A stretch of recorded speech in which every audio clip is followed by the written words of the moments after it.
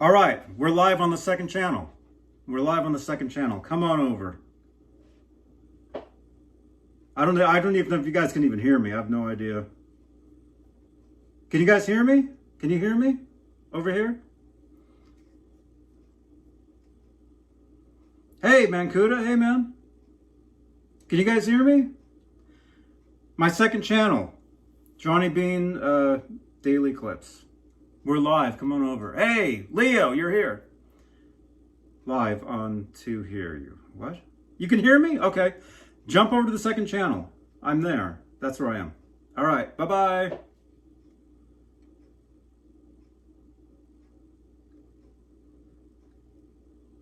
All right. Here we are. We're over here now.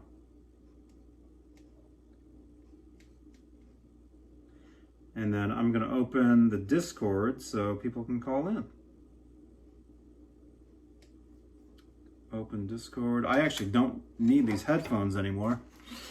Oh, that music blew my ears out. I can't believe how loud that music was. It was insane.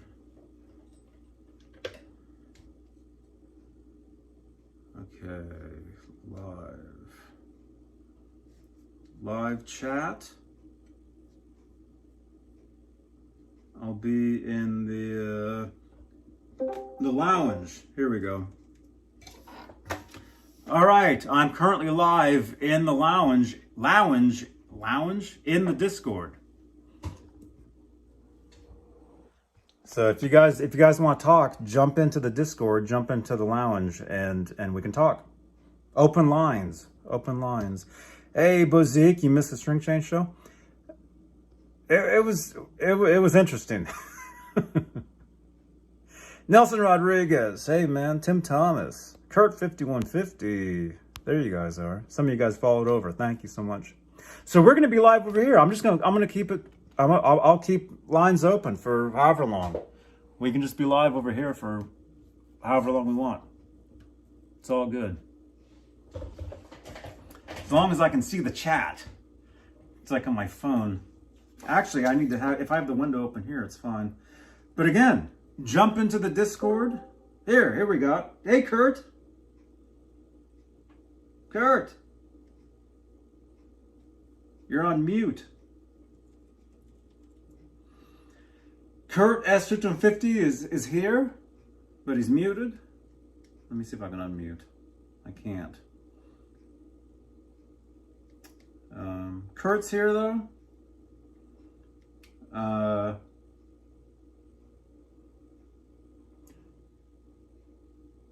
Yeah, I'm actually going to have a guitar table by next week. I actually saw it today. I was on FaceTime with somebody today, and they're going to send me this table that's going to work, and I will actually have it by next week. It'll be awesome.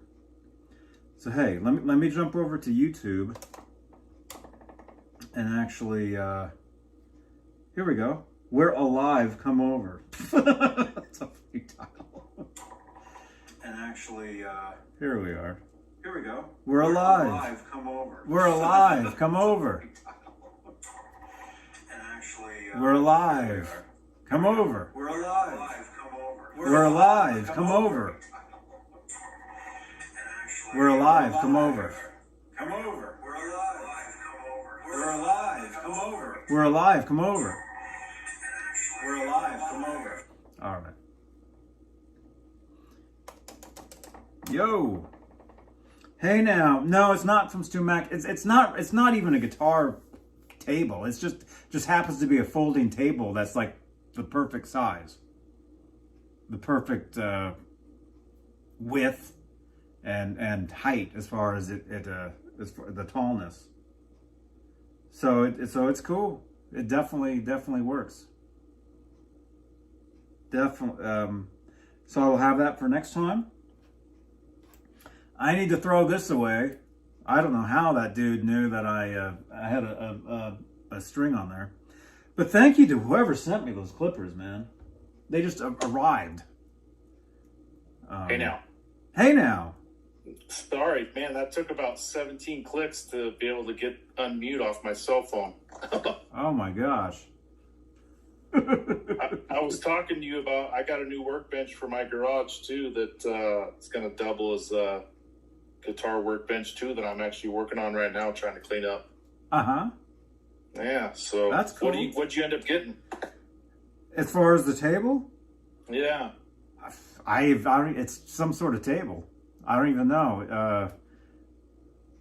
Probably like some foldable table. I didn't buy it. You'll see when you get it. Well, I saw it. I saw it on FaceTime today.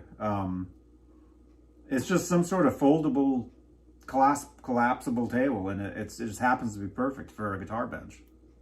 Cool. So I'll have that next week, and then I'll have it in time for next time. Nice. What's nice about those is you won't stack a bunch of stuff on it if it's collapsible. Otherwise, it becomes another piece of furniture that you just stack stuff on, and then you end up never using it for your guitar. Yeah. Oh, dude, my place is so tiny. I mean, I couldn't have a table. There's no room. There's literally no room for anything here. I mean, it's this place is so tiny. Yeah. You know. My wife does facials and eyelashes and like eyebrow waxing in my office, so she has one of those like massage type tables in there, and that's what I use to do my string changes and stuff. And she gets pissed, and obviously I can't solder on that thing, so I got to move out in the garage. By the way, this is Kurt 5150 talking, I think. Yes. There you Who are. else do we have on there? Is Nelson there? We have Bozique. We have Leo Safko, Majestic PB&J Cat, Nelson Rodriguez, Tim Thomas. Welcome, you guys. Oh, cool. So you've been stag all weekend? Yeah, since 1 week ago, since last Sunday. Oh man. And you're surviving. That's why you've been going out to grab burgers. You got no one to cook for you. Right, yeah. I cooked tonight though. I actually went by Trader Joe's and I got the broccoli beef. Oh yeah, that's good. Stir fry type of deal. I cooked that, and I had that right before like an hour before showtime tonight. Nice. I had that, and then I didn't have dinner last night. I actually did drive over to Taco Bell about 1 a.m, and they were packed. The Oh my gosh. place was packed at 1 a.m, so I'm like, nope. And so I just took off, and I came back here and I had Colonel's popcorn for dinner. That's actually what I had. 1 a.m, that's like being 21 again. Yeah. Yeah. Well, yeah, I didn't go to bed till 3.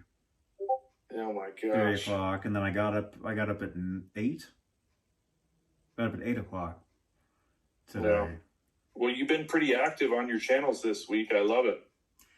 Yeah, that's always the plan. Like, I mean, if yeah, I mean, this is always like the perfect time to do this stuff, because yeah, I'm the only one here.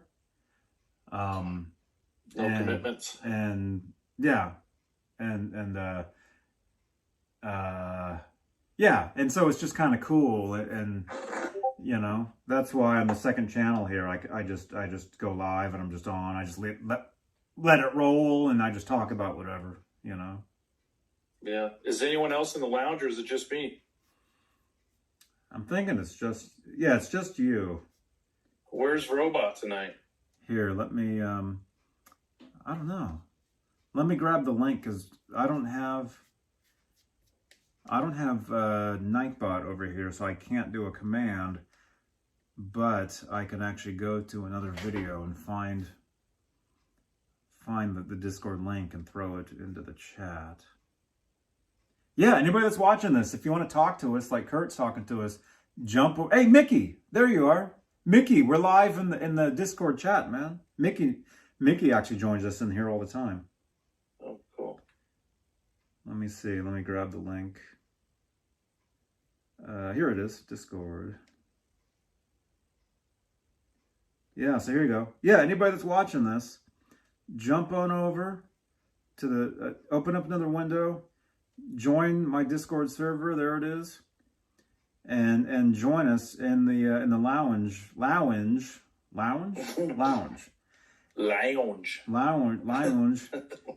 the bottom, you'll see voice channels. Join us. That's where we are. That's how we're talking to each other. There we go. Sometimes you'll catch people playing guitar in here once in a while, right? Mm-hmm. In the lounge. Mm-hmm. Well, hey, it was cool to see Steve Anderson. I caught up on that this morning because we just finished our 5150 show on Friday night. I had no idea is today Sunday? Mm-hmm. Yeah, was he on? Was that Friday night? And Saturday. Anyway, it was good to see him do the Steve Anderson Power Hour × 4. Oh, yeah, the Steve Anderson Power Hours. I forgot about those, yeah. Yeah. Yeah. I was surprised to see him, and of course I watched all 4 hours. It was good to see him go through all 35 of his guitars and do his thing. It was pretty cool. Good night, Bozique. Well, Zeke's going to bed, huh? Yeah. Yeah, it was great to see Steve. Yeah. I'm glad to see he's doing better. Mm-hmm. Yeah. Mm-hmm. Yeah, it was awesome. We went live, I guess, Friday. Was it? And he was on last night, too. And then last night, yeah. He was on last night, and I hope I didn't make him mad. I don't think I did, but because he was jamming. He was jamming, and his amp was super loud, and Lori was talking, and his guitar kept interfering. So I had to keep muting him, and he kept unmuting himself. And so I watched most of the show, and before she got on there, what he was playing almost sounded like an old Nintendo game. I don't know if you watched the replay or no, but yeah, it sounded like someone was playing a video game in the background, and it was a little bit tough to hear, but yeah, that's the way it goes. Yeah, so I kept muting him, and he was like, huh? And he would unmute himself, and I didn't want to say in the mic, hey, Steve, So I messaged him, hey, man, sorry, I have to mute you because it wasn't so much the guitar, it was his amp was buzzing in the background. Oh my gosh. So, and when you get, you have a guest, it's different. When you have a guest, concept. When you have a guest, and when you have 17, when you got all the Brady Bunch squares, yeah. Everybody has a different mic, different setup. So everybody sounds different. There's a lot of added noise. Mm-hmm. Excuse me. So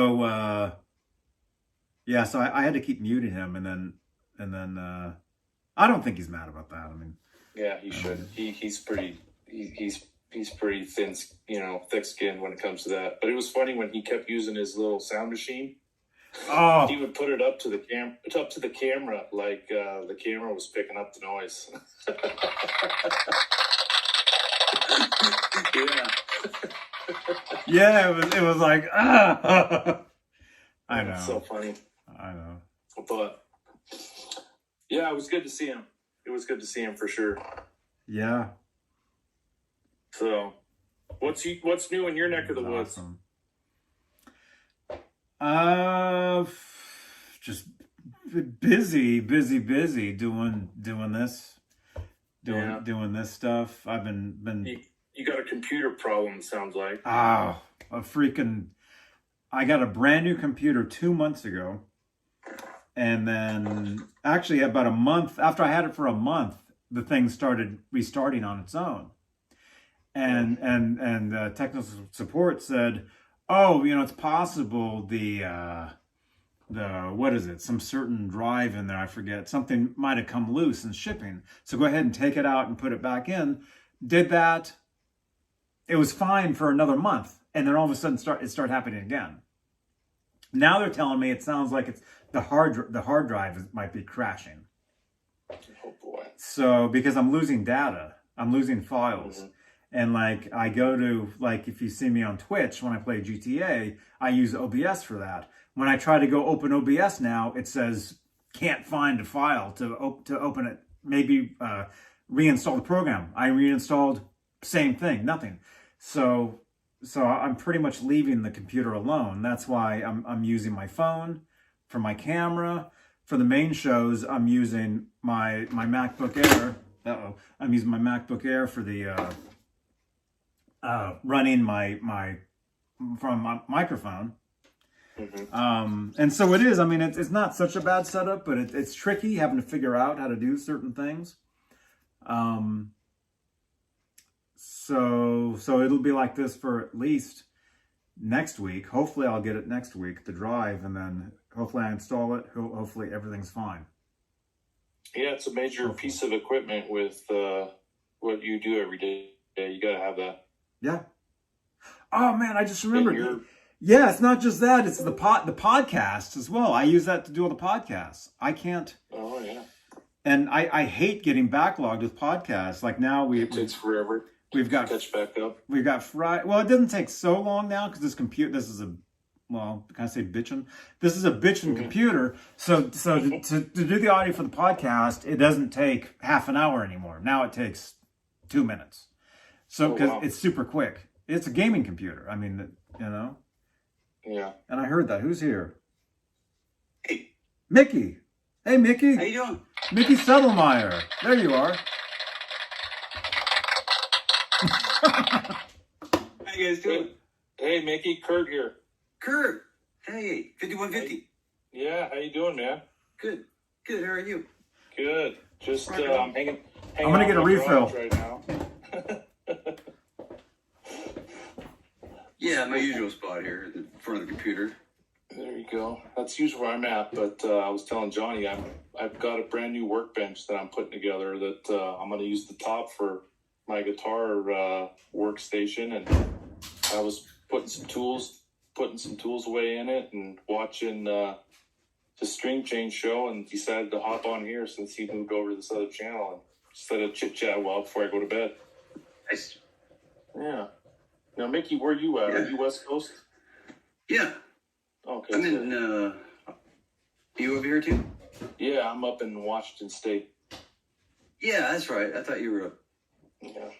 up there a little further. Yeah, I'm in Humboldt County. Oh, okay. Okay. Just south of the border. Oh, nice. Yeah, it's getting kind of cold up here. We're starting to fall into fall. Yeah, it's kind of funny. Fall was this week, and we had like the warmest days of all summer. Yeah, it was 84 yesterday where I live. No, we had like 70 one day. Yeah, it's crazy. Crazy. 84. Like I'm way up, middle of Washington State, and we get 107, 110 degree summer weather up where I'm at. But then, you drive 2 hours west in Seattle and it's rainy and, 70 every day. Yeah. So Yeah, I'm here on the bay, so okay. it stays pretty cool most of the time. Nice. Were we playing any guitar today? It's hard not to pick up a guitar. I have them all sitting out so I can just grab one at will. So, yeah. Yeah, nice. Yeah, right next to the computer. 3 by the bed. 3 by the pedals. It's a life. They call that a lifeline. Right.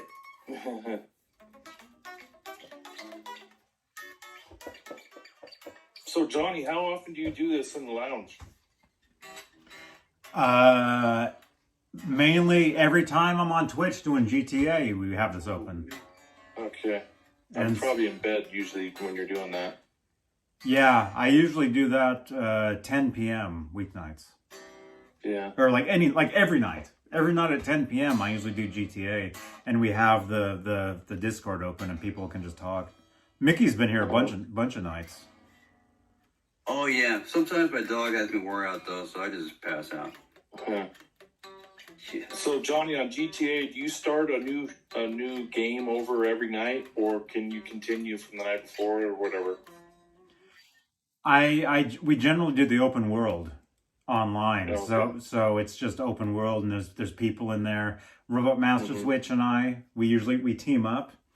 We team up and we do missions where we go That's we go cool. together and we rob banks. We you know do we steal planes. You know, we do drug deals. We do uh, all kinds of stuff, and it's great. It's so much fun. It's so Yeah. much fun. Robot's a good dude. He went to school just about 2 hours west of where I live. So he lived in Washington for quite a few years of his life. Mm-hmm. Yeah, he's a good dude. That's cool. Yeah. That's cool. Yeah, he's very nice. I mean, we've only kind of met, through this and playing the game, but yeah, he's really super cool, dude. Yeah, really, really is. He's here on the West Coast too, isn't he? Robot? I think so. Somewhere? I think so. Yeah. I think he's I think he said Northern California recently in chats, but I didn't ask him where. yeah. Mm-hmm. Mm-hmm. Yeah. Yeah. Same time zone at least, Yeah. which is cool. Yeah. I think those East Coast guys, they stay up a little bit later than we do. But still, 1 o'clock our time, we're probably, maybe not Johnny, but we're out. 1 o'clock their time, they're probably just winding down. Oh yeah, yeah. 1 o'clock my time here is like nothing. Oh, jeez, that's crazy. I've been going to bed at 3 a.m. every night, and I have to get up by 8 or 9 because of the chickens. I have to let them out, and I haven't been going back. I haven't been going back to sleep after that and sleep until noon or whatever, So I've been kind of middle of the day. I'm kind of like kind of tired, but I hit up the Starbucks and get a couple teas. Leo Safko. I mean, I was kind of joking. I mean, it's not that I hate this guitar, but I was never a fan of the color, because like I said, when I first got this, the only reason I got this guitar is because of who, the one pickup, the Floyd. The only reason I got this, and this was the only color they had when I got it. I have since owned many, many, many other versions of this guitar in black and cream and I might have had a blue one at one point. Other red ones. I've actually had many of the same color of like the 2 pickup versions. I've had many, many Kramer guitars over the years that I've thrown together. And it sucks that I didn't have the internet back. Well, I did, but that there wasn't any live streaming back in the day, back in 2005, 2006. Otherwise, I would have live streamed all that stuff. Mm-hmm. I would have live streamed. Johnny, my first guitar was a maroon colored Kramer as well. It's like almost. I mean, this is like the number one color of these for some reason. Like you always see them. Yeah. Yeah, I mean, it's just like I said though. I've had several black versions of these, which would be cool to have now if I could ever get one again. I actually had it would have been an off-white, but it had severely yellowed at one point. So I had the same guitar. I mean, not this neck, but the hockey stick. I had one of these years ago, and the whole guitar was actually the color of this pickup. Actually, the whole guitar was actually the same color as this pickup, the cream. Mm-hmm. So, and I ended up having to sell that. I had to sell that, and I wish I still had that guitar. No, I had 2 of those guitars. I was up to 50 guitars at one point. Oh my word! Because back in 2005, 6, and 7. No, 2003, 4, 5, 6. Not 7. I think I was done by then because I didn't have the workbench anymore. 2003, 4, 5, 6, maybe 7. There was like a 5-year period where I was buying Kramer bodies, Kramer necks, Floyd's pickups off eBay like all the time, and I would slap them together, and then I was in 2 active bands at that point, and so I'd play the guitars live. So I've got all kinds of photos of me playing all these different Kramers that I don't have anymore because I would build them, play a show with them, and then I would have to get rid of them because I couldn't afford to keep them. You know? Wow. So, but I used to build all these. I had all these Kramers back in the day. I had just like you look back in the Guitar More, you see that stand. I literally had like entire walls were like these stands, just like with guitars.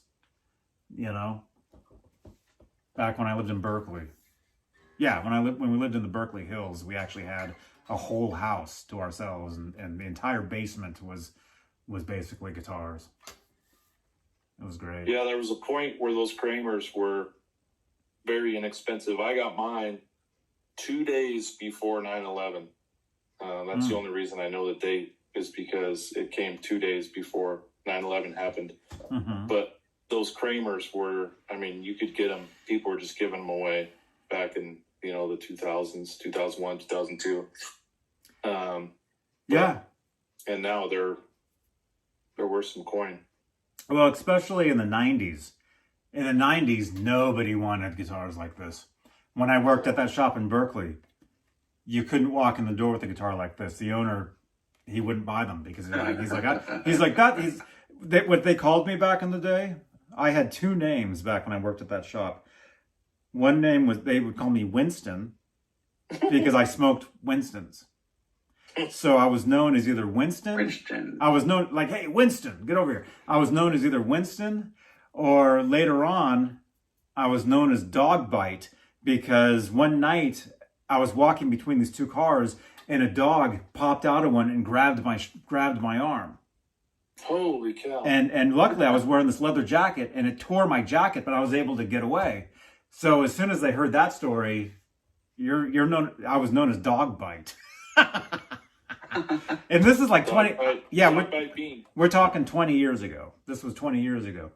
So at the time, if anybody walked in with one of these, Dog Bite, get out here. That's when you're kind of good. Here's our. I was known as the Eddie guy at the store. I was the Van Halen guy. I got made fun of nonstop by people there because Van Halen, Berkeley, California, Van Halen. It's, and back then, 20 something years ago.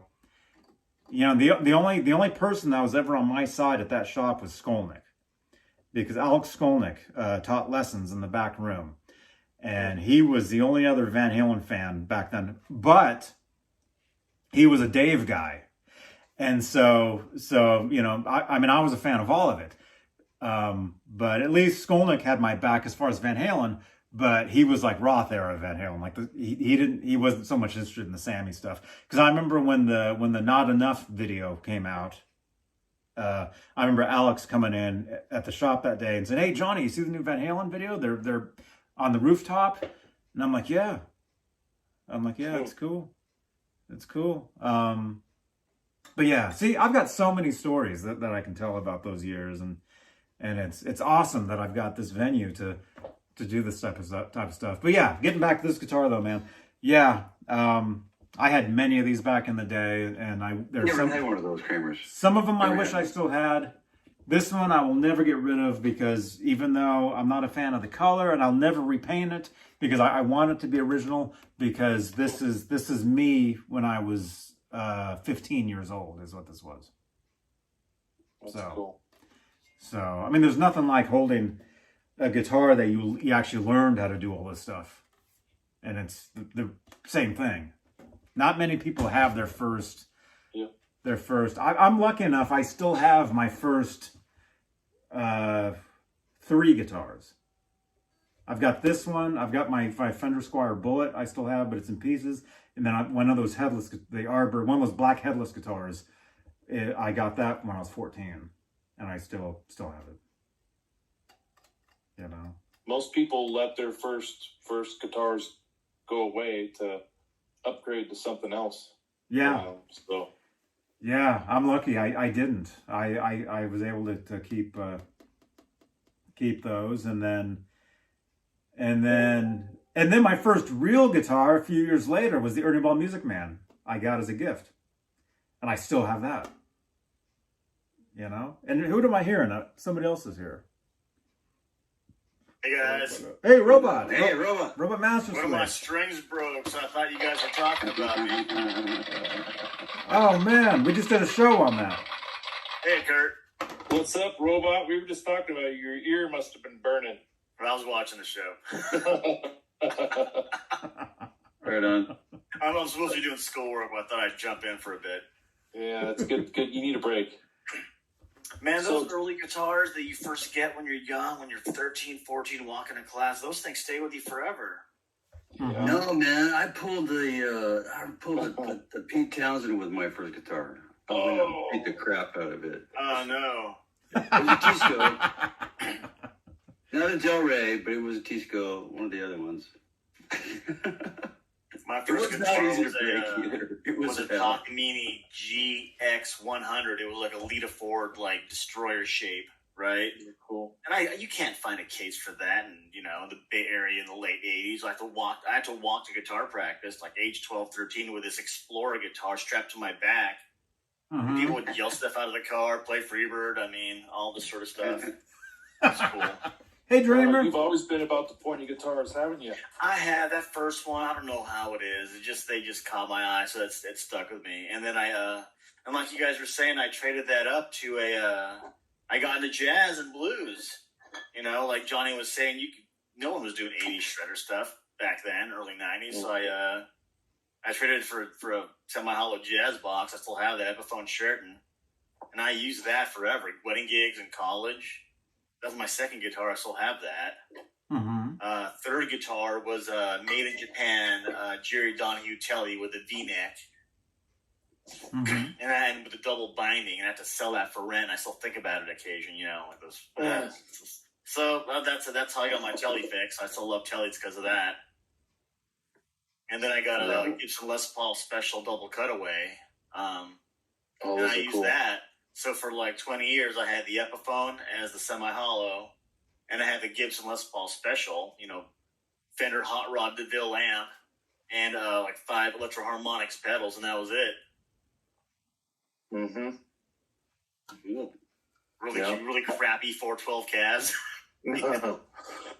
So my first Kramer that I got, I had it for probably 4 or 5 years, and then I sold it to buy Ernie Ball Axis, and then I sold it to my brother-in-law's girlfriend, and so I got the money, got the Axis, and then like a year later, she was moving to Seattle, and she gave it back to me. She just gave it back to me. Nice. So that's the Kramer that I painted Wow. and made into my white and black Frankenstrat. So that's actually my very first guitar. Very cool. Yeah, I took the neck off, put a maple neck on it, painted it, put new pickups in it. So my first guitar's still hanging on my wall. Nice. I really want to build an Eddie Van Halen tribute out of something. It's just, I watch guys doing their Eddie guitar builds, and it's just intimidating. All the details of the paint. Right. Well, the good thing is he had so many guitars, you could really probably put anything together with whatever you got and match up somehow with something he had at one point, Yeah, it's true. And then the spirit behind it, he wouldn't want you to take like a calipers out, like measuring tape, and get all the angles right. Oh, yeah, it's all And feel. upset. He wouldn't want you to do that. He'd just say wing it. Yep. Sound first, look second. Right? It's a tool, and he's wanted to be a distinctive brand, and they just caught on. We're still talking about it 40 years later. Yeah. Still obsessing over it. Yep. Yep. And other people think we're crazy talking about all these details and like how much you actually spend thinking about like Eddie Van Halen guitars. Like a lot. I didn't say that. No one else does. No one cares. I didn't say that out loud. No, we're thinking about it all the time. I could really use a phaser, right? you go. You don't have a phaser? No, I do. I have it hooked up for my dirt, just like Eddie did. Yeah. It's just little things, man. Like you think I could use a jacket in those stripes. Like, why doesn't more things come in stripes? Mm-hmm. Yeah. Beer I never can. had a Kramer. I did have really? a guitar. I had a Miami with the single humbucker and a tremolo. I think it was a ash body Nice. Mm-hmm. and maple neck. That was pretty cool. I had that for a while, but I ended up trading it for a different one. Yeah. I'm trying to get Johnny to build up a guitar on his show. Just live. Slap something together. Yeah, that's a good idea. It's fun. Yeah. Yeah. Yeah, did you see I said tonight that maybe I would rebuild my first guitar because I still have it, Yeah. you know? I mean that'd be Hi, this is that'd Johnny be, Bean, that'd and be a welcome cool to my- idea, you know? Ow. Well, I can't remember, Johnny. You were talking on one of your shows where you said you had a bunch of necks. You just needed some bodies, right? One of the Yeah. Speed Chain shows. Yeah, And then yeah, someone came on your show and said they had some bodies. So I was like, send them to Johnny. He needs a body. I can't remember. Someone said they had a bunch of bodies laying around. Was it Oh, Zims maybe? I don't know. Yeah. I don't know. I mean, if you I could never get, saw that. if you have a neck and you could get someone to send you a body, it's just kind of piecing it together after that, you know, tuners and a pickup Mm-hmm. and a trim, and you're ready to go. Mm-hmm. And you don't have to do it all in one show either. You know, you could piece it together in 2 or 3 shows. Mm-hmm. Oh yeah. Yeah, that'd be cool. I would definitely donate if I had spare parts. I sell my stuff so quick if I'm gonna upgrade, or I throw everything on eBay and get rid of it. Mm-hmm. Yeah, that's Otherwise, I would send you some stuff if I had it. Oh, it's all good, man. Hey, that's smart to clear out stuff that you're not using. I'm so bad at that. Yeah. Real estate. If you have room for it, you'll hold it. So I just get rid of it so you don't hold on to it. Yeah, that's true. Like I got a drawer full of like various pickups and like parts and wiring and this and that. Yeah, I do too, but some of the big stuff I try to get rid of. I think it has like good resale value or just holding its value. Right. Yeah, and a couple of small boxes of odds and end parts, but nothing worth advertising, really. Mm-hmm. Just odds and ends.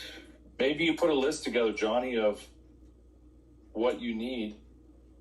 I mean, between all the people that watch your show, you could probably get stuff pretty quick. Yeah, and all the stuff he has in his junk drawers and corners of like boxes. Oh, here's a pickup. Right. Here's some ratio tuners I never used. Is that a Oh. bone nut? You got to build it up to where you're going to put together this Johnny Bean TV guitar, Mm-hmm. where it's put together with all the people that watch your show. That way, everyone kind of feels like they're contributing. You know. Mm-hmm. That's a great idea. Yeah, that's Be awesome. fun.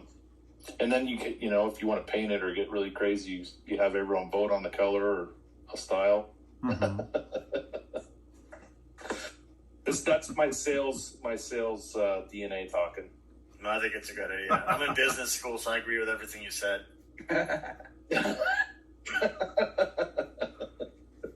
Yeah, I'm literally supposed to be doing cost estimation and evaluation homework, but it's dull, so I'm watching you guys instead.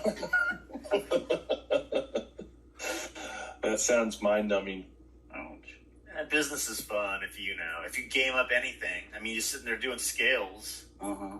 At the same scale you've been working on? Yep, been working on for 20 years. Right. So, Robot, you're getting your master's, right? Yeah. What are you getting it in? If you Oh, don't mind. master's in business administration. Oh, cool. Probably focus on organizational behavior, development of innovation, that kind of thing. Awesome.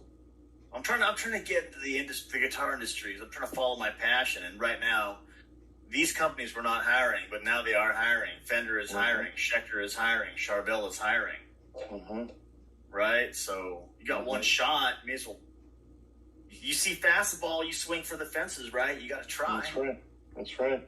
Did any of you guys watch the Charvel documentary? Mm-mm. Okay, good. But I want it now. It's on. What's the channel on the Fire Stick or the Roku? Hulu? No, not Hulu. Tubi. Tubi. Tubi. It's on Tubi for free. So you punch in. It's original Charvel Brothers, and Michael Anthony's on it. Oh. Steve Vai's on it. There's a bunch of guys. It's great. I just watched it last week. It's great. Oh, cool. All those 80s bands, man, are so heavy with nostalgia. Charvel and Kramer. Yeah. It's great. Like, literally, I turned it on during my lunch hour, and I couldn't go back to work till I finished it. It was incredible. That's cool. It's funny. There's a guy that's telling a story where Wayne Charvel was coming through doing a tour, and him and another guy were smoking a joint, and they came through with the tour, and he threw the joint out the exhaust fan where they do the sanding on the bodies, and the joint went outside into the sawdust pile and caught fire. Oh my God. And he had to go out there with a 5-gallon bucket of water to put it out while the people were there for the tour. Oh my gosh. But it's a great documentary. It's especially for us guitar nerds. It's really cool. So if you have that Tubi channel, you can watch it for free. Okay, I think I have it. I think I Yeah, think you I gotta have check that. it out, Johnny. You would like it. Hey, Kurt, you They like talk this about- idea for Johnny. I want Johnny to sand down one of his necks and do the Eddie Van Halen True Oil and Gunstock wax treatment on it. Mm-hmm. That could be part of the string change Part of the show. build? It does take a couple days to do it, but Yeah, Eddie's technique isn't just slap it on. There's like stages to do it right. It's on the PV. It used to be on the PV forums, like his recipe, and I don't know if someone took it down or not. yeah, we there was quite a thread on the Discord between Robot and I talking Yeah, about it's like a that. specific stage he does it, but it's those two ingredients in different combinations and with different applications over a couple of days to get it buttery smooth. Yep, I did it on my Bumblebee and my 5150. I did that to the neck of my SG. I mean, God, you could drag the neck across your gooch and not get one single splinter. Oh. It's like Clark Griswold running his hand on the null post, just smooth. Wow. What is that Once stuff you again? sand that neck down, it's like everything feels so sticky. Yeah, it's Mickey. It's birchwood, True Oil, and then birchwood gunstock wax. I think it's birchwood. Is that what it's called? Oh, okay, so oil and wax it with those. Yeah. But that True Oil is the key. Like, there's literally nothing else like it, and it's actually used. People use it to finish gun stock, like wooden rifle stocks.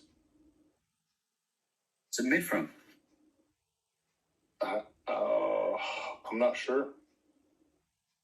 But if you sand your neck down as smooth as you can get it, and then you put a light coat of this on, let it dry, hit it with 4/0 steel wool, put another coat on, hit it with steel wool, put another coat on, and then about 2 or 3 coats, and then hit it with the wax. Literally, it's like incredible.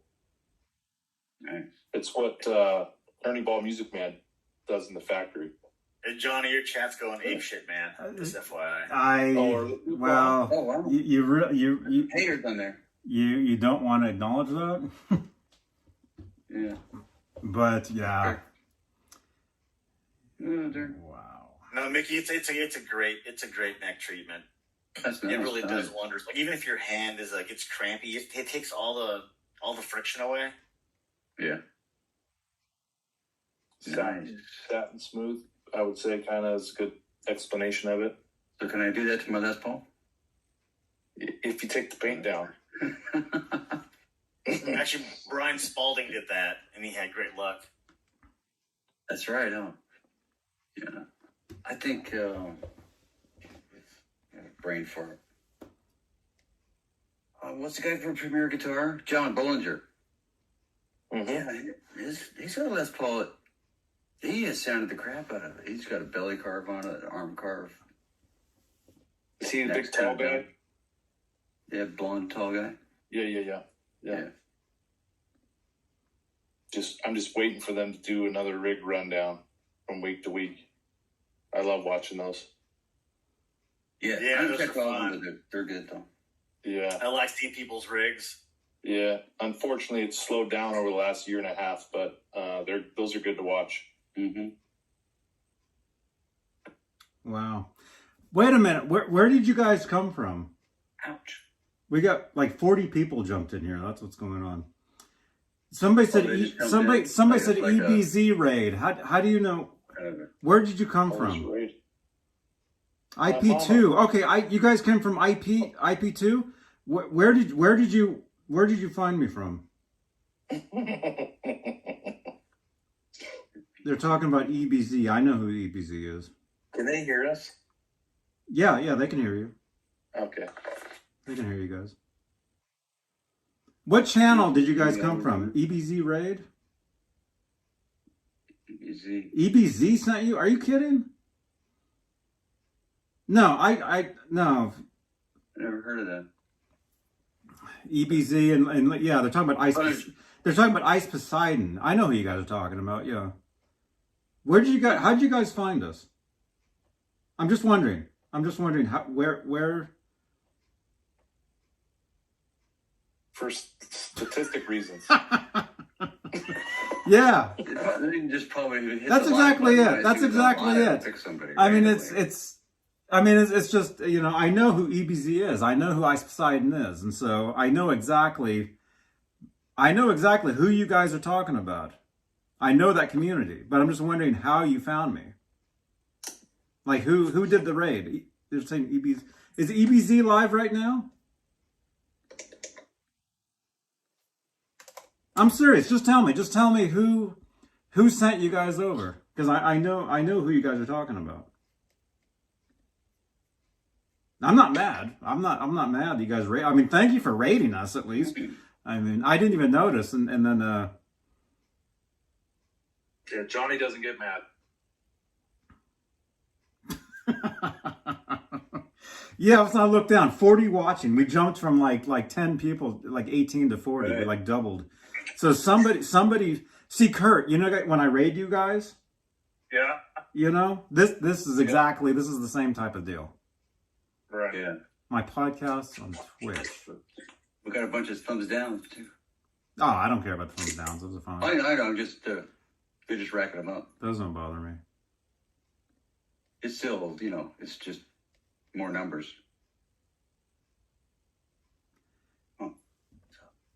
But EBZ doesn't hate me. I don't even know EBZ. I know who he is though.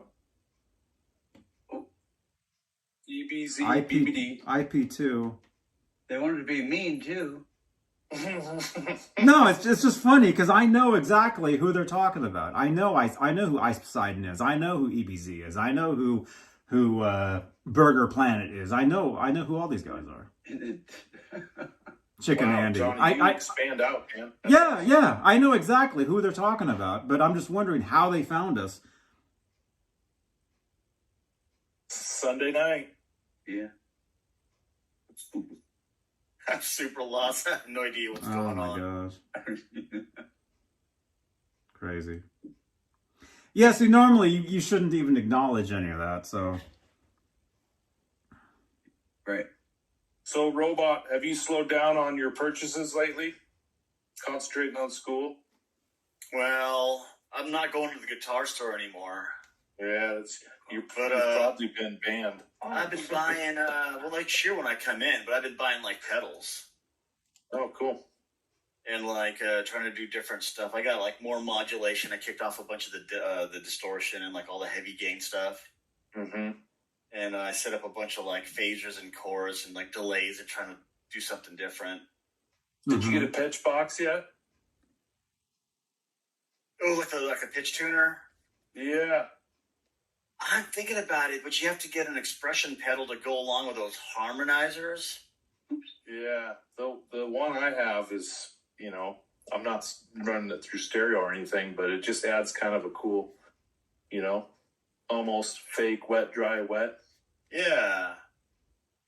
No, If it's you fun can get the getting your negative breakdown. 2 or if it goes negative cents by 1 or 2, you can get that EVH type sound.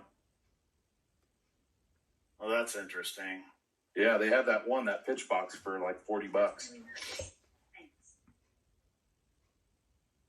You should Yeah, I check like it to out. combine like a harmonizer or an expression pedal and like a kill pot. Oh yeah. Yeah, and you can do a lot of interesting stuff if you throw some dirt behind it. Holy. But you feel like you're juggling because you're rocking the expression pedal, you're hitting the kill pot, and you're still trying to do chords and like progressions. It's fun though. Yeah. It's like if a DJ were a guitarist, you do something Exactly. like that. You've been messing with. What have you been playing lately? I remember seeing you commented something about. What'd you just recently pick up? Oh, like the stuff I've been playing. Yeah. There's this form of music that's like coming out. It's basically a combination like death metal and like rap. Mm-hmm. And it's you mentioned that the other night. it's really fun. It's all the kids that were like skating that listen to rap and metal and decided not to separate the two. The kids. Well, I guess kids, I don't know, but it's super interesting and it's really out there. Mm-hmm. Interesting. And they need guys to like help out with like guitar like riffs and like bass riffs because a lot of the beats are all like drum machines. Like it's very Mhm. like EDM and techno based with their beats. So all their beats are fundamentally electronic beats, but then they throw in live bass and guitar and synth on top of it. Yeah. It's just that digital age of like kids coming into music with computers and all these tools and just they don't need a studio. They don't need a lot of. They need a keyboard and a mouse and the right tools, and they can make Mhm. anything they want. Oh yeah. I went through my EDM phase for 2 or 3 years. Yeah, so it's there. It's part of the musical lexicon, and just people are grabbing from bags and putting stuff together. And I think that's interesting. Yeah. Oh, for sure. That's what builds your your mix. What you put together. I agree, and then it keeps you listening to new and different sounds. There's like a vibe and different kind of music. And despite the genre, I can kind of feel that thread in between like this. For me, it's a disruptive kind of punk, angry, destructive, creative vibe. And you can get that through country, through rap, through metal, through pop, but it's always there. Mhm. Yeah. Remember Muse?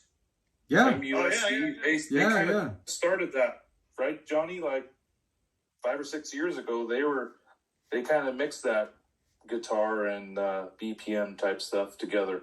Mm-hmm. Yeah, Muse was great. Yeah. Muse was yeah, they were a great band. Mm-hmm. Are they still around?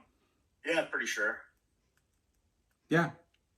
Yeah, I think so. Yeah. Yeah, who's the lead singer and guitar player in Muse? He actually has a fuzz pedal built into his guitar. The lead singer is the guitarist? I think so. Yeah. Oh my God, he's got to be talented. I think so. That guy's got an incredible voice. Mm-hmm. Yeah. Mm-hmm. Cool. Yeah, they're great. Yeah. They're great. That's what inspires me. Is that music keeps evolving and changing despite what people say. Mm-hmm. Like you make a genre and someone breaks a genre. I like that. Yeah. Yeah. Oh yeah, there's always somebody breaking the rules somewhere. Well, you're hoping. Yeah. Yeah. Like you're hoping someone makes something new. That's pretty tough. And the kids these days, they can't build their futures on old guitar heroes. It doesn't work that way. I mean, it just doesn't like a lot of the guitar heroes we have. They don't hold any passion for young people. So how do you hold them if they don't know who Jimi Hendrix is? Invoking that name means nothing, right? Yeah. Mm-hmm. But young guitar players like Tosin Abasi, Mm-hmm.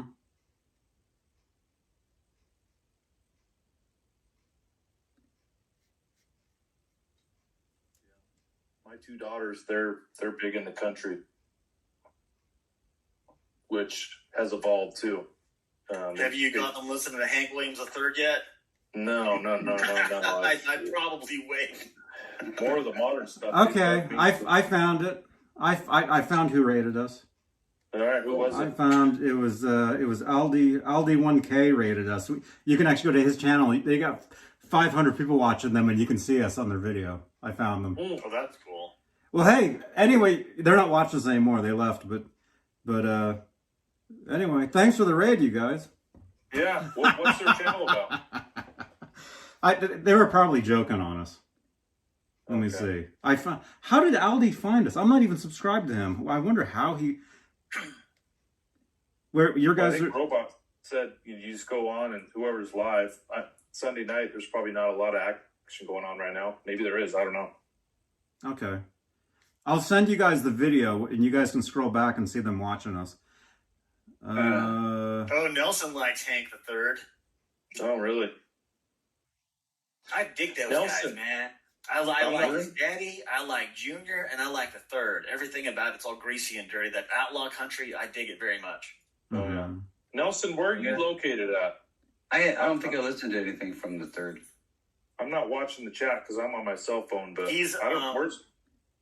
Is he I don't know how to UK? describe Hank III. Yeah, that's okay. It's like a country music legend grows up in an era with like hip hop, metal, and weed, and like big V12 engines. And that's Hank Williams III. It's really interesting. Sounds fun. Yeah, if you like that kind of country, that I kind of figured out of control, it's probably outlaw country. exactly what you would expect. Like it's not glitzy or clean or flashy. There's no mesh T-shirts. It's more like lager boots and like dirty jeans. I dig it, you know. Yeah. Diesel. Grease stains on your Levi's. I dig that. Oh man, that's funny. Rolled up T-shirts with a cigarette pack. I guess people don't smoke cigarettes anymore. Remember those days? Winston's. Yeah, man. Winston Marlboro. dog bite. That's some Marlboros. Marlboro. I was a Camel Light guy. Oh yeah, me too. That was popular in Seattle. Yeah. I used to do American Spirits too.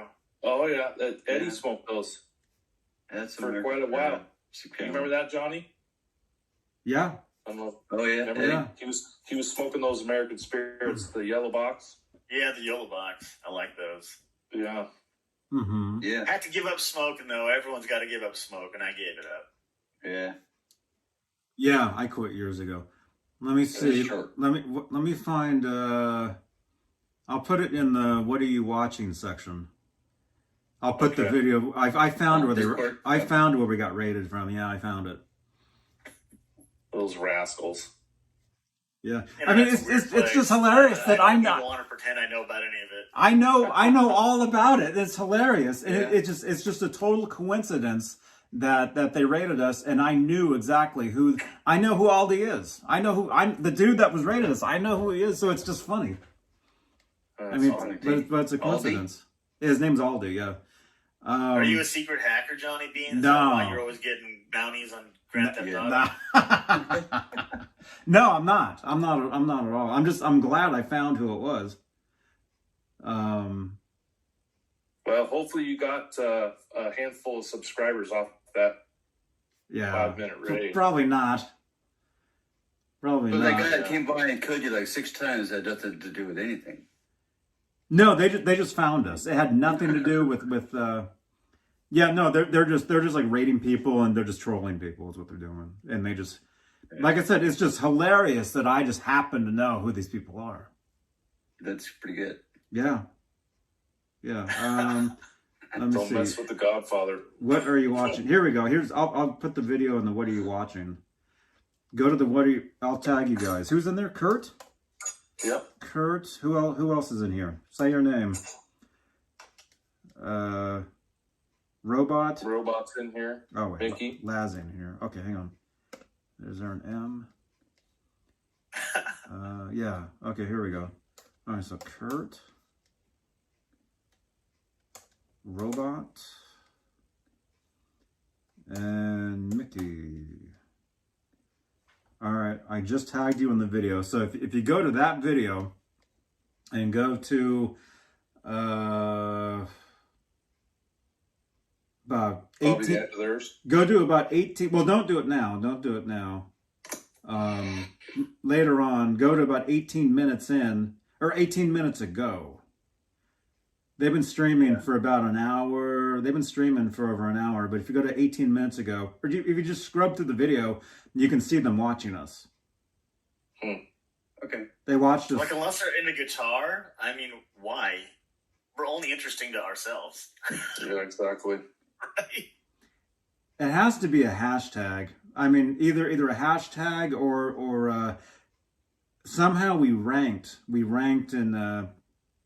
Somehow they found us in the ranking. Yeah, they did a search of some sort, right?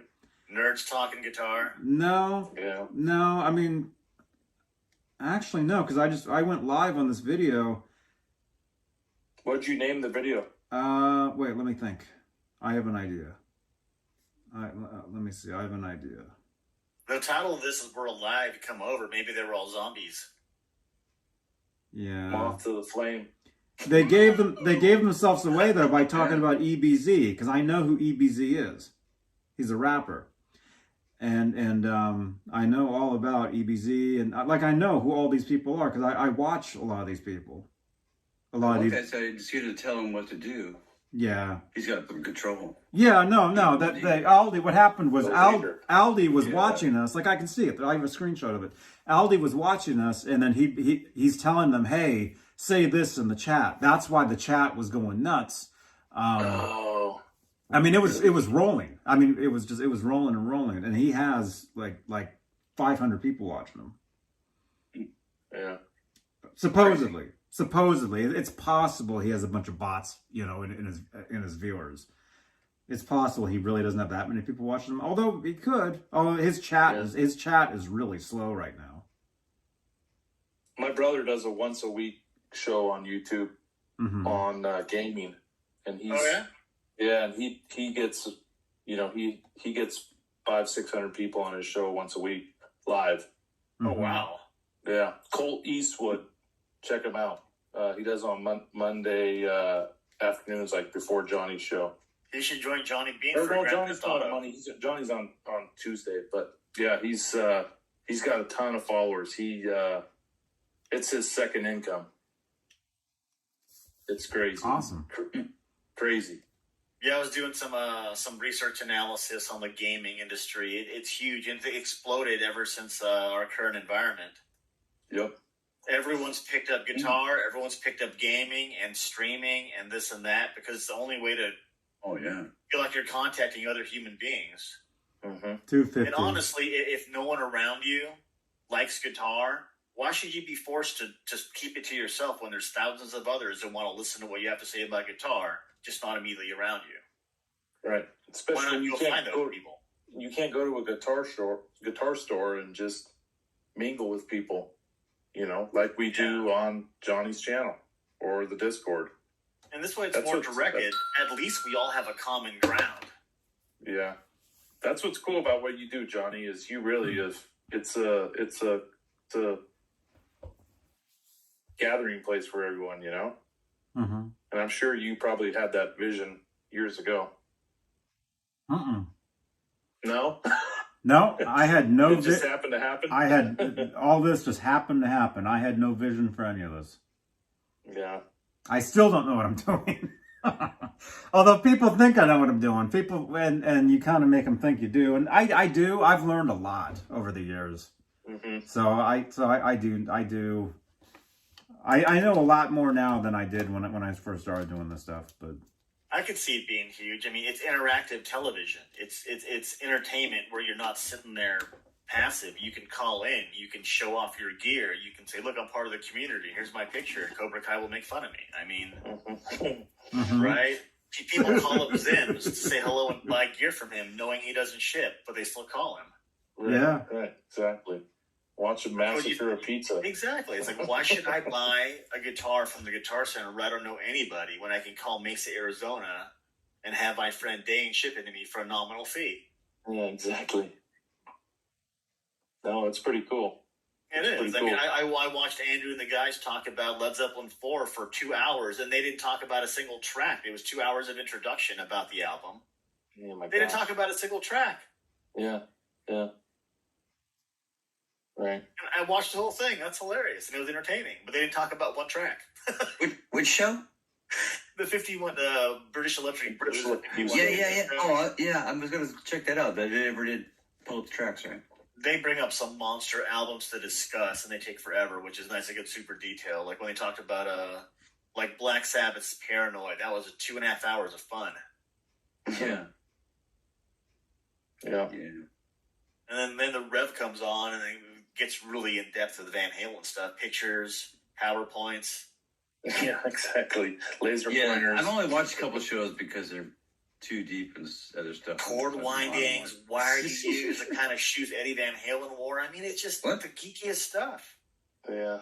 Like, I've been looking Yeah. for a pair of Eddie Van Halen's Wilson sneakers since I saw it in a picture. They don't exist. I mean, some Yeah, collector we has don't- them, but We don't even know if they're Wilsons, right, Johnny?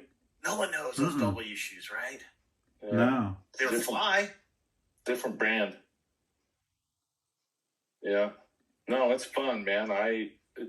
2 years ago, I never would have thought I would be in the place I'm at now, as far as like this whole YouTube community. But I'm glad I found it, because in the Yeah. past it was all just myself and magazines, And wondering who else like feels this way when this song comes in, Right. or I would meet. frankly, when meet it. Jump gets played, I am 8 years old. I am I would always meet 8 a years old. handful of people at a concert, but I would never get anyone's contact information or, any of that. But I would talk to them for a couple hours during the concert. But after that, the concert's over and you just go home and would never talk to them again. But now, like, man, I've built a huge group of people, phone numbers and Instagram accounts and YouTube channels. It's really cool.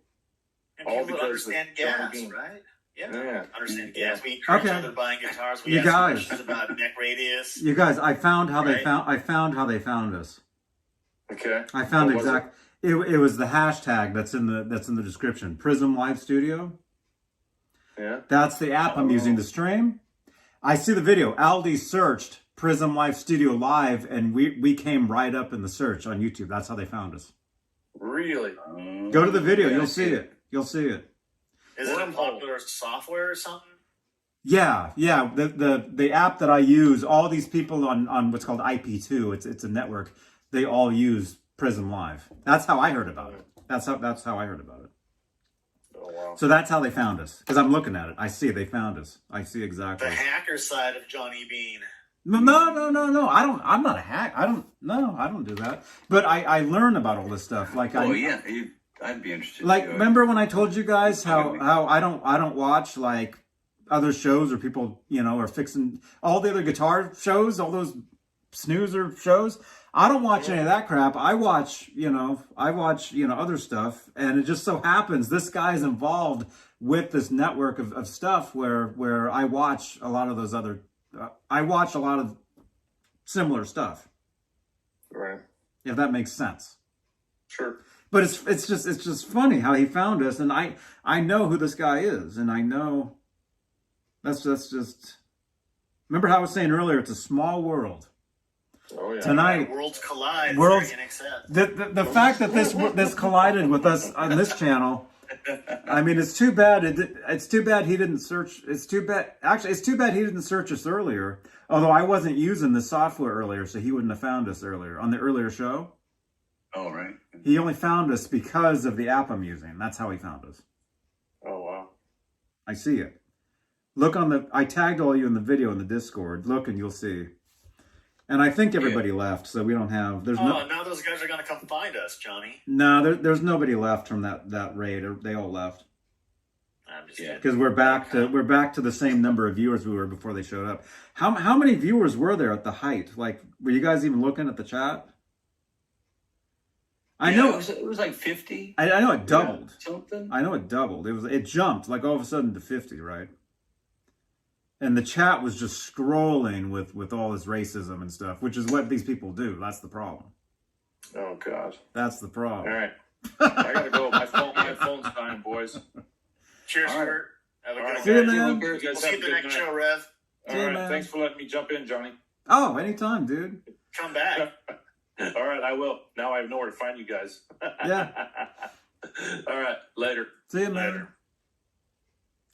Yeah, Leo, that chat went nuts. I know. I looked down and I saw the chat scrolling and scrolling and scrolling, and they kept saying EBZ. EBZ sent me. EBZ, you know, you're a racist. They kept saying all this stuff, and I just happen to know who that is because I watch other people, other stream. They're called IRL streamers, is what they're called. And I just happen to watch other people that are or were involved in that community with. Do you know who Ice Poseidon is? You probably don't. Ice Sounds like Poseidon. an awesome weed strain. Ice Poseidon is or was the top IRL streamer. Meaning, you know what IRL is? IRL streaming is when you go out with your phone and you stream out on the streets and you like film, you know, bums fighting or you film like whatever, you know. That's called IRL. And I do some of that. I don't take it to the extremes as some of these other people. But like, let's say when I go to Guitar Center and I stream, you know, at Guitar Center, that's kind of IRL streaming. It's called in real life. And so it's kind of. But anyway, I watch these other streamers that do that. And this guy named EBZ is one of them. He's a rapper. And so I know who these people are, and it's just a total coincidence that this guy that raided us is a part of that. And what they were trying to do was they were trolling us, is what they were doing, and with all the racism. I mean, if you guys saw the chat, it was just. Oh yeah, I mean they're trying to get you off your game and freak out. Well, they don't mean any of it. They're just trying to say stuff that they think will trigger you. But what sucks for them is we only had 20 people in here when they did that, so it's like, who cares? Well, it made your numbers spike. You know? Oh yeah, it totally spiked. Like when I look at the analytics for this video later, I'm gonna see a star right above when everybody started chatting because that chat was scrolling. You know? It went up Maybe to they'll 56 check out some of viewers. the local trap metal rappers I do work for. Well, no, the thing is, none of those people, we're never going to see any of those people again. That's the thing. That was a one-time thing is what that was. Although, it's Sunday night, and actually, I'm going to subscribe to Aldi. Maybe I shouldn't. I will, why not? Because I'm subscribed to these other people that guys subscribe to them. When you're talking about diversifying the whole Johnny Bean thing, this is like the goth side of Johnny Bean, the dark side of Johnny Bean, the cool side of the pillow, right? Well, I mean, it's not dark. I mean, it's just that I happen to know who these people are. I don't agree with a lot of their humor or some of the stuff that they do. I don't agree with it, but some of the live streamers involved in this are pretty cool people. And some of them are not. And this guy Aldi that streamed us, I think he's kind of a weirdo. I think. You know. We know the difference between garbage and art is intent and execution. So. Mm-hmm. Oh yeah. Mm-hmm. But yeah, go back and watch the video. You'll see when they found us, and I'm interested to see. I'm interested to see what they were saying while they were here. Probably not much. He was probably just telling them, "Oh, hey, you know, say this, say something in their chat," and then that's what they were doing. Yeah, I'm gonna check it out. But the thing is, with what they were saying in our chat, if you go to his chat, it's very similar. His whole chat is just that. That's all it is. Really? Well, some of it, yeah, kind of. So some of it. I mean, basically, for the YouTube algorithm, any participation is positive analytics, right? Yeah. It Yeah. doesn't matter what you say; it could be a string of gibberish, and it's what counts as participation. Yeah. Yeah, it does. It does. Crazy. Well, like I could draw a dick in chat, and that would count as participation. All right then. Yeah. Let me see. What are they doing right now? Oh, he's laughing. He's just reading the chat. Well, that's cool. Johnny B made new friends. I got 5 subscribers out of it, I noticed. So See? 5 people subscribed. Some of those people dug the guitar talk, man. We're actually, anybody that subscribed, if They you're still weren't total here, haters. we're actually nice people. We're not weirdos. One of those kids, Jets, man, they're into like the edgy metal stuff. I can feel it. Because that's the vibe. That's funny. People just need a mosh pit. They need something to get out negative energy, right? That's why everyone's waking out. We don't have our normal outlets. Yeah. Doing a gig. Well, like guitar players, musicians, we can channel our negative energies into creative processes and then are better for it. Oh yeah. Right, channel into your guitar, your drums, your bass, make that negative energy into something creative, and then come out clean on the other side. Mm-hmm. You got all kind of rehearsals to crank it up. Buying Lunchables. Whip it out. Fucking fool. Buying fucking 12 packs of fucking Clementines. Uh-oh. What are you watching, Johnny? The guy that rated Are you us. watching them? The guy that rated us. That's his channel. That's what's going on. Oh, that's cool. I think he's talking to somebody on the phone. Oh. Who's kidding? He's laughing about something. He's just laughing. It's a strange new world with the internet and technology and entertainment and media. I mean, who knows? You don't need a record label anymore. No, you don't. You just need a YouTube account. Yeah. That's the I truth. mean, I want to do projects and stuff. They like you, they will come. Yeah, I just hate spending money on audio video gear when I could be using it to buy like amps and pedals and guitars. But you need an interface, and you need recording stuff and mics and DAWs and all that. You gotta learn how to figure it out and put it together. Some stuff, not a lot of stuff. Look at Johnny. He just uses a Porta 1. Yeah, for his shows, but like actually create songs, lay down tracks. Mm-hmm. I don't even use That's that anymore. I use the Focusrite now. Yeah, you just go right in, right from your THR right into your Focusrite. Mm-hmm. Oh, Nelson, you told them we talked Van Halen. That's why they subscribed. 5 subs with good taste. Man, it's too bad Aldi. It's too bad he didn't rate us on a Tuesday night with Mancuda here. That would have gone Lordy. nuts. Maybe they'll come back. Oh my god. Well, the thing is, I know what to do now. I'll just put the Prism Live Studio hashtag in the hashtag, and that if they go to find us again, that's how they'll find us. If we I think happen you to should be. warn your regulars. 'Cause We happen some of to that be stuff on. is pretty shocking. Oh yeah, it was horrible, and I couldn't. There's nothing I could do. I was timing out people here and there, but it was impossible. You saw that. Like all these names, it's really crazy. Yeah. That's kind of, I mean, it's a touchstone in like modern internet culture. I kind of dig it. I mean, Mm-hmm. these are the people that throw shit at me at shows, man. Right? I'll use Pay that. to play, so play. I'll use that hashtag from now on Tuesdays and Saturdays and see if he happens to rate us again on one of those nights on the other channel.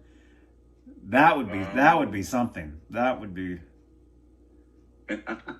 I I think mean, you're poking the bear. well, now that I know where it came from, You can joke around with them. it's not. Well, no, but yeah, maybe. What But could happen? now that see the thing is, now that I know who did that and where it came from, it's not as weird. It's not as strange. It's like it's not because see, if I didn't know who any of those, like all the stuff they're saying in the chat, like the people they were mentioning or like him, if I had no idea who they were, yeah, it'd be a little weird. But like I said, I know exactly who the IP2 network is. I know who Ice Poseidon is. I know who Aldi is. I mean, they're just Ice Poseidon's actually a cool dude. He's pretty cool. But the fact that I know who they are, that makes it not as strange. That actually makes it kind of it's just it you know what I mean. No, It they makes you kind of edgy, Johnny. It makes you kind of edgy. That's kind of cool. they right? weren't GTA people. No, that basically what happened. Anybody that's still in here, when you were here when that chat was going nuts, basically what happened is a guy named Aldi, basically it was random. It wasn't, they didn't know who we were at all. He just happened to search the hashtag Prism Live Studio, because that's the app I'm using to do the stream. He just happened to search that. He was scrolling down and he found us. He saw us and he jumped onto our video and he's watching us. Like, I saw it. He's watching us, and his chat, he had 500 people watching him, and a bunch of them, 50 of them jumped over and they were trolling us.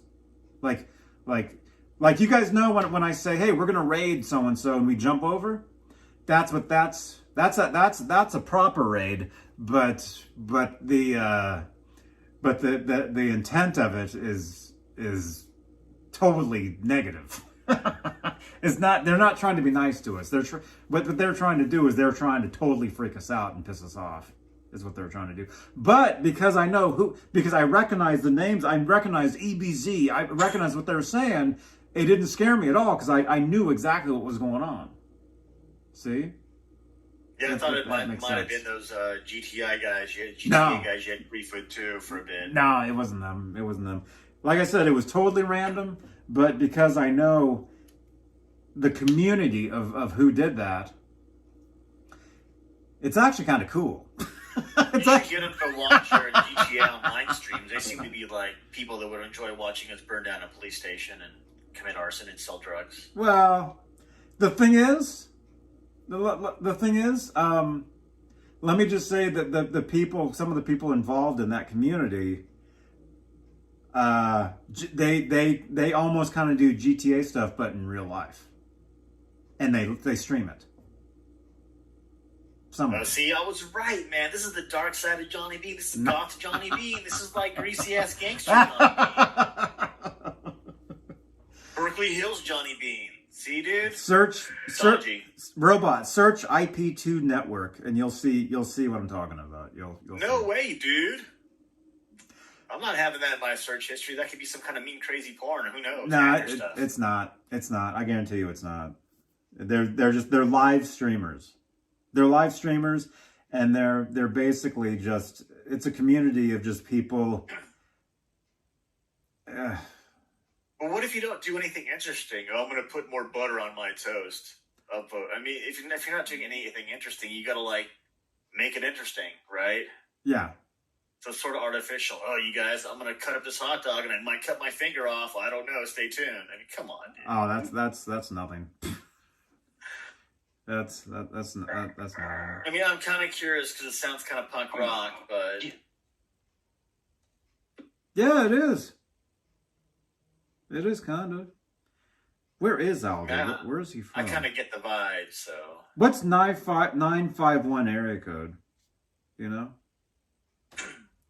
He has his phone number on the screen. Hey, thankfully this wasn't the show where I have my number on the screen. We would have started getting calls nonstop. You're right. So you would have gotten dick pictures for like months. Yeah, they would have been texting us stuff nonstop. 951 area code is where he is. Where is that? Funny. Where is that area? It's in California. I think it's San Bernardino. Okay, so he has a San Bernardino phone number at least. So maybe basically Los Santos. Yeah. Way down there. He's way down there. Yeah. That was a funny experience. I mean, something to talk about. Yeah. That was so. I mean, it's so. Here's what's strange about this, man. It's so weird because I was watching a live stream. Like I said, I watch some of these people that he's involved with. I know who they are, and it's nothing dodgy. It's nothing weird. It's basically it's okay. I'll tell you guys a story since you guys are here. We got people here. Do any of you guys know who Adam the Woo is? No. You know who Adam the Woo is? He's not necessarily a live streamer, but he's a YouTuber, and he basically has spent 10 years traveling the country in a Winnebago in a van, and he films different places. Like he does like let's say like movie let's say if he happened to come to Santa Cruz, he would film Lost Boys filming location. And he would film, okay, this is the bridge where this happened. Oh, this is Beach Boardwalk in Santa Cruz where they filmed the beginning. Like this is, so he has videos. He actually has a video where he talks about the plane crash where Randy Rhoads died. So he actually goes to that house. He actually goes to all these places where there's something that happened. Yeah, and he's a cool dude. He's a super cool dude. He's got awesome videos. His name's Adam the Woo. I watch his stuff. Anyway, I was watching him. He was live one night in Hollywood, IRLing, walking with his camera. And there was another guy hanging out with him named Burger Planet. And this guy just happened to be kind of weird, kind of funny. So I started following this dude. And we're actually Facebook friends now, although we don't know each other. But I started following this guy, and I ended up watching this dude. So like a lot of you guys that watch me like all the time, I watch some of these other guys, like what they do. And it's not, some of it is music related. None of it's Van Halen related. It's totally different music type of stuff. But anyway, so I started watching these certain individuals that stream, that live stream. Burger Planet's one of them. Ice Poseidon is actually the biggest one. He actually kind of started like the entire genre of what they're doing. This guy named Ice Poseidon. He used to be a video gamer. He used to be like a Twitch streamer, but way back in the day, streaming video games. He was like one of the top video game streamers for a certain game at one point. I forget which one. And IP2, basically that means Ice Poseidon, that's his name, Ice Poseidon. Yeah, you know who Adam the Woo is? Well, Leo's a fan. Leo? Yeah, Adam the Woo is awesome. But the way I found out the guy that rated us, the way I stumbled upon them was because of Adam the Woo. Because Adam the Woo was streaming with these other guys that ended up being involved in the same network as the guy that rated us. That's the long story short. That's the long story short of how this happened. This is like when your goth friends and your stoner friends meet for the first time, right? Yeah, this is exactly. It feels kind of weird. I'm telling you guys this stuff because now you know some of the characters that I watch. But let me just get this out here. You saw all the racist stuff in the chat. I don't participate in any of that stuff. That's not me. That's how some of these people they try to troll people. But the people that I watch, like Burger Planet, he's a musician, and he sings, he raps, he plays piano. I watch his food reviews. I'd hope with a name like Burger Planet to be some food reviews. Food reviews. He actually used to have a show on MTV. Actually, really. Yeah, MTV used to have it was called MTV University or something. It was like a college type of program, and he was the host of the show. It was on MTV. Yeah, this is true. This is the truth. Yeah, so he was actually on that years ago. And what else? I don't know. So yeah, it's just kind of bizarre. So the last few years, it's just weird. I'm just shocked that I knew what was happening when that happened. Like I looked and I saw that they kept saying EBZ, and I know, like I said, I know who that is. I don't know the guy personally, but I know who he is. He's a live streamer rapper, and he's involved in the same community as the guy that rated us, as some of these other guys that I talk about. Do you guys know who? There's another guy who was involved in that scene. You guys, he was on like one of those reality shows back years ago. What's his name? He's actually huge on TikTok now. And he actually you know how like Mancuda's always like Bang Energy, like always joking around? This other dude actually sponsors Bang Energy for real. His name is, he's an English guy. What's his name? Wait, so Mancuda's not really sponsored by Bang Energy? No, that's all made up. Why does he drink so much of that swill then if he's not being paid to do it? I don't know. You're gonna have the diabetes. Ice Poseidon. Yeah, American. Look up Ice Poseidon. You'll see who he is. You can just Google Ice Poseidon. You'll see this. You'll see who I'm talking about. He's like the main guy that all these other guys are like under. What I man? wish What? Mancuda would rock the bong instead of that Bang Energy. It's bad for you. Yeah. Oh, Sam. Do you guys know who Sam Pepper is? Any idea? Sam Pepper. The name Sam Pepper. He was on like a reality show like an actual show, like on TV years ago. He got involved in this scene, Sam Pepper, and so he's like another guy. He moved on. He left YouTube. He moved on to TikTok. He's one of the top TikTok streamers now, and he's actually sponsored by Bang. So he does a lot of TikTok videos where he's drinking Bang Energy, like for real. Such a crazy entertainment market. And he's involved. Really He's another character involved with the guy that raided us tonight. That's what I'm trying to get to. Is this is all connected, and I happen to know all about it. That's what I'm trying to tell you guys. It's a giant Well, that's kinda conspiracy. cool. That's great.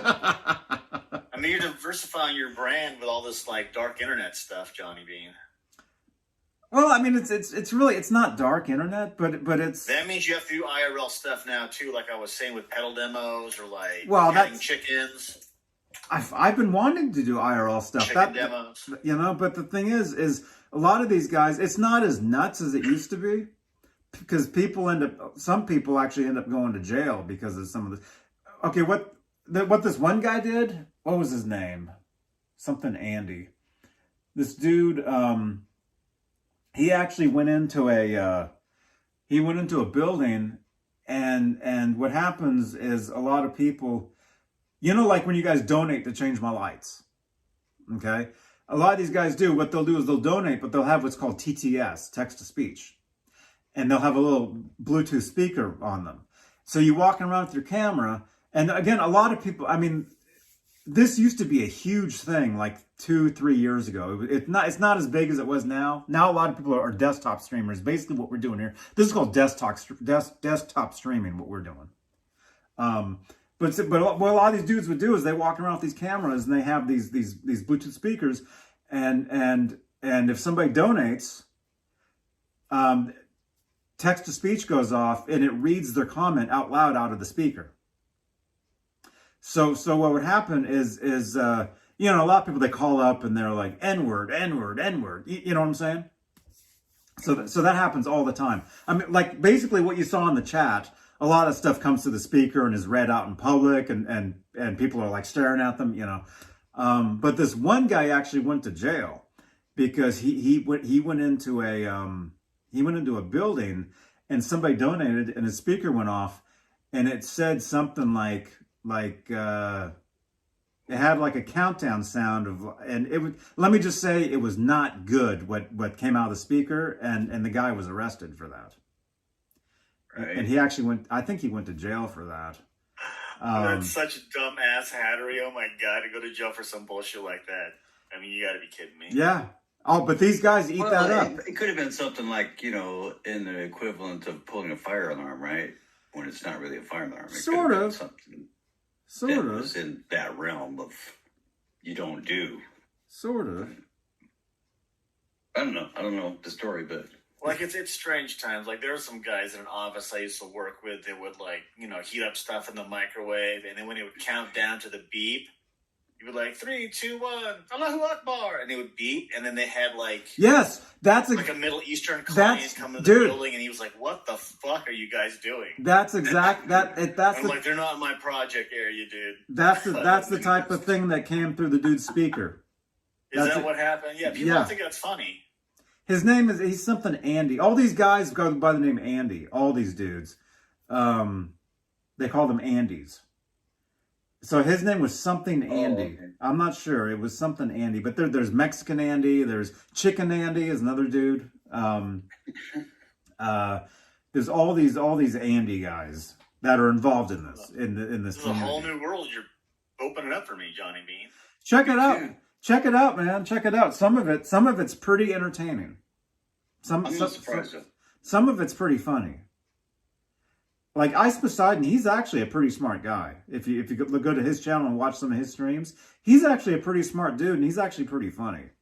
Burger Planet's actually pretty funny sometimes. I think he's kind of Majestic. You looked up IP2 Network? Yeah. Yeah, there are a lot of they're different people. They're different streamers. Some of them are involved. Some of them are crazy. Some of them are kind of weird. Some of them, What is it? are not bad people. It's just a network of people that stream, that live stream like out in public. That's all it is. Oh, just a different platform. No, it's not a different platform. It's on YouTube. It's on Twitch, YouTube. There's genres like that. Like there's guys that they have like these super high res 4K cameras. They walk around like London or Paris or Tokyo, and I can't do that now, so I just watch them. Mm-hmm. Yeah, like there's a guy who took a 2-hour walk in the streets of London in the rain. I'm like, fuck yeah, I'll watch this. This is cool. That's it. Yeah. Like nothing has to happen. They just walk around and here's an English house. Here's an English cigarette store. Here's an English coffee. Yeah. Right. Here's an English nudie bar. I mean, they show their lives and people watch. Mm-hmm. Oh, right. I thought, right, because people like tune into the sound of the ocean or whales and That was Portland, Andy. From my house in Italy to this store down, come with me, and then people will.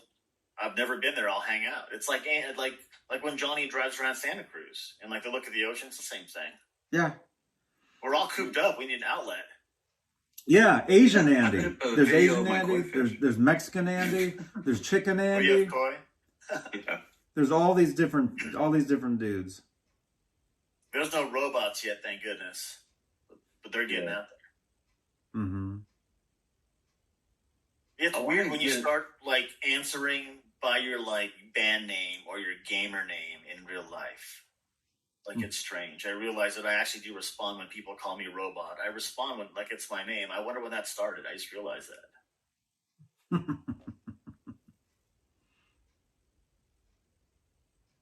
Like it's strange how you adjust to stuff. Mm-hmm. Yeah. And I use my real name for everything. I mean, although I tell people it's not. Yeah, man, you hang your ass out there. Yeah. I've always used the nickname when I like performed. It's always like been the punk rock thing to have like a fake name, Mm-hmm. So I've never used my real name. And like when I play bass, I'm even more anonymous. I like to hide behind, wear a mask. Yeah, Majestic. You know who knows? There to see the bass player. You know who No Jumper is? He does a podcast. No, I figured I had nothing to hide. Yeah, see that's cool. I don't have anything to hide. I mean, I do all this. I mean, sure, I have stuff to hide, but not that bad. I find I feel freer on a stage when I have like a persona that's like not me. Like I'm not the one acting like an asshole. This is like my stage persona, Mm-hmm. Like the real me wouldn't wear like Air Force Ones and like a jock strap and have that in front of my bass and play. But sometimes for the gig, right, you got to be bare ass. I mean, it's like the fun of performance, right? Like no one wants you to stare at your shoes all day. They want to come out and have some fun. They want someone to shake their ass. That's why David Lee Roth, people like him so much. Oh, yeah. Mm-hmm. They want a show. They don't want a therapy session. They want a show. You got to get people a show. Absolutely. Hey, Warren. Yeah. I like bands that focus on like their stage craft. I gotta get a drink. Yeah, Brian Young that played with Dave for a long time? I don't personally know Brian, but I have him on Facebook. No, I was in high school with Brian. Oh, cool. He was a year behind me. Small world, I'm telling you. Yeah, we were. Tell him to come on my show. For a while, yeah. Tell him to jump on my show on a Friday. Yeah, I figured. Well, they gig like three nights a week. Oh, is he in a Rubik's Cube or something? He's got a band called the Spasmatics. The Spasmatics. That's it. Yeah, he's in one of I those. know that name. He's in one of those covers.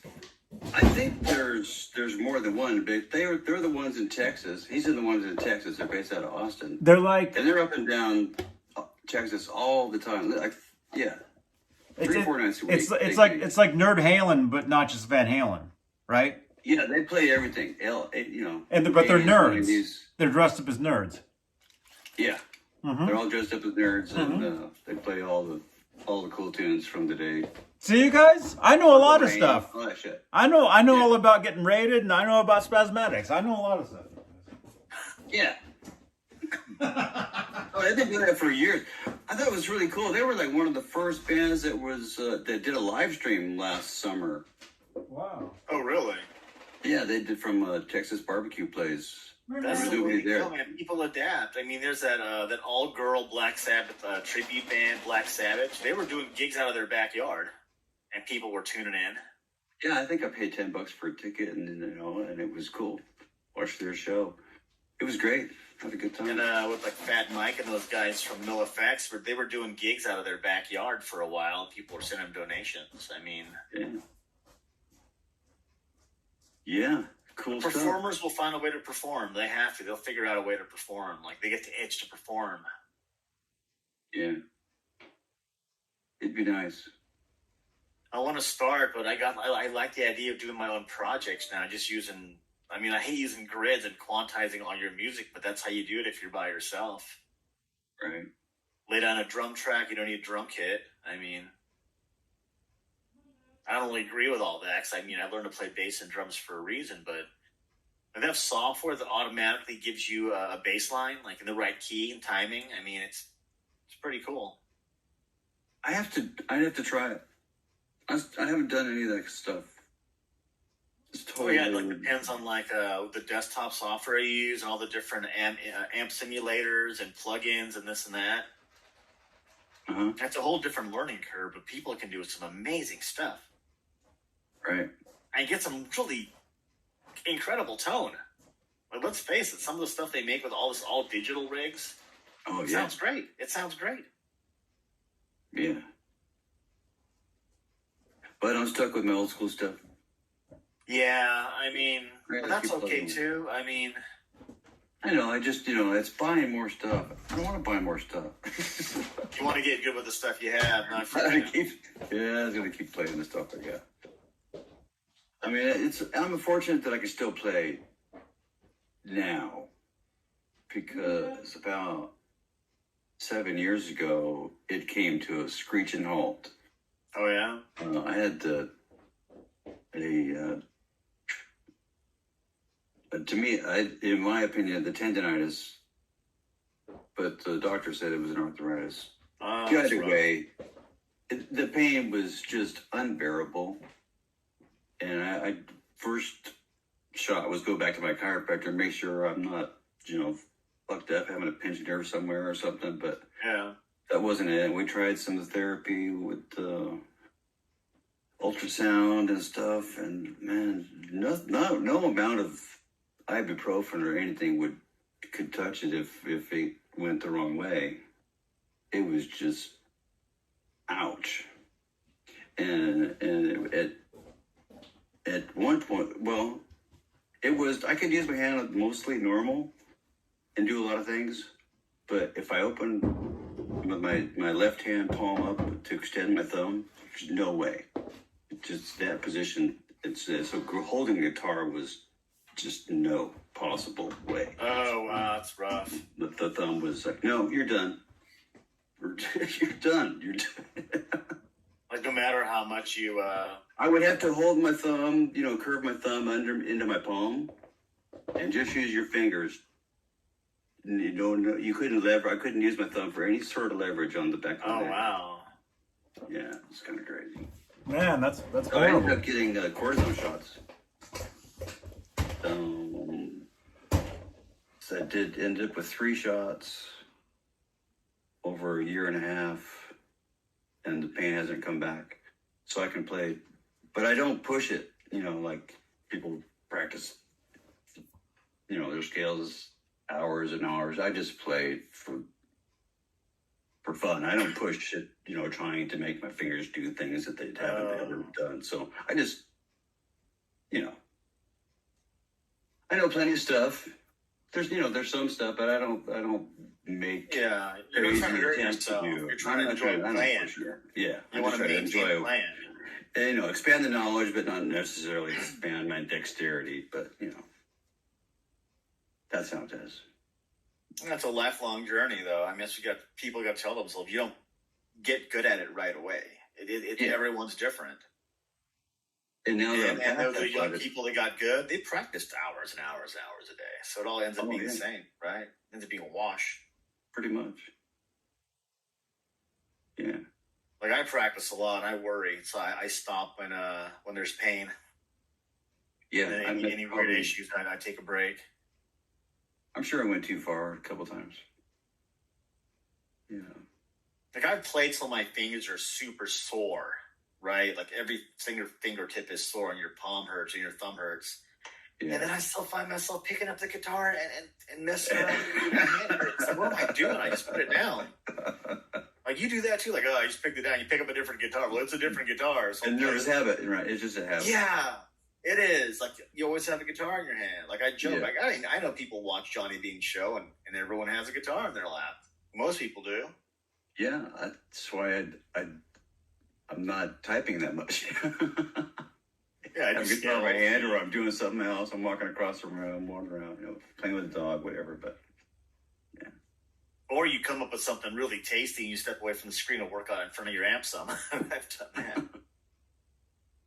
And that's the thing, man. That's the whole with these YouTube communities. It's just all those guitar geeks that are compelled to play. We don't have anyone to talk about that with. So we have this and other guitar shows to confess our obsessions, right? yeah, and you know, and it kind of boosts each other. Everybody gets motivated by somebody else's something. Or they can ask basic questions and someone will answer them, take them through. There's no dumb questions with guitar. There's no rules, really. You know. Mm-mm. And everyone does something different.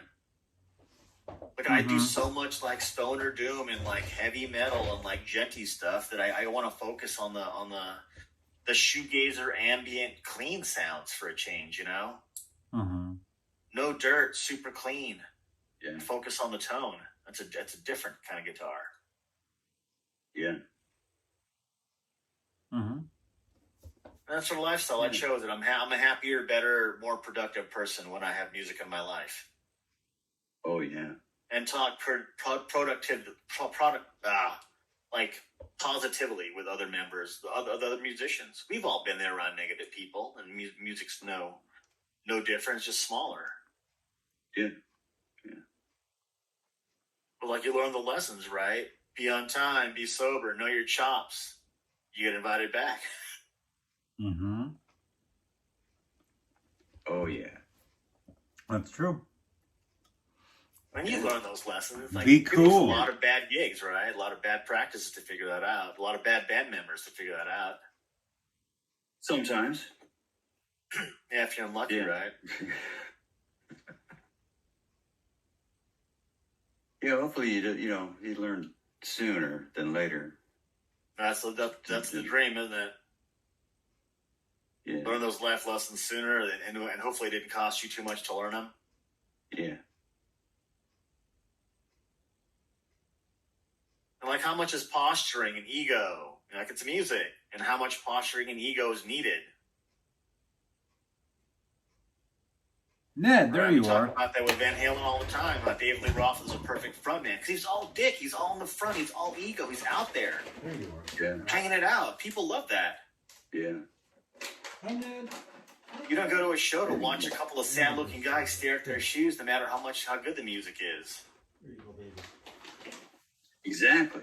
Right? You want a show. Yeah. There's different eras you can mine. There's different vibes you can do. There's different kinds of music. It's all valid. It's all good. Right? And even horrible garbage music, there's an appreciation for it somewhere. Oh yeah. Right? Like the early garage rock of the 70s and 80s. People love that stuff now. Right. That Detroit I garage got to- sound that was big in 2000. That was all garage rock. I got a chance to jam with some punkers a couple times. Yeah? Three times. They were in my town. I knew some of the guys from school, and friends with brothers, these guys, and then the singer Ashley, I knew him from junior high school, and of course, a lot of people knew him from television because he was on television as a kid. Hmm. But do you remember that show, Courtship of Betty's Father? Yeah, okay. Brandon Cruz, the kid. Oh, really? That was him? Yeah, he sang in this punk band. We went to school together too. He was. Oh, that's cool. Yeah. Yeah, I grew Punk is fun. It's a limited form though, and that's where the glory is. It's like the blues. Punk is limited, and that's where you get all the variation. Yeah, it was just to get together, have fun a couple times. You can't take punk rock too seriously. I mean, punk rock's fundamentally. Oh, that was their thing. That was just I was in a 80s. different band. Yeah. It's like 50s rockabilly, and that became punk rock. I mean, it's hot rods and like slick back hair and white t-shirts. I mean, punk rock is about as 50s as you can get. Yeah.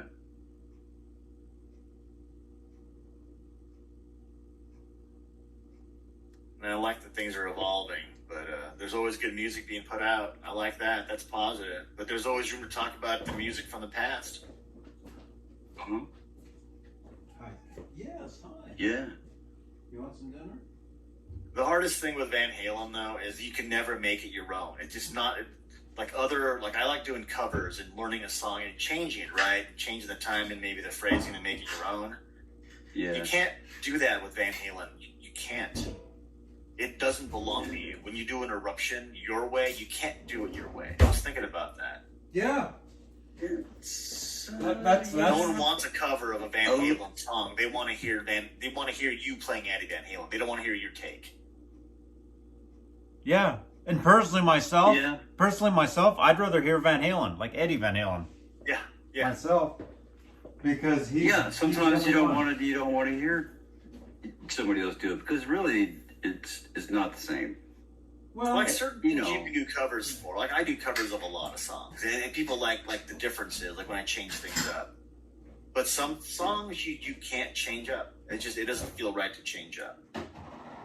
Yeah. Like I could play like Landslide, right? From Fleetwood Mac, and I can change it. I can change a couple of choruses. I can add something. As long as the basic song structure is there, I can repeat a chorus, whatever, right? Mm-hmm. But if you're playing, say, Eruption, well, I'll play Eruption, but I'm gonna throw fuzz on it and a wah, and then add extra delay, and then do a shimmer verb. Well, you're not playing Eruption anymore, Yeah. right? And no one wants that. Yeah. Like certain things you can't change. Exactly. So, yeah. Like something- Zeppelin, like Battle of Evermore, right? People all play it the same way. No one wants a different version of that. Yeah. And even if you try to make like a reggae version of the Battle of Evermore, the main melody is still the same, right? Uh-huh. Music is endlessly interests me because of that. Like things you can and can't do. What's untouchable, right? What's a sacred cow? What should you mess with? Right. I like playing the stuff that you could mess with. Yeah. Well, because I- that's just I had a hard time learning stuff by ear in the beginning. Well, still, but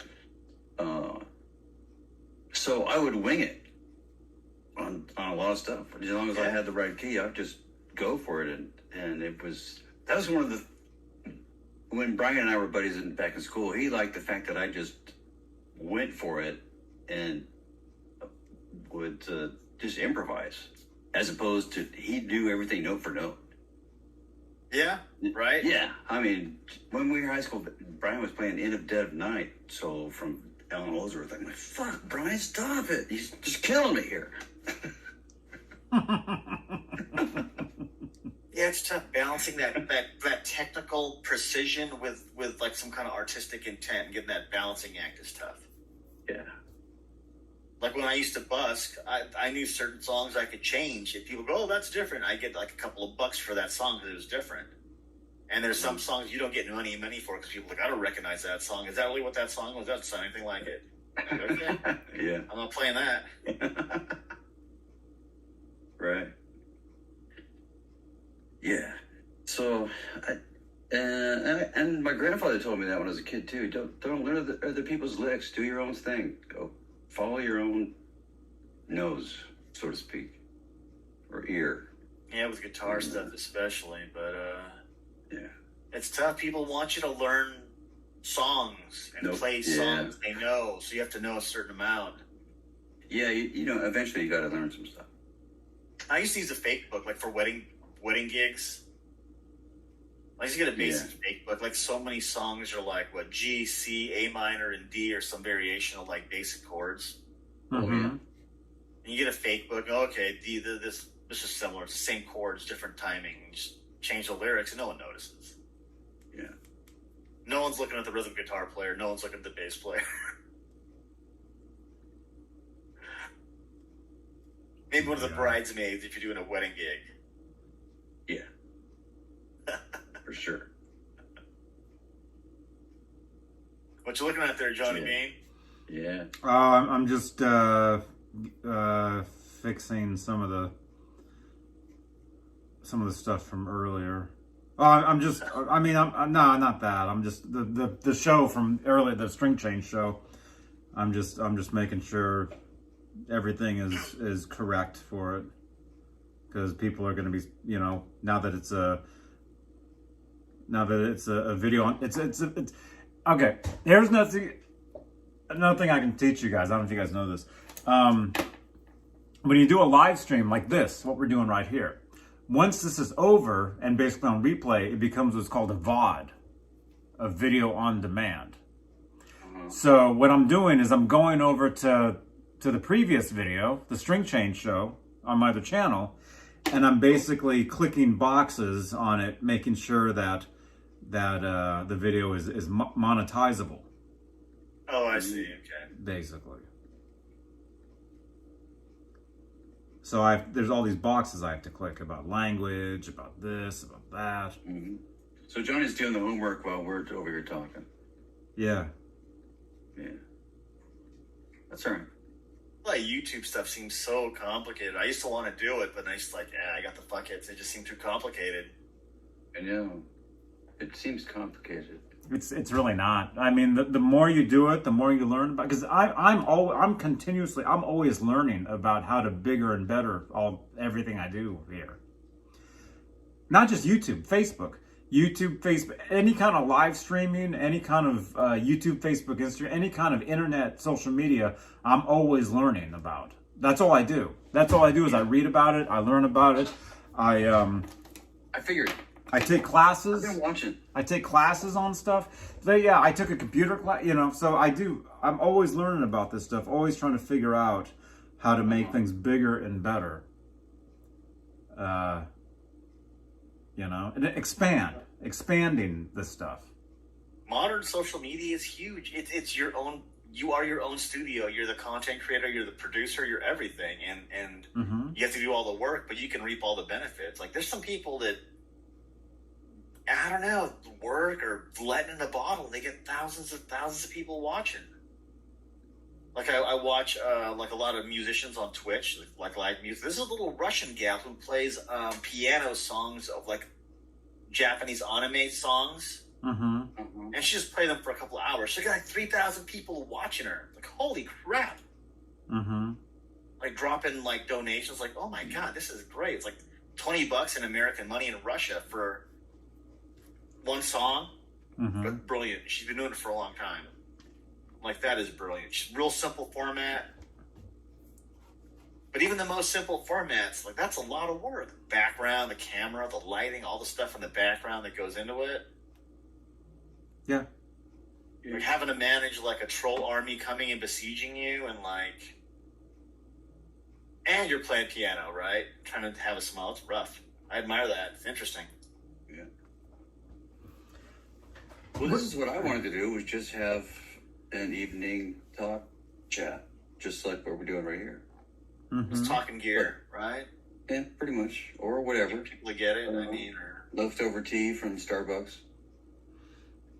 You or me? Everyone has all these different stories. I'm refilling this with LaCroix.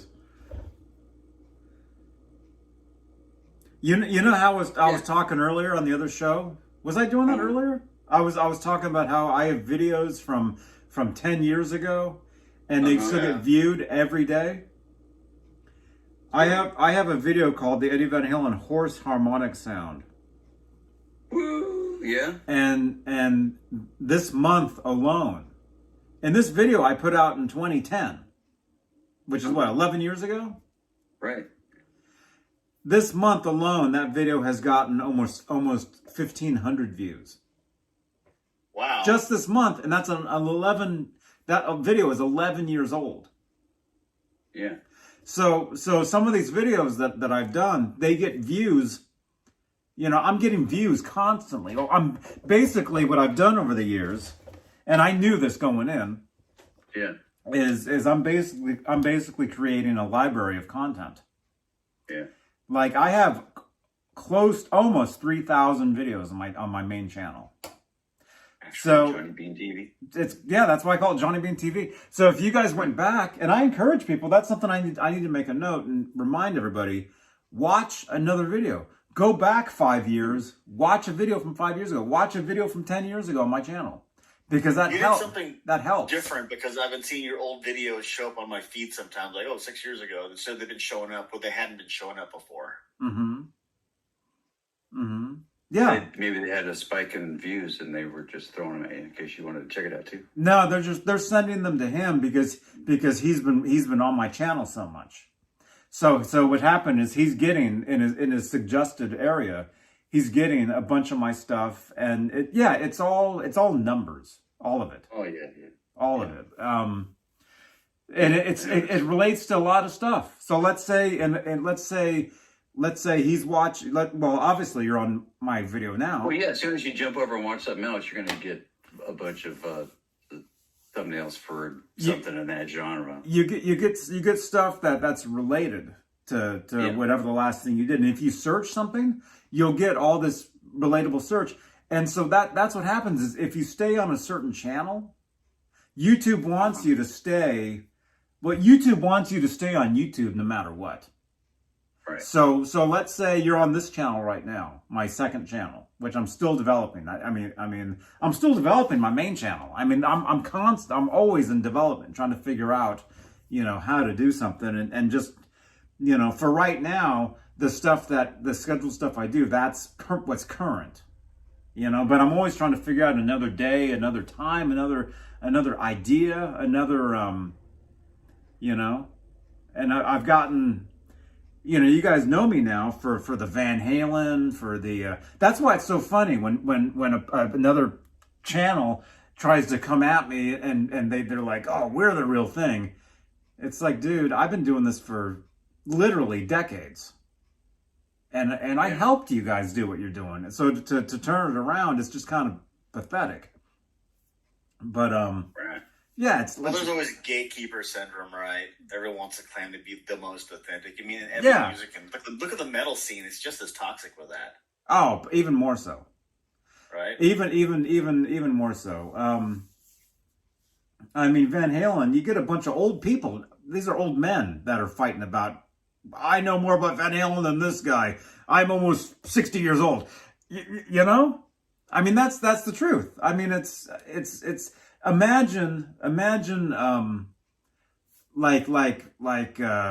what were you talking about? The girl that plays the piano. Imagine the type of stuff that she does, and imagine the community there, and how just insanely, like what you saw what happened in our chat tonight when those people rated us. You saw, if you guys saw the chat, you saw the stuff that was being said in there. I mean, that was to troll us. That had nothing to do with us. That was nothing. Yeah. But imagine, people arguing, fighting about another type of music that's actually popular. Van Halen is not popular right now. Van Halen, it's not like the latest and greatest thing. So imagine people doing a show on the piano, whatever that was. Imagine, like you were just saying, imagine the having to deal with the people in that type of chat. Hopefully some of this makes sense, what I'm trying to say, but I noticed she's good. She has a procedure. She has like a little deck in front of her. She could easily, with one hand in the middle of her playing, hit a button and like knock somebody out. Oh, she's like a stream deck. Yeah, she's a stream deck, and you see her in the middle of playing, something weird's going on. She's at a button, and she's like, "Wow, she handled that." And I know. like, that was slick. Like she didn't stop Oh, her, yeah. and then she comes over in the middle of like a phrase, hits one button, and like does a bunch of stuff, some kind of script, and like, you know, don't be homophobe, don't be racist, this and that. Someone's in timeout. It's like, holy shit, she didn't even stop. Like she didn't change her timing. She just ding right there. Like that's impressive. I subbed after I saw her do that. Wow. Who is that again? Her name's Hakamai. I don't know. On Twitch. She's like this little Russian girl. She got out of professional piano school, and you know, not having a lot of opportunities as a classically trained pianist.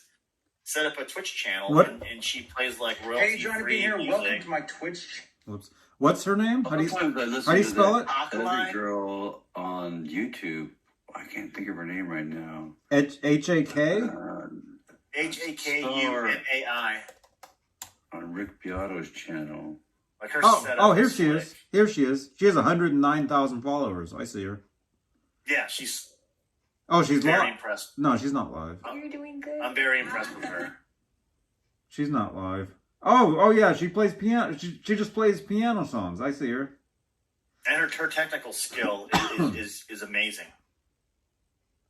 She's also, you know, pretty cute. That doesn't hurt. Right. But I mean, I tuned in because she's cute, and I'm like, wow, her playing is magnificent, and I stayed for the playing. I mean, she can look like Cousin It, and I wouldn't care because her playing is like, well, that's outstanding. Like I got to cheer for that. Yeah. But was she live when you tuned in? Oh yeah, she's always live. I don't think she has any because the way her monetization goes is people pay money to like play this song from Neo Genesis Evangelion. Like she plays songs from anime, and people pay her money to play whatever songs on the list. But if she has a replay, then why would you pay her money when you can just watch it on Yeah. demand? So she has to watch her live. When is she live? Okay, Tuesday. She was live on Tuesday. Oh, she's live like super late at night, 12 a.m. Yeah, she's in Russia. Oh, okay, so 12 to 2 she's on. What's today? Today's Sunday? Yeah. She was live this morning from 1 to 3. And there's a lot of people like that, like the guy I told you that wears a skeleton mask and he plays like technical death metal on his Twitch channel. Mm-hmm.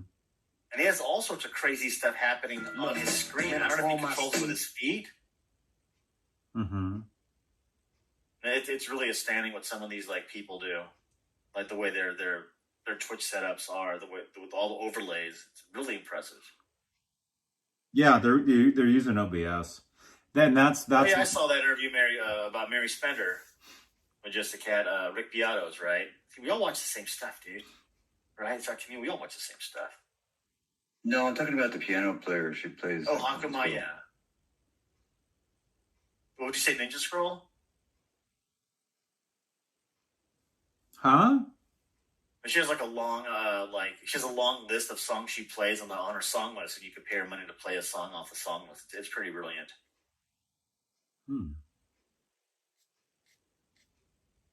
And there's something to do with royalties on Twitch, Johnny Bean, where you could play other people's songs and not get dinged for it. I see people doing covers all the time. Mm-hmm. Yeah, they changed something with the copyright. I got the email. I should look at it again. They changed copyright somehow on there. There's a couple of channels I follow that are like, they're basically a piano bar, like old school piano bars. You know, when you have a drink and they change the songs, they mention your name in songs, and it's funny. It's like how piano bars used to be. Mm-hmm. Yeah, I can see you doing something like that. Just bring up all your old guitar videos and redo them for Twitch. Do guitar instruction. I mean, that's huge. People are picking up guitar. They want to learn how to do these things. How to make the elephant sound. Mm-hmm. Yeah. Yeah, maybe, but yeah, those videos like on YouTube. Excuse me. Those videos. I mean, they get hits like nonstop. I mean, they're always being watched. That's nice. Nari Soul is a girl I'm trying to think of. Who is it? Nari Soul? I don't know that one. I should look at it. The live music category for Twitch is really fun. Mm-hmm. Here, I'll type it on there. I mean, there's some garbage too, but like, good for them. Like, everyone that sucks stops sucking at some point.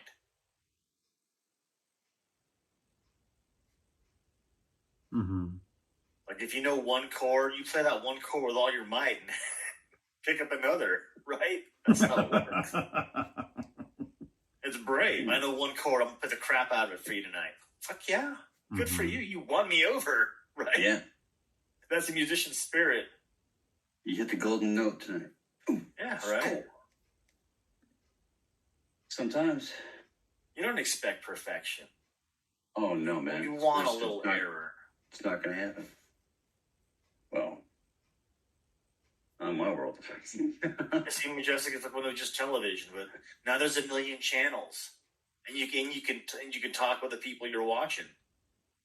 Yeah.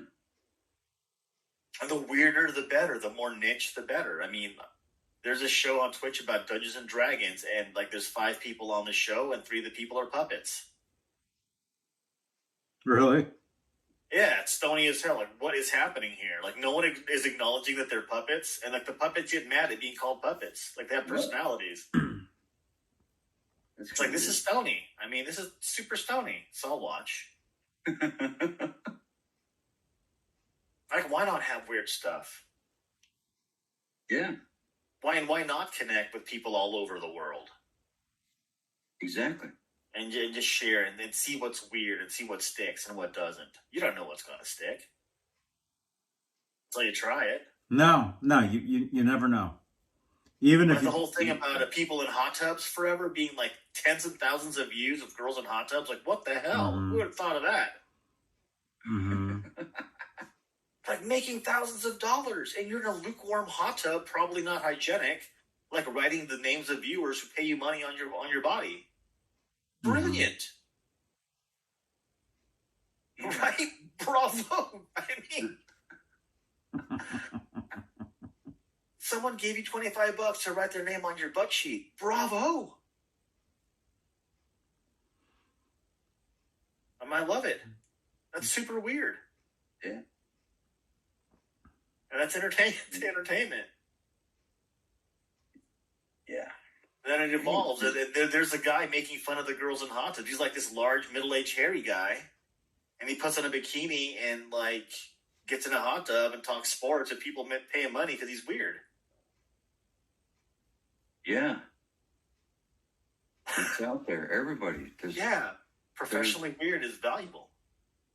Mm-hmm. The thing Is is that that weird, Johnny? the thing is though, they can only go. I know. Again, I know all about what you're talking about, and the reason. Well, now you don't have to go to the circus. Well, You can actually just turn on YouTube. yeah. Sideshow. You don't have to see this. Thing is, they can only go so far doing that stuff because it's a fad. It's a And gimmick, right? It's a gimmick. It's a total gimmick. But they don't make all their money doing that. They have all these other things going on around them on the side. You know, They have to, right? they have Hustle, the modern hustle. They have merchandise. They have brand deals. They have all that stuff. But yeah, because there's this one. She's like the top. You're talking about the hot tub. Who? What's her name? Amaranth. She invented it. Amaranth, yeah. And out of Texas. She's out of Texas. I think. Amaranth, she's like the top of that.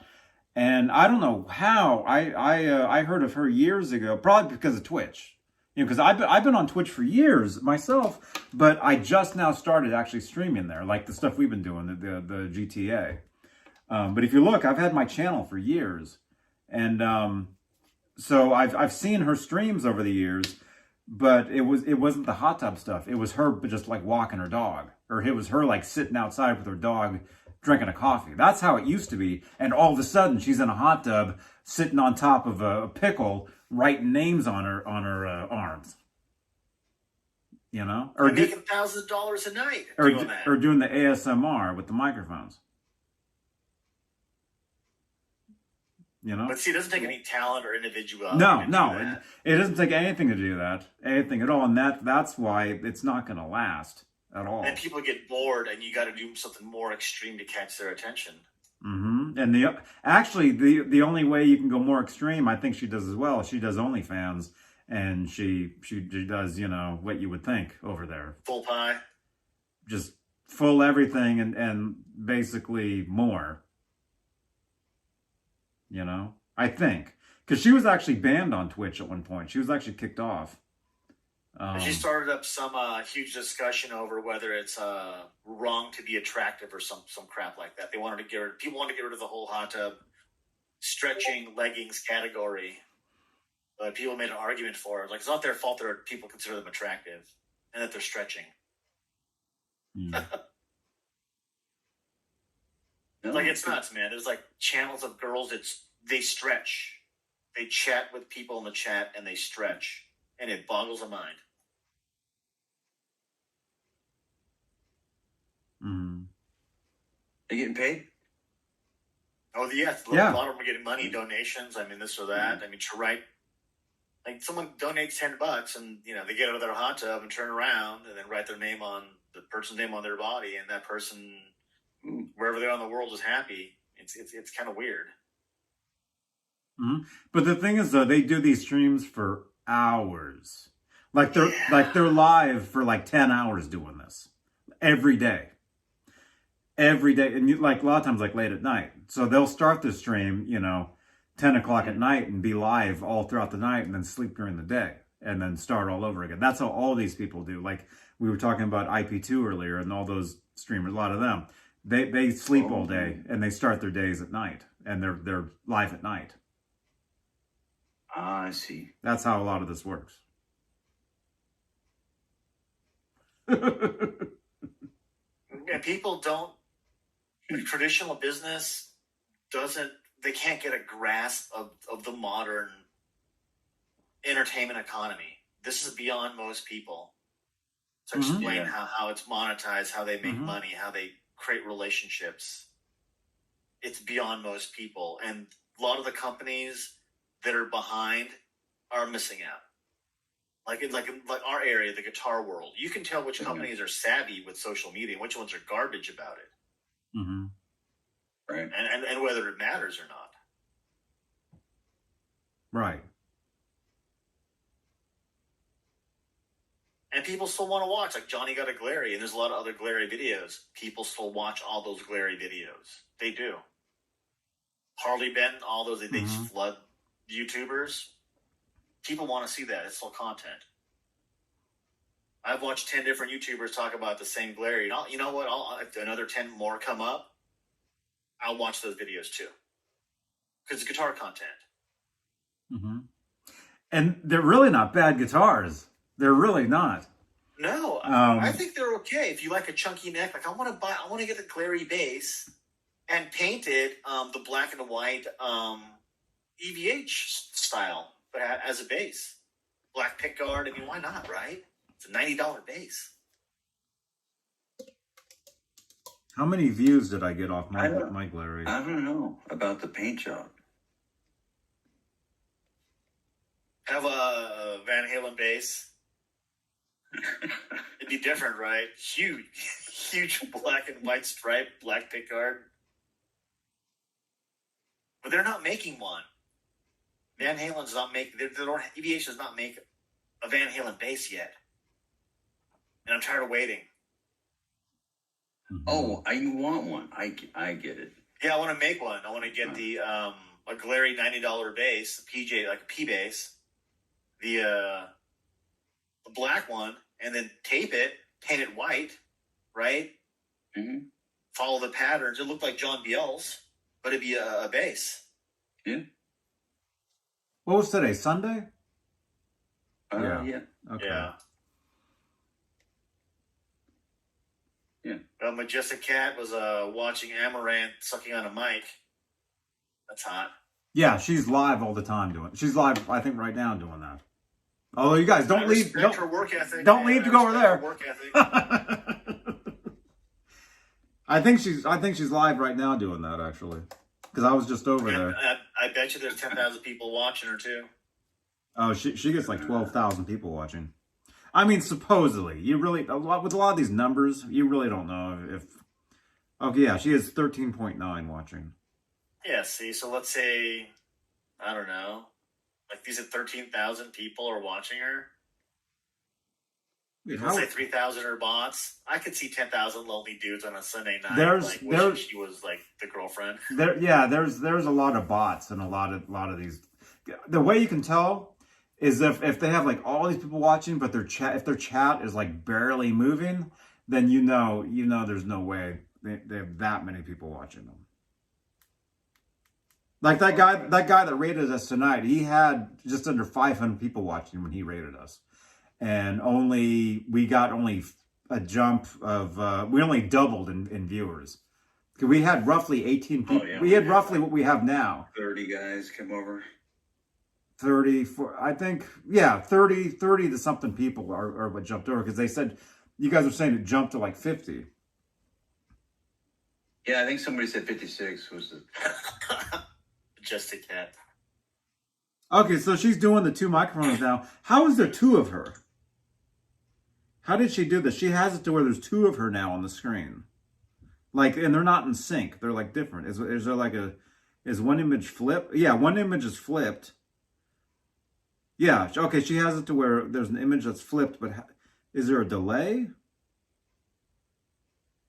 Does she have a twin sister? That get moved in? Like how? Oh, here's another Andy. There's another Andy in her chat. See how we were talking about IP2 and all those Andys? There's somebody named Amish. Amish? How do you say that? Amish?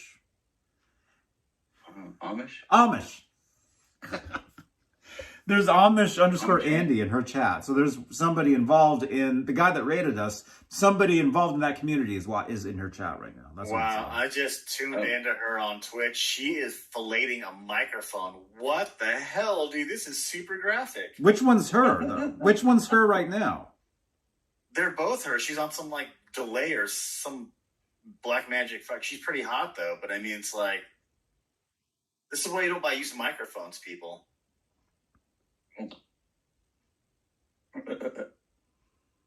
Yeah, basically what she's asking for with this, what she's asking for is subscribers. Because the more subscribers you get on Twitch, the more more everything. Oh. Yeah, Majestic PBA Cat, we're watching, we're enjoying Amaranth's talents on Twitch right now.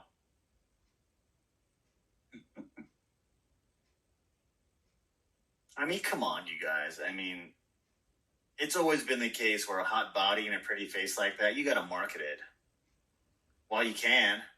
I mean, guitar skills, Yeah. stay with you forever, but like hot looks and a body, right? It's dying on the vine. Yeah. I mean, good for her, I guess, right? She can market this and, explain to her family this is what she does for a living. Good for her. And I'm aroused. Don't lie. I know you guys are too. We're not dead. We're guitar players. She's the top Twitch streamer. Oh yeah, she's huge. She's huge on this. I mean, she's like licking a microphone. She's the top. But it didn't start like this. That's what I'm saying. When I saw her streams, years ago, she was like just walking her dog. That's all it was. Just her outside walking her dog, drinking coffee. And then it morphed into this. Oh, wow. Wait a minute. Oh.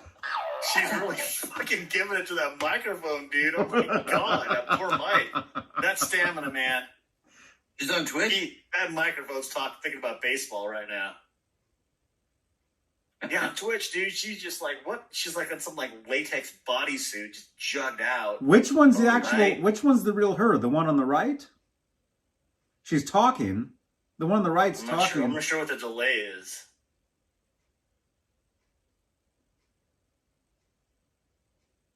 I didn't look. It was You can enjoy this, Mickey. I mean, Yeah, I'm sure it could. but why the Oh, it's a microphone? loop? Who It's is a this loop? doing it for? I mean, like, I'm a robot, but this is barely working for me. Hey, people pay for it, man. Those some A-class knockers, though, bud. Right? Never a skip.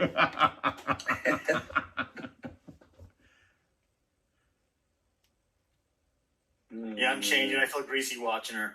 I feel super greasy. I mean, this is the top of what she does. I mean, it's not like I said. She has an OnlyFans where she actually does much worse. Majestic Cat, just jump on the Discord, dude.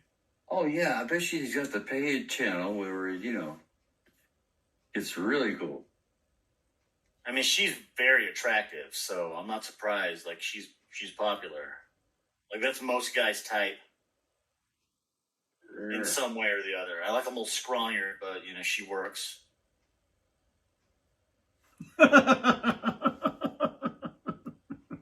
It's a loop? Okay. I got to figure out how to do that loop. Don't start licking the microphone. No, Johnny. no. That's a whole different Johnny Bean at night. Okay. How do you spell it? Amaranth? Amaranth. A-M... Cat. Spell Amaranth out in the I cat see it. for... I see it. It popped up. Yeah, it will.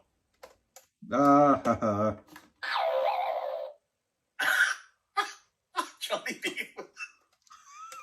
Sound effects. The modern internet is entertaining. I don't bother watching TV unless there's sports on, right?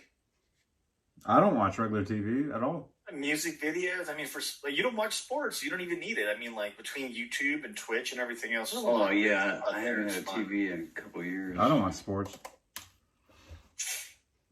Yeah, see, if you don't like sports, the news, you don't need broadcast. Oh wow. Yeah, see, Mickey's oh wows. I wonder what she's up to now. Oh, she kind of reminds me of what's her name? One of the Marvel chicks.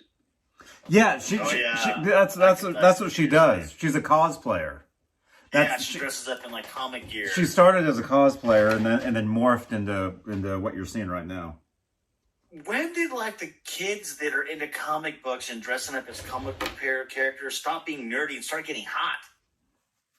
Like the girls that do the cosplay, like, what is going on here?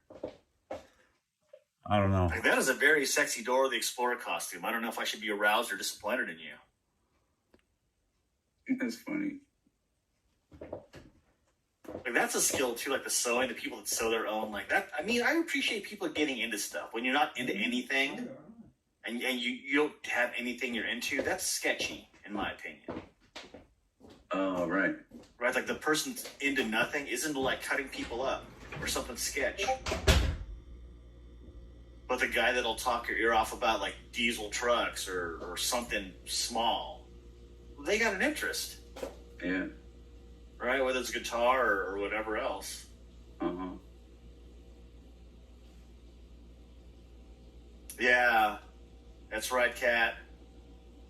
Being a nerd became fashionable. And quite some time ago. Uh-huh. And like the ASMR chicks too, like I remember when it started, like this Swedish girl would just like read bedtime stories like 5 years ago into a mic on YouTube, right? Just like it put people to sleep, and people loved it, and she got huge. The whole sound thing, like, you know about that, right, Mickey? The ASMR where like hearing things arouses certain things in people. Oh, okay. So listening to someone talk. Or like in a soft way, or like a certain kinds of sounds, or like the sounds of chewing or breathing, like does stuff to certain people. That's the ASMR. People love it. Oh, okay.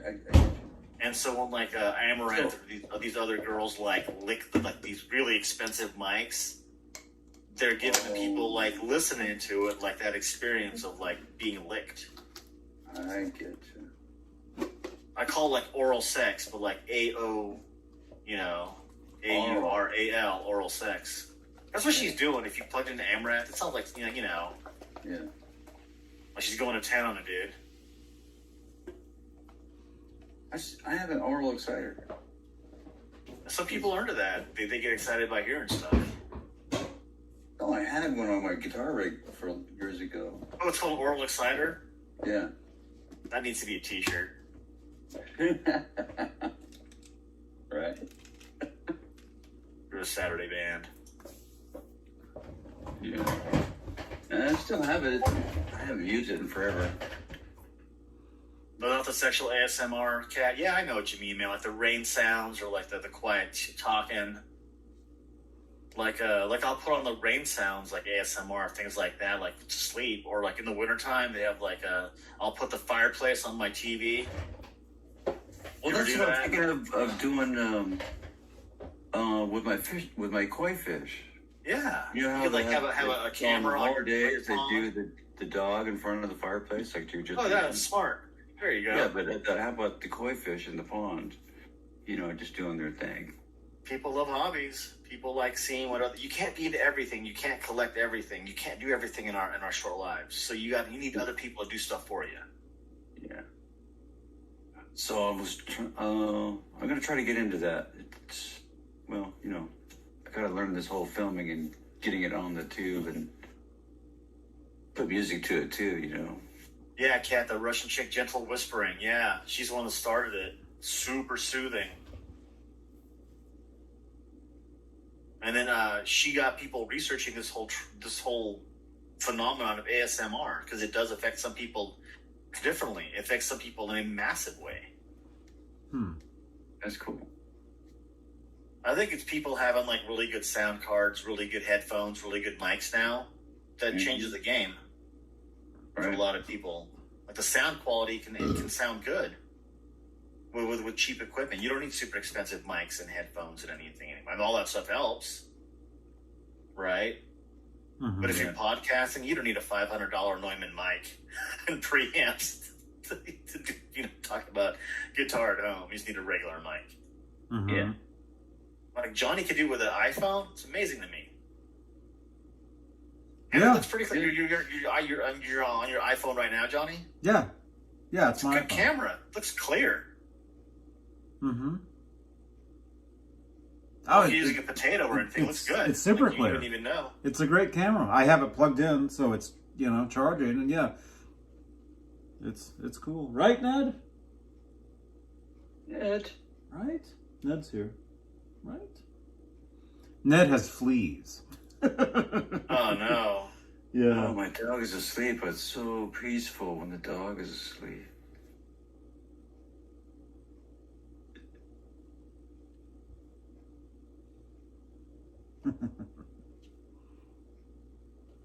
Come here, you. Yeah, so I want to get next to go out there a light for underwater at night so I can film the salamanders doing their thing at night.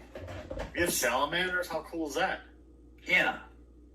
Now, it's really cool. So this house has been here for a while, and the pond has been here for a while. So the local salamanders have established that, a breeding. Oh wow. And it's a breeding pond, so they come here in January and do their thing, and by the end of April, I got babies out there. It's pretty cool. Pretty small number this year, but not sure why, but hopefully they'll be back. But it's pretty cool. I get their northwestern salamanders. They get about 10 inches long. Oh, that's cool. Wait a And minute. they cruise around the pond. The ones that don't leave just hang around the pond. But I they would do. definitely watch that. That's pretty unique, man. People love that stuff. Yeah, so I'm thinking I need to buy a light, but that's more money. But yeah, I'm gonna make money. Yeah. I don't know if it'll make money, but I'm looking for a light. It's probably it's to get a decent one. Probably going to be close to $200, at least. And Yeah, for a good one. yeah. So it can run for a couple hours at least, as long as the GoPro, and stick it out there under the water and try to get something cool. Good night, I'm man. into like aquariums as a hobby. There's this guy that has a camera and it's focused on a tank with a gigantic pufferfish, and he gets All right. tons of hits of people just watching his pufferfish. Yeah. Good I night, love that kind of PG. thing. I don't need to have a PG pufferfish cat. when he has one. Majestic They could be PB&J. really interactive pufferfish. Saltwater fish, especially. They are. Yeah. But, not with a camera. Cool. Yeah, it's strange times. I mean, any small interest you have can now be shared. No one is alone in their Yeah. interest anymore. No. Yeah. Yes.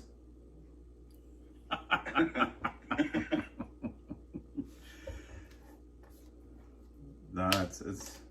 Yeah, I thought it would be, it would be something, because I hadn't seen any when I searched for it. So if I could post some videos like that, that'd be something. And if it's not present, there's a market opening for someone to do something like that. Yeah. There's this guy in Japan that has 2 otters as pets, and he films them, their lives of him, an adult man with 2 gigantic otters as pets. And people send him money, and he has like this complex in his yard, Uh-huh. and people tune in to watch him play with his otters. It's a strange world. Yeah. I've seen some other ones, not that one, but some other young people with the Or the people with hedgehogs or fennec foxes, or the people that paint with their feet. It's a strange, beautiful world out there. Yeah. And if you have 10 fans, it doesn't matter. As long as you do the best for those 10 people that watch you, then that's all that matters. And if you're lucky, you get more. They tell their friends. I'm Or like this, like you like the community, you like the people, you like the names you see, and you come back. I'm shocked we have like 10 people in here right now.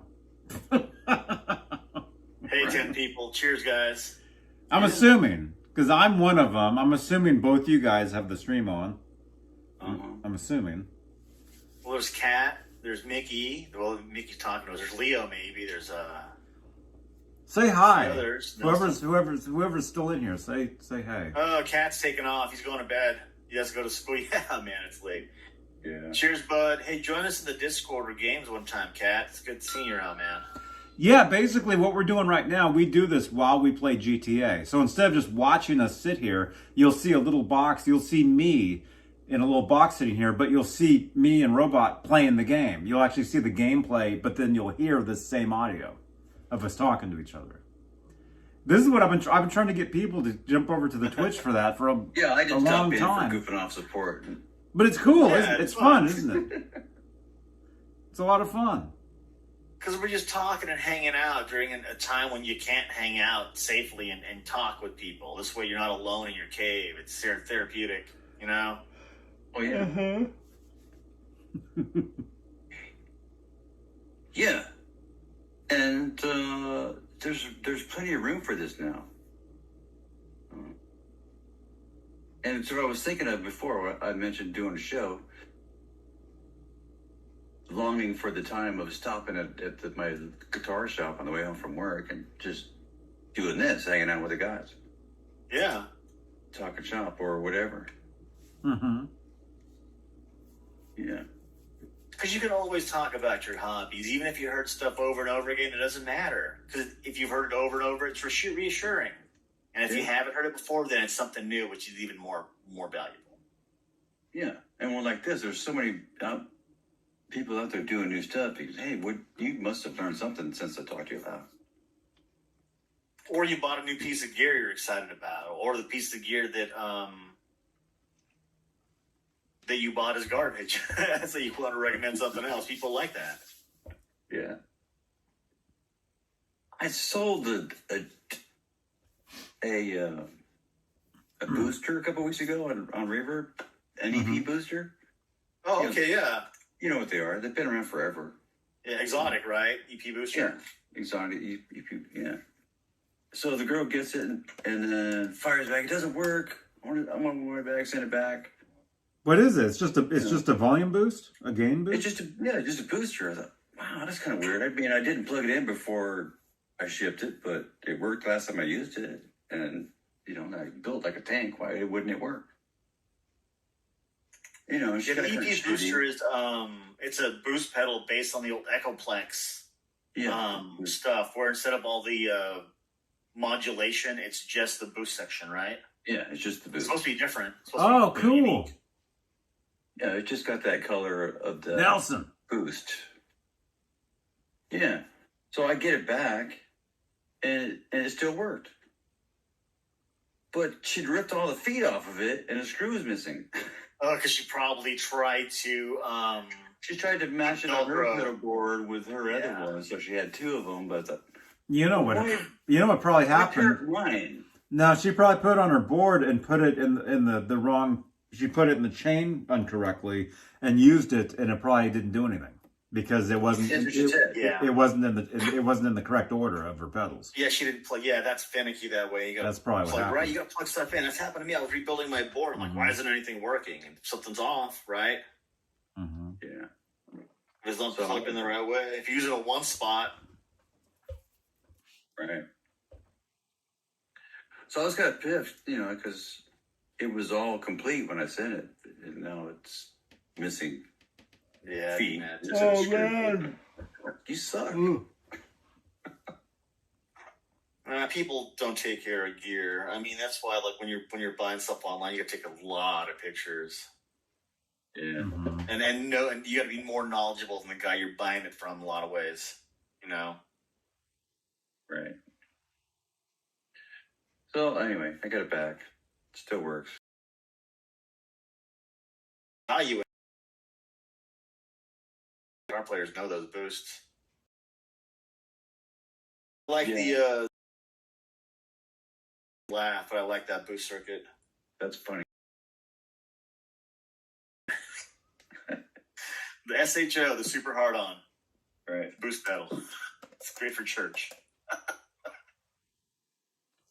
Yeah, I bet. Yeah, Johnny, you should really start showing pedals, start showing gear on this channel or the other channel. People want to see stuff. All right, The new show, we want to talk gear. we'll start right now. Here's the super feedbacker and distortion.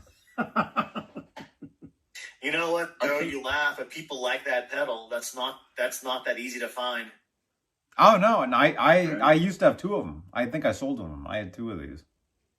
I know, like Phil McKnight collects Boss pedals, and people that mention like Super Boss feedbacker. pedals. That's one of the ones people like. I can't find the super feedbacker and distortion. It does a specific thing, right? Like you said, it holds a note, Yeah. Mhm. like it creates a feedback loop. That's interesting, man. I like all that stuff. Do I have? If I have a 9-volt, I can show you what it does. Do I have a 9-volt anywhere? Oh, probably. There's a Yeah, see, stack you of them should up here on top of Film mine. stuff, man. Film all your pedals. I'm sure. How many pedals do you have, do you think? Do you reckon? Like maybe 20, 30? Yeah, Nelson, roll another one, dude. Burn one down. How many I turned my assignment in while I was talking to you guys. How many do I have? Oh, good. I lost track of how many I got. I used to have. I used to have. Yours. I used to have probably. I just sold a few too. I used to have probably 100. Wow. I used to have a lot of stuff, man. If I would have had my shows back in the day, there's so much stuff I could have done. But I didn't have. There was no live streaming back then. I probably have 40-ish pedals right now. Somewhere in there. I think I have about the same, about 40, 45 maybe, 50, something like that. I'm a sucker for fuzz pedals, so I just snap them up. Like Telecasters and Cats, just fuzz pedals just show up. I've I'm been willing to getting try them. a couple fuzzes lately. They're all so different. Like the basic circuits, it's such a simple circuit, but they're so finicky with what you plug them into and what order they are in the chain. Yeah. And like the different kinds. So for me, as like a nerd, I like to research all the different basic fuzzes that came out. When did it start? Oh, man. The first fuzz was on a country album, right? I mean, that blows my mind. Yeah. Like when Keith Richards first heard Satisfaction live on radio in New York, he freaked out. Would hate it. So I narrowed down my favorite right now. I've been using is a King Fuzz from Bigfoot. Oh, really? Nice. Is that like what family? Is that like Big Muff, or is that like Fuzzface, or Maestro, or something? Is it sputtery, or is it like Velcro? No, it's not sputtery. I don't know. It's hard to, I don't know what family it's from, honestly. Those are the best kinds, to be honest, when you don't know where it came from. Because a lot of these like fuzzes are like, oh, that's a tone bender circuit, right? That's a fuzz face circuit. That's an Octavia circuit, right? Yeah, well, I heard just a snippet of it a couple years ago on the pedal show. Oh yeah, I like that show. It was part of a double pedal. It was fuzz and distortion from the same guy on one pedal. But I bought the fuzz circuit on its own pedal. Who makes that? It's Bigfoot Engineering. He's in the UK. Oh, interesting. Okay. Oh, boutique pedals. I'm pretty sure this is probably the fuzz that got used by the Black Crowes, right, on that album. Nice. Southern Harmony album. Is that what it's called? I love fuzz. I love all the different kinds. For the longest time, like fuzz and reverb is all you needed. Yeah. It's like growing up in California, you could do surf rock, you could do punk, you could do all sorts of stuff with fuzz and just reverb. Yeah. And I have a Gila Fuzz for LPD. Do you really? Oh, dude. Those old it's LPD like pedals are... People aren't selling those. That Saguaro and Javelina, the whole Arizona series, those small pedals. People aren't selling those. Yeah, that's a cool little pedal. They don't resell. People don't resell LPD pedals, man. They don't. You don't see those on the open market. You just don't. Yeah, it's the Mark II. Nice. What's that? Not the fuzz face. The tone bender Mark II.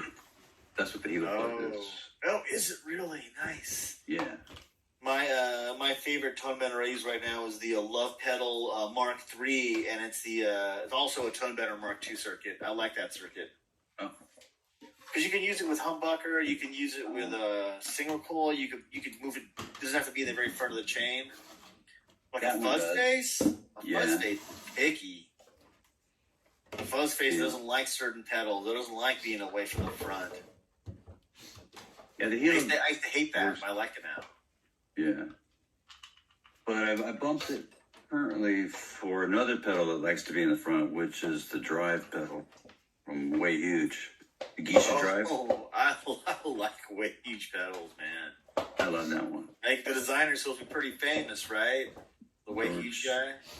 Church Trips. Yeah.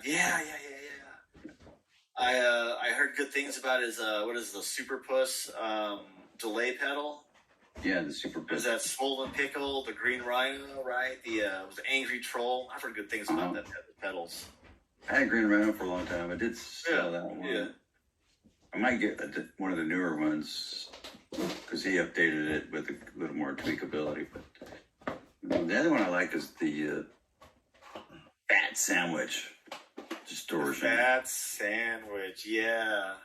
I know. Fat Sandwich is pretty good. I used to run my Dan Armstrong orange squeezer into the front of my Fat Sandwich. Nice. Armstrong. That's cool, man. And Johnny's plugging in. He's bringing stuff out. I see wires and extension cords and I can't be super loud right now because I don't know if there's anybody here, like upstairs. There's other people that live here. You're in a condo there? No, I'm in a house, but I'm only in half of it. You're only part of a house. Yeah. Oh, can you plug directly into your Focus Scarlet Ride so it's not that loud? You could use headphones. to monitor it? I'm not. All the volume is on my phone. Oh, okay. None of it is. Oh, that's right. That's right. I have my amp plugged into this, but I wonder if you I've can bring never that done feature it. closer. I've been wanting to get an iPad because I've seen people play their guitars on their iPads. This cable's broken. Oh, you killed it. This cable's busted.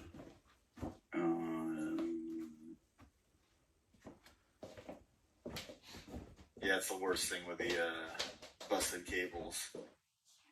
I like the ones with the screw-on electric ends because if the cable is crappy, you can still fix it. You can like maybe resolder the ends inside the tip if it still works.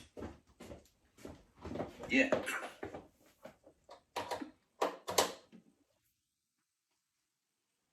This one might be Yeah, broken. Johnny, get it set up for pedals and stuff. This is fun. Oh, this one works. This one works. I've Yeah. heard good things about those THRs. I think they're cheaper than those the Spark one, right? Yeah, you know what? A lot of guys is really like those once they get them. Those little practice amps, because you don't need, when you're at home, you don't need 412 and 100 watts at home. No, Like as long as I've it's got a good sound. Yeah, you want to be able to sound good low. Like I've got a 30 watt AC30. I never dimed that. Are you kidding me? No. The cops called on me. Right. It's a 30 watts tube is immensely loud. Oh, I know. You know what blows my mind is I usually play like through my 25 watt Rivera. Nah, And- man, you got some good gear, dude. It's the coolest the Venus. I think it's Rivera's version of a deluxe, right? It's clean as it could be. But I have a 57 deluxe head. It's the 12 watts. It's so fucking loud. Yeah, right. A 12 watt, like I rock a Fender Super Champ X2 15 watt. It's plenty loud. It's crazy loud. Like through a 212, I run it through a 212 Yeah. cab. Plenty loud. You get plenty of saturation. Yeah. Monster. It's a little monster. I do want to get like the MiG 50 Electro Harmonix and 212 cab. That's This good. sounds good. But if I could find like a 100 watt Marshall and like 412 cab just for ironic shits and giggles sake. Yeah. If you Just keep your for eye the out fact, long you enough, know. one will pop up. Hey, I'd get like attenuator or something so I could actually use it. But otherwise, it's like ridiculous to have a 412 cab, 100 watt Marshall head at home, bedroom rig. I just want to do that for fun and like have like a 100 watt Marshall or orange and like a full stack. Call it my bedroom rig and see what people say. Right. Oh, Nelson is the last one. Nelson, do you have Discord? My 100 watt head is broken down right now. Nelson should join our Discord. Is he the last one? I see 15 people watching, but maybe not. Maybe they're Nelson's the last talker. watching from behind. And that's all a part of our community, just us talking and talking gear and enjoying the company, because everyone needs the company these days. We can't play guitar alone. It's not Yeah. natural. Yeah. Okay, I don't think anybody's here. Really hem on about playing lately. We don't want you to get busted, Johnny, if you got people out and about. No, I don't think anybody's here because I don't see anybody Oh, cool. here. Crank it. Maybe Oh no, I Sunday can't- night at midnight, they're not home. I can't crank it. Anyway, here's my current board. If you can see that. Super Chorus! I have one of those. Yeah, walk us through your Alright. board, man. Give us a board tour. Oh, I have one of those boss foot So- switches.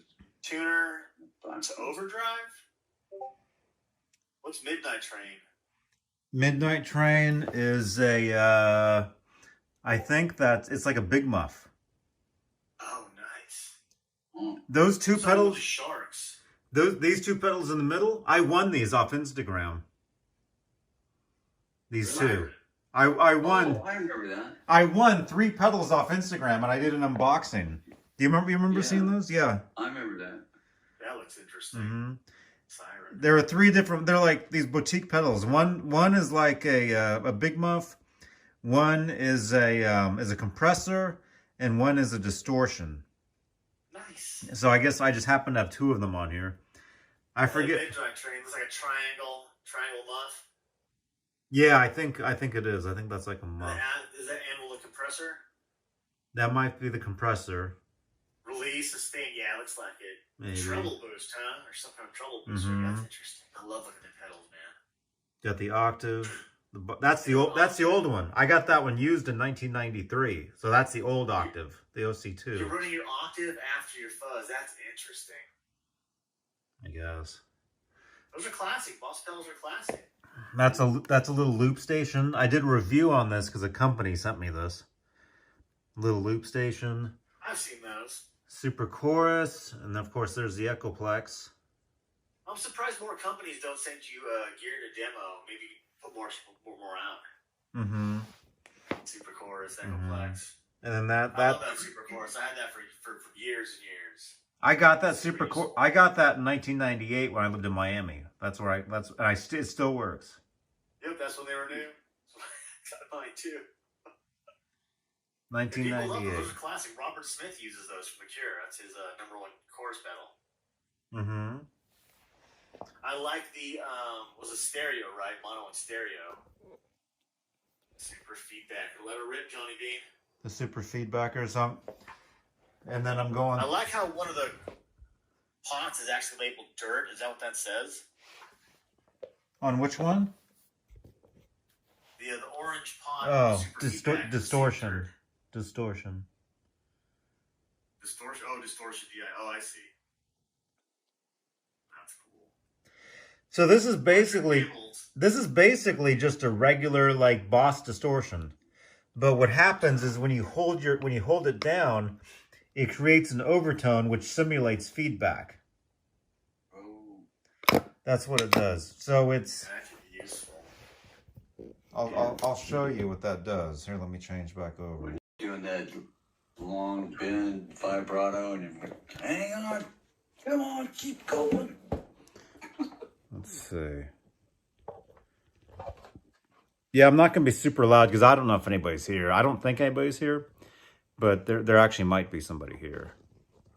I always, when I want to jam in the house, there's people around. I turn a TV on, and if you can hear the TV, then you know you're not too loud. Yeah. Oh. I've got you guys right by the amp. Sounds good. Something's messed up though. Oh, crap. Oh shit. That's too loud.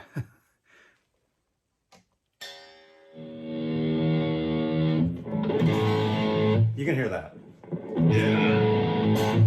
Okay, here's the pedal regular. It's a Boss distortion. It's So- DS1, right? Pretty much. So when you hit a note and you hold down the pedal,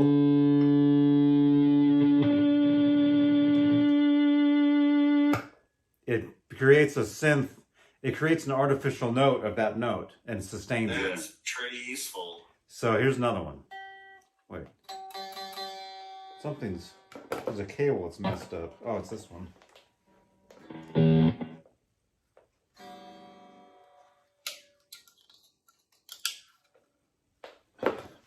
See, that's different. One of these pedals is messed up. Or cables. There we go. Wait.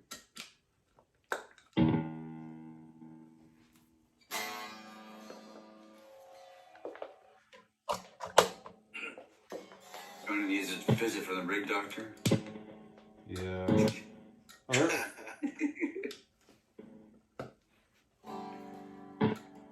Building pedal boards is an art form. That's a whole, right? Doing it good, doing it right, getting the stacks right. Yeah. There we go. So I'll do a high one.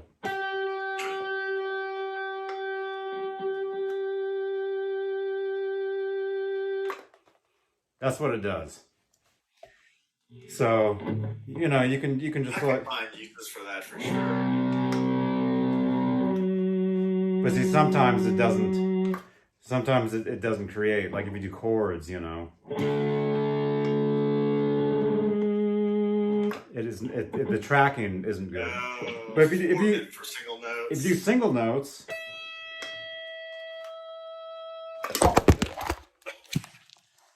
Did you use that pedal much when you gigged, like for certain songs, or No, I never. never? Just for Never. experimentation. Yeah, I got it years ago. I got it years and years and years and years and years and years ago. And just for messing around. Yeah, that's the best kind. It's just mess around. Dang, one of these cables is messed up.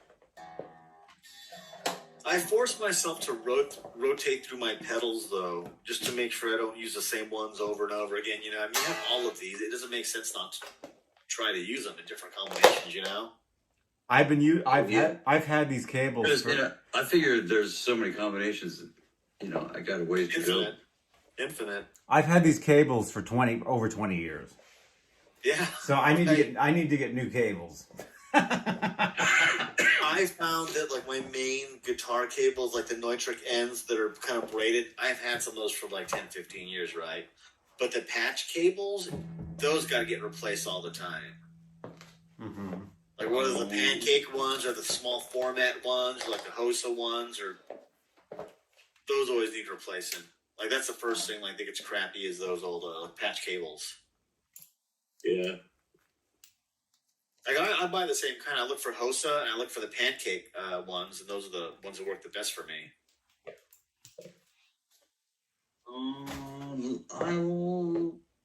Last round I went, I got those EBS. EBS, I think, Oh, yeah, it's a good company. It's Danish or Swedish. with the little flat. They're flat-sided, real low profile. Yeah, the low profile. That's what everyone's using these days. I have a cable hooked into one of my bass amps, and it's just tiny. It's a tiny little thing. It's like a toy, but no, it's a good sounding cable. Just small format. I was using this. I'm gonna leave all this stuff out, and so I'll do some stuff tomorrow. I'll do some videos, or I'll do a live or something. Useful little amps, those Yamahas. Yeah, it's a great amp. It's awesome. You got a great. I mean, it shocks me how much of a great tone you get out of those little things. Thank you to Michael Smith who gave it to me. Did it really? Yeah. That's very nice. Yeah, he sent it to me. Yeah. It was like a present for like Christmas or birthday or something. You should use it more on the show. I mean, you guys have a lot of talk show format, but then we come back to guitar. That's what brought a lot of us here. Mm-hmm. Yeah, I'll do something tomorrow on my main channel. I'll keep all this stuff out. It's all here. I mean, You yelled at for having all your toys out, are you, Johnny? nobody's here. I'm the only one here. So I count for a couple more days. I'm the only one here for Yeah, go nuts. I'm the only one here for a couple more days. So I mean, this whole place is a dump. But In the single life, we just have guitar gear everywhere, just pedals everywhere, wires everywhere. Go nuts. I'll leave everything out here and So it is my house. for tomorrow, and then I'll do something tomorrow with the. And, like, set up a bunch of pedals, do a couple of weird combos. Yeah, take us into the world of Johnny Bean's pedal board. Everyone's pedal board's different. What you do with your stuff, how you stack it, fascinating stuff. Mm-hmm. Sometimes I do something earlier in the day because I get a whole different audience. You know. So do you really? Oh yeah. I mean, if I go live, like I've actually been thinking like this whole week that I've been here myself. I was thinking about, what if I get up super early and go live like at 9 go live at 7 in the morning or something, you know? I would get a whole different. The beach, you know. I would get. Coffee, Johnny Bean. I've thought about doing stuff like that. Yeah. Do you have a little traveler guitar, like a little Martin backpacker or something? Baby Taylor. I've got the little headless. I've got the little Steinberger. Play some little guitars on the beach. Headless back there. You know. I'm glad you found that poster, man. It looks good in there. Yeah, I can't. Nice guitar more, though. That is a nice. Oh man, those striped guitars are so hot. Jeez. I love What'd you that say? England stripes. Striped guitars? Is that what you said? Look at that. That Man, one? those look so good. Right. You gotta feature those more, man. Those are just sick. The Frankie, look at that neck. The Frankenstein? I bet that neck feels like silk. Yeah, it's great. Look at that thing. Jeez, I am not worthy. It's amazing. So well done. There's a neck back there. There's a couple necks back there. Oh, yeah, there's several. You should hook up that neck pickup. I don't know how you'd switch it. That'd be fun. Look at those necks you have back there, man. Some EVH neck casually sitting around back there. I've had that neck for years. Standard. I've got an EV8 Stripe Series neck. Bozique gave me We gotta years ago. do some guitar builds, man. Like people would love to see this stuff. I've got a standard neck. I've got my original Kramer neck. And then look at this neck. You guys will laugh. I've got a Johnson. I need to shim the, I've got... I need to shim the neck on my JP player.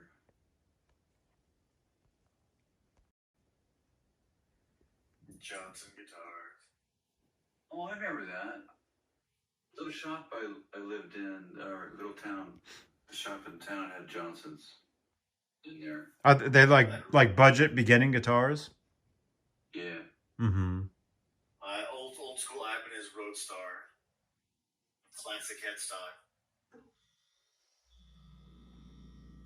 The custom sign's great. Steve Anderson sent this to me years ago. Hey, Nelson's still with us.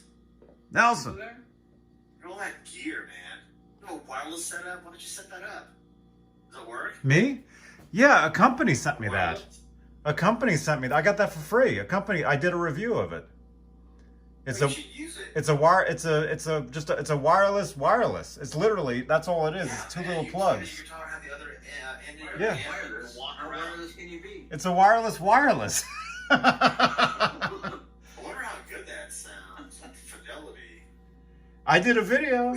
I did a video on it. Casualties have Wolfgang pickups just sitting, laying around, not being put into guitars. Look at that. Is that a Wolfgang pickup I see? Maybe two.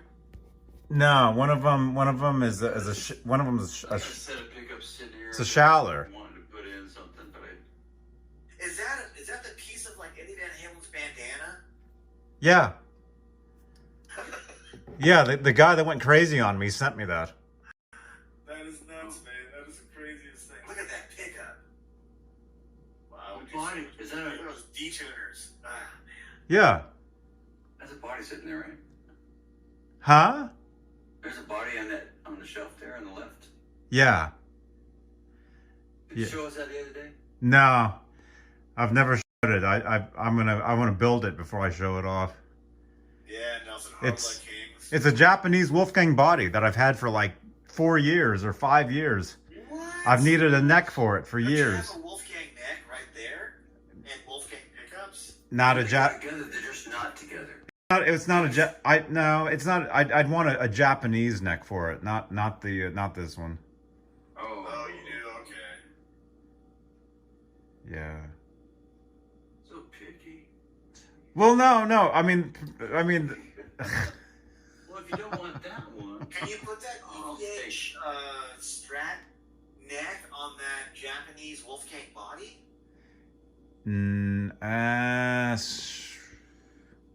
You'd have to heavily modify it to work. Yeah, it's not worth modifying. That'd be kind of fun. No, that Japanese body is probably worth oops. I don't know, $500, $600 by Yeah, itself. I was gonna say, Probably. like about 5 to 8. $500 to $800 for that body, and so I'd want to get the correct neck for it. You know. No, yeah, I feel ya.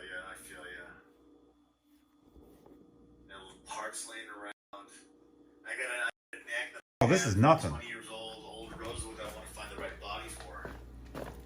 You got Ned's station right here. Oh, you guys are listening to me off the Discord. I forgot. So my voice is going to go away because I'm in the other room. You'll see me on the camera, though. I got my micro cube. I've got a little... I've got a mini Samick guitar right here. I've got my there's my original Fender Bullet guitar right there.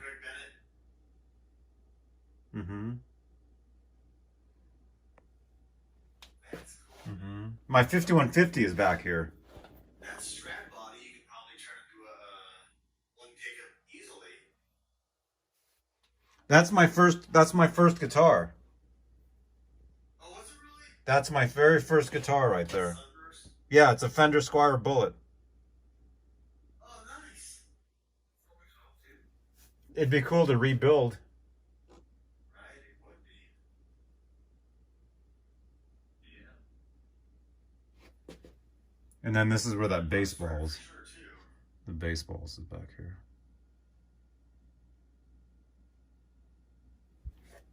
Yeah, I love putting things together. Just having little baseballs. I've got my amp. Gotta try that one out. Mine is coming. Mine is coming this week. My new modern issue of that. So I want to play that with my bass. It has an interesting sound. That Roland Micro Cube looks like it'd be fun to play. Was that cabinet I saw back there too? That's my 5150 half stack. There's a 412 sitting there. Yeah. What? Yeah. Yeah. You know, 5150 half stack. That's my 5150 half stack sitting back there. Yeah. You just need a cab to go with it, right? No, that is the cab. Oh, that's the whole thing. Why don't you That's a 51. play that on the show? I've used it. I've used it on the show I've hooked it up many times. I haven't used it the past couple of years though because I don't want to scare Ned. He's out hunting or doing whatever during some of your shows. But that's my 5150 back there. 5150 cab, I would show that. I would play that all the time. Look at that thing.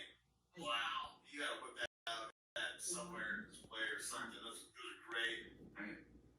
See, it's PV. PV 5150. And then my other amp, my Fender Hot Rod, is back here too. My Hot Rod Deluxe. You're right. It's a half stack, right? It's a 412 and a cab was a 50 watt. Yeah, that's it right there. See? It's so sick. Yeah, I should be hitting back there. I should find some way to be on your show. I use it. I've hooked up to it. I've played. I used to play it back here. I used to play it all the time, but I haven't played it since I've had Ned the past couple of years because I don't want to freak him out with the loud noises. So I haven't plugged it in. My dog gets used to it. Hey, Andrew. Hey now. Can you buzz Andrew in? Hey now. Is he sleepy there? Well, is he in the Discord? Yeah, he's on the live chat. Maybe you can join the Discord. Yeah. Andrew, join the Discord. Chat with us. Andrew, jump in the Discord and jump in the voice chat. Yeah, I've used the 50. Oh, he's asking who that is. This is Robot. That's Robot Master Switch. Hey, bud. Cheers, man. And Mickey Settlemeyer. Andrew from British, yeah. I got you cookie. And my puppy's here, having a cooked hash snack. See, my dog does not like distortion, but he's okay with fuzz and reverb, I notice, as long as they don't get sputtered. He's okay with it. I haven't exposed her yet to the much loudness. Yeah, I don't keep it too loud. Like I said, I have a TV on, so I kind of gauge loudness.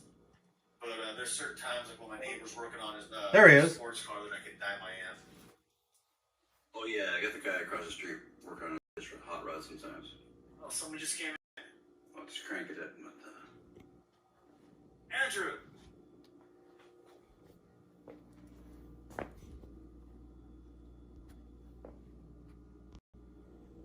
He's in the lounge. Andrew? What's up? I don't see a signal, though. Oh. Hey. You're probably trying to get the mic set up. I'll be right back. Yeah, I like us influencing Johnny Bean towards whipping out gear. Ned, what are you doing back there? Gear Bean. Because I like the talk shows, right? I like all the fun and hijinks. What are you doing? But I like it when they focus on nerdy gear, on string gauges and things like that, right? No, Brian's got the whole thing. Do you see Ned on the couch? Yeah, there he is. Andrew's in the Johnny Bean TV Live voice channel. It's the lounge, Andrew. Oh yeah, you probably clicked on the wrong one, huh? No one ever goes in John BL's party room. Yeah, Johnny, that just sounds weird. It makes John BL seem strange. John BL's party room. Party room. I sense a lot of Oh, he laughter. jumped in the top. Yeah, he jumped lounge. up to the lounge.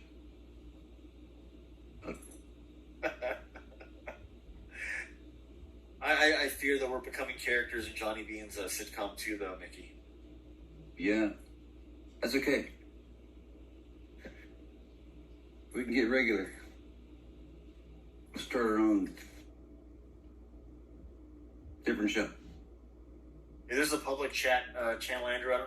Johnny, is the lounge channel available for people to see? You should be able to see it. If you scroll down to the other one. He does have so many. What's going on? Andrew's trying to get the settings right so he can talk to us in the Discord. He's in the public chat channel right now. Yeah, well, you can't. You can't. Simon was here earlier. You can't hear him because he's not in the right one. He has to be in the one we're in. I'll drag him in. There. Andrew. There he is. Andrew. Hello. Yeah, Andrew. He's in there. I can hear him. Barely. Yeah. Oh, how's it going, guys? There he is. There he is. Oh, yeah. Gosh, you got so many. I had to find which one you're in. So we've got Robot Master Switch here, Cheers, Mickey, bud. Johnny Bean, and Andrew. Nice to meet you guys. Hey, Andrew. And Nelson's in the chat too. Is Nelson still here? Who else I was is here? just telling the Nelson. guys earlier about the 2.5 hour introduction to Led Zeppelin 4. Yeah, Kurt was here earlier too. Oh, yeah. That was a cock-up, that one. That was a cock-up. We thought that we could probably do that all in one show, but then realised we hadn't got through to the introduction.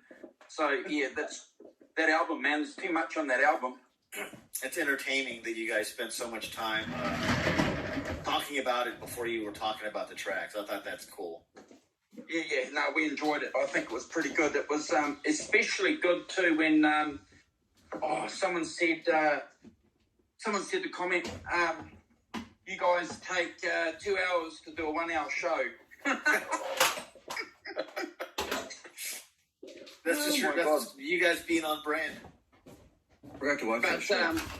I think that's up with you guys. And hey, if any of you guys ever want to jump on a show and hang out with us on the British Electric Blues Show, please get in touch. We'll have you guys anytime.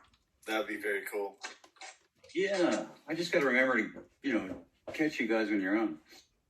Yeah. Oh, look, I know that it's a bit frustrating with the time differences and stuff like that, but we can make something happen. But it's always good to hang out with you guys. You guys have been brilliant, great supporters of Johnny's show. You guys have been here for years. Oh, yeah. Has it been that long? Yeah. I guess that's true. Yeah. I think you got years. So I think we're showing our age. Yeah, Nelson. But you guys have a nice vibe too. So a lot of it's transferred over to the 5150 and the British Electric Blues Show. You guys talk about some very critical albums. Yeah. Look, we appreciate it, and as you guys know, we have Johnny Bean to thank because he was the one that gave us gave us the idea. On some of the early shows that we did, I used to jump on with a guy called Carl, who was a Rolling Stones nut, and we used to work together, and he left and got another job, and I really enjoyed talking to him because his depth of knowledge was just intoxicating. And I said to him, why don't we just catch up and do a weekly show? Pretty much like Johnny was doing with Dave Nesbill, hanging out, just talking. And if anyone's interested in what we've got to say, because I knew that he was the key, because, Carl had the source, you see, and we'd go from there. And so we did that for a while. Simon Williams jumped on, and then Carl couldn't do it because he got into real estate. You know what real estate's like. You're at the beck and call of people 24/7. So he got Simon on, and he said, yeah, I'd love to do it. So we've basically been doing it weekly since. Dude. No, it's a fun community. Yeah, well, you know what? I agree with you. And it's really important because I think we realise, don't we, how important music is for us, as a young guy growing up, even now when we're old bastards. But also for our community, I like that. I like that gang mentality, of like, we like this shit. I think most of us agree that it's a truism that music really has saved a lot of our lives. It has given a lot of our lives value and meaning and purpose for me. Yeah. At my most depressed and lonely, desperate times in my life, there was no music. Yeah. As if I couldn't bear the joy of playing it. Yeah. Letting the music in your life, among other things, is that healthy balance. And it's made the difference for me. I feel much better devoting myself to music.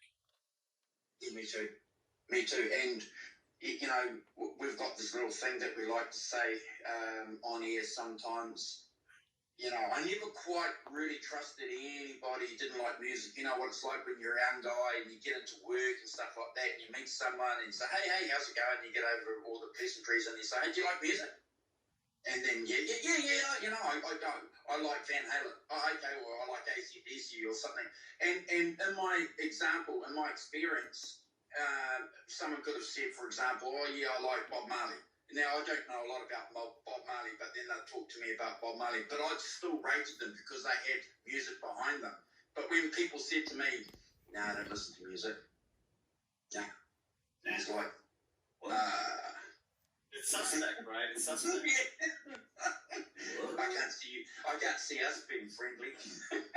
And, if that means being snobbish or aristocratic in an outlook, well, I'll take that label. I think it means you have a shared passion. You can speak the same language. Like certain emotional touchstones are common. Yeah. Despite the age. Yeah. You could have been 17 when you first heard Black Sabbath, Paranoid. Yeah. And then someone in 20 years later heard it for the first time. At the same age, it'll affect them the same way. It's immediate touchstone. Correct, because one of the great things that we have on our show, like for example, Simon lined up to buy Led Zeppelin 4. He was 14 years old when he heard Led Zeppelin. I was 14 years old when I heard it, but I wasn't lining up for it. So and that perspective gives it a different balance, which I really think people in our chat with our show identify with because. A lot of us are like that too, we're probably not there lining up. But what's really cool though is that, for example, Brad talks about Carnal Knowledge, the Van Halen Carnal Knowledge. He loves that album. That's his most favourite Van Halen album. Why? Because he lined up to buy it. Yeah. The memories you make, they don't change. Incredible. Like Jump makes me 8 years old, and for that I am grateful. It brings everything back. All the years in between the first time I heard it and now, and every time in between, it brings me back to being 8 years old. Yeah. And not knowing anything about music, not knowing what any of this was. That's precious. It still gives me goosebumps. So do you guys remember, and again, this might be, a little bit personal, but you know, you don't have to answer it. But do you guys remember pre-internet days? Were you guys around pre-internet? Are you kidding? Listen. You guys are gonna freak out. Let me freak you guys out for a second. Yeah. Just hold on to your shorts. Okay. I wanted to turn the rock and roll world onto a tapping thing. I knew this country hillbilly tune. Yeah. Probably one of the first tunes I ever learned. It was all tapping over a D and an A chord. And this was a couple years before Van Halen. Oh wow. This is before Van Halen. And the tune I learned was recorded in 1962. Wow. So when Van Halen came out, I was like, oh man, I wanted to do that. I wanted to do that. You know, I'm telling you, I was only like 2 hours away from Pasadena. This is how close proximity. He could have learned it from the same source, in a sense, indirectly, but he had the knowledge and the experience because he'd been playing piano and lessons. I was an idiot. So I was still 14, trying to use a fuzz bass through a Fender Twin. I didn't know what I was doing. Yeah. And I was trying to make it work, but it didn't work yet. I hadn't figured it out. And boom, here comes Eddie. I'm like, oh, wow. That's how you do Oh, it. fuck, man. Yeah. Now I can't do it. Because he's got it. Oh wow. You know, That's and great. I honestly, no disrespect whatsoever, but Yeah. it was that close, in a sense. So, I wasn't totally blown away like everybody else because I've been exposed to the tapping thing already, and some of my friends did too because I'd been doing it and they've been around. So it wasn't a mind blower for me when Eddie came in. Wow. And you know what I'm saying? Yeah. Well, so that amazes me. That amazes me because Is that cool? I've heard other people say that they've been, you know, that they were doing something similar. So yeah. So what worked with Eddie? What did work with Eddie because he was in Van Halen? Stars lined up, all the supernatural stuff that we don't like to talk about, but we know exists. I think, you know, it was a matter of experience and applying his keyboard knowledge onto a guitar. I think, maybe like seeing the notes. Because it's more linear, I think, and he had already the harmonic knowledge in his head. You know, I was still struggling, you know, completely. So clearly he was a genius. You know, when he came out, so I mean, I didn't have a chance in hell, but yeah. I think putting different things together. I mean, remember, he started as a drummer, and Al was better at drums. So Al got the drums, and Eddie went to piano and guitar, right? That's legend. Yeah. So he had the rhythmic bass, he could play drums. He has the fundamental music theory that comes from piano. All music theory comes from piano, right? Mm-hmm. He played the guitar. Yeah. And I'm positive he played bass, but if he played guitar, so you have all of it together. And I don't think he treated the guitar as just the guitar. If you wanted to make it percussive, he'd play like a drum. If you wanted to play harmonic or melodic, he'd play like a piano. I think that's the difference, is he saw it as a tool, a means to an end. It wasn't the end-all, be-all. If there's an E note here, there's an E note there. And if I bend it sharp here, then it'll affect this there. Yeah. If I'm in this key, then I can use the first or the fourth or the third or whatever. And I think that's the theory behind it. Oh, here's an A here, but there's also an A here. And if I use an A here, I can use this here. Mm-hmm. I think that's the brilliance. And if I tap this note, well, now it's a different scale and a different key. Well, this is what I look forward to because this kind of research is going to come out, obviously, with Eddie's passing. So, you know, for example, there's a book, Songwriting Secrets of the Beatles. It's 700 pages You know, and you've got you've got this guy called Walter Everett who's written two really technical books on the Beatles and how they constructed songs. I can't wait for this stuff comes through on Eddie. How we're going to have, because it deserves that kind of detailed technical attention. No disrespect for the books that are coming out now, which are great. You know, the narrative stories, but that technical deep shit when it's going to come out, because guys obviously going to be working on it. You want the musicians' technical knowledge of why things were done. Yes. In what And I may not what understand does this mean the extent of it. mathematically, right? Yeah, exactly. What is the theory behind it? What is the significance behind this option versus that option? Totally, sonically. Correct. So I'm, you know, guys, I'm really excited to get that kind of stuff. And you know, when you go away on a vacation for 2 weeks, you're going to be antisocial, aren't you? Because all you're going to be doing is reading, trying to work this out. I mean, I see Eddie's influence lingering the tapping thing with a lot of these young modern, like math rock kids. Yeah. And this stuff like look at Tim Henson for Polyphia. Yeah. That's all tapping. Yeah. Or Yvette Young. Or look at Gojira. Like that's technical death metal. That's all tapping. Yvette Young is awesome. Right? All tapping. Yes. Really?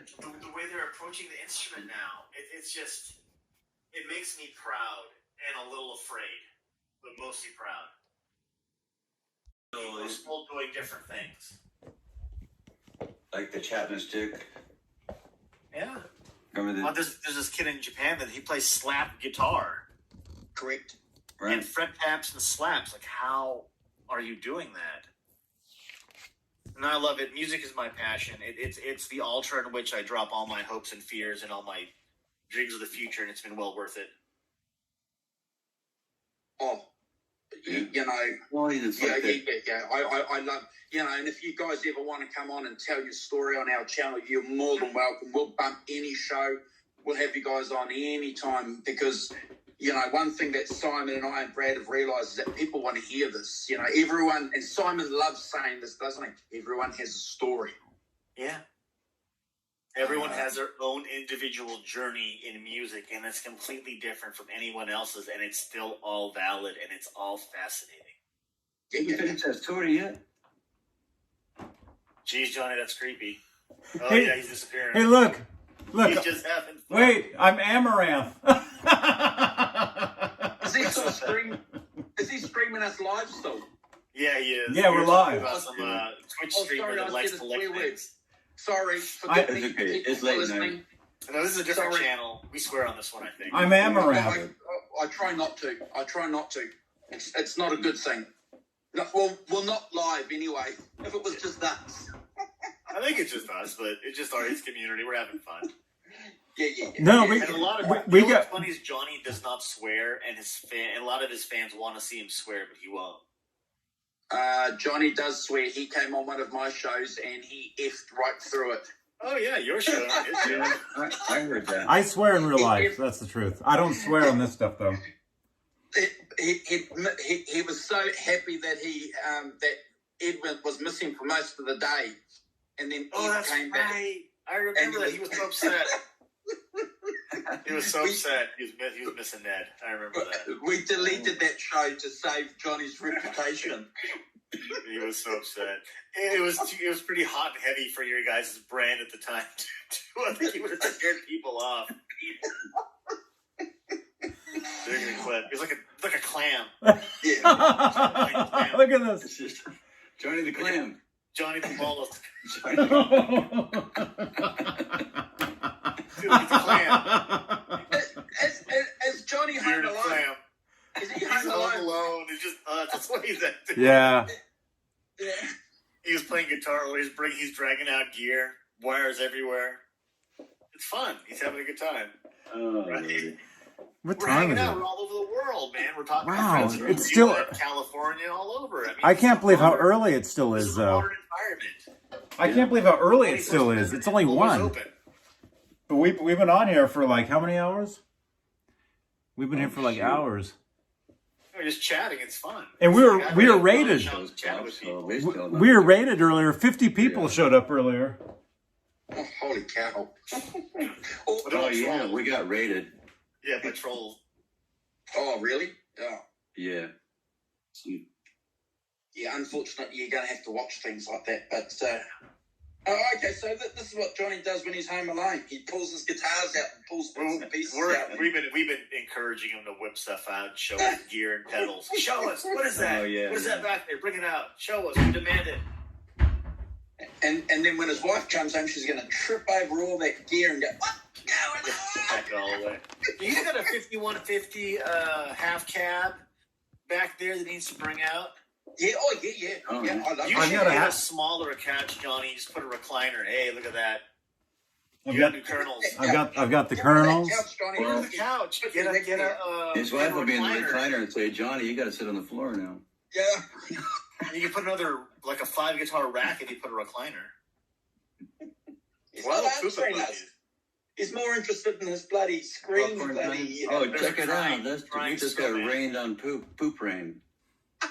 Is a crying snowman your tributary or the- clap? A shitstorm. a shitstorm.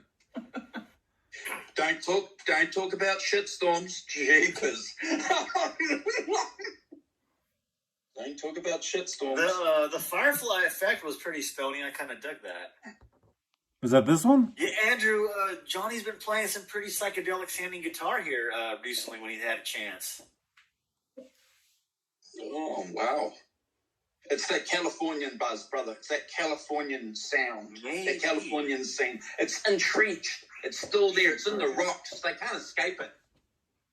We do like a lot of weird stuff out here, man. Yeah. Maybe it's the surf background or something. Messing with different keys. I don't know. We do different stuff here. I would love to go to New Zealand or Australia for a music tour. I would love to do that. Yeah. Well, we're in lockdown at the moment. We've been going through some bizarre situations. So Right. we don't want to get political because, that's going to be a bummer on everything. No. But, I I've been sit here and I seeing watch some and see what, crazy stuff. you guys are in freedom and we're locked down. We're still sort of. Well, it depends. I'm in California, and they're kind of just stupid as far as I'm concerned, but it sounds like they're more stupid where you are. So, Yeah. Andrew. New Zealand is the pragmatic, rational one. It's Australians that are kind of like riding in the streets, but they're in a hardcore lockdown, like martial law lockdown. Plus, they have Yeah. that mouse invasion and all the fires and all Yeah. the drop bears. It's Yeah, a yeah. dangerous place, man. Yeah. So, Wow. yeah. Wet And koalas. our government here has got this policy of trying to eradicate it, or whereas I think North America and Europe, the political Live with it. organisations there have decided, well, you guys are going to live with it. So The economy, but New Zealand's a small island. You can't get everyone sick. You can't ruin your economy. It's just too small. no. But if you guys ever come here, I've got to fly my country's flag. It's a beautiful place. We've got some ups and downs, obviously, but it's still beautiful. It's a beautiful place. So if you guys ever come here, you don't need any guitars. Just come and we'll jam and we'll I'm hang already out. sold on New Zealand, man. I'm already Yep. sold on New Zealand. Because I played rugby. A lot of my heroes are Kiwis. Yeah. But the tech environment in New Zealand is very interesting to me. I do tech, and it's very Well, interesting to me. Have I like you the heard outdoors. that Amazon are hiring 1,000 people in Auckland? They're building a big cloud warehouse. Yeah, I'm not surprised. Yeah. There's talk of they'd like to set up New Zealand as a data haven Yeah. for That's it. servers, secure banking, Bitcoin, bit mining, things like that, because it's away from everything else. It's isolated. Yeah. And there's not a million people doing it, so it could become like Liechtenstein or Switzerland for banking. So for like Bitcoin and New Zealand? encryption in New Zealand, Okay. And everyone I'll tell you speaks something. English. It's secure. It's a first world country. With international cables, it just doesn't matter. And then New Zealand has favorable tax benefits for a software development there. They want to get a thing going. And I'll be really pragmatic. We are a location for a lot of North American billionaires. and millionaires have got a lot of property here too. So you put that together with what you've just said, makes a bit of sense, doesn't it? It's a data haven, cash haven. Uh-huh. Waterfront property at 1980s American prices. Yeah.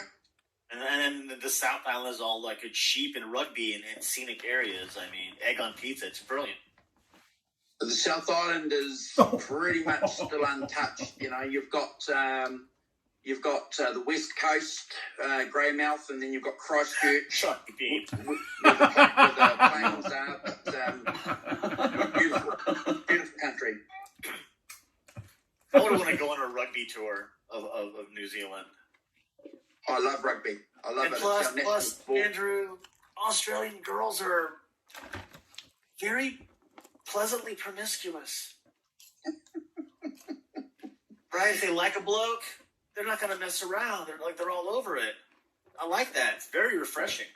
I've got to be careful what I say because I might incriminate myself.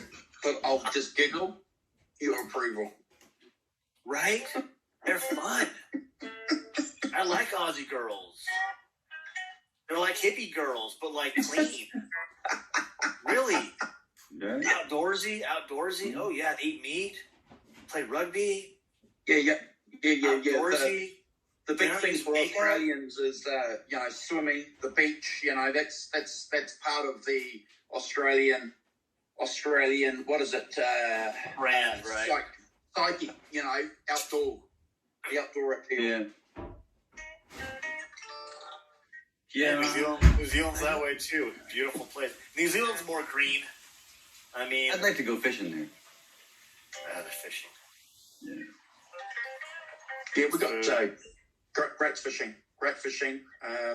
You can do big game fishing, but we also have snapper fishing, one of the best snapper, and you can go trout fishing. You know, if you're a trouter, you know. So Those gigantic Southern Hemisphere lobster, those reef lobsters.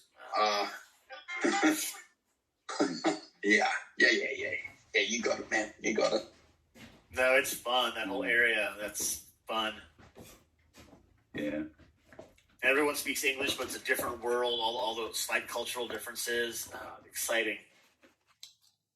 And the music scene seems wide open. It's small, right? If the music community here is small, it's got to be smaller down under. Yeah, but That's our music scene's weird. Johnny's though. got 2 bags Yeah? of popcorn.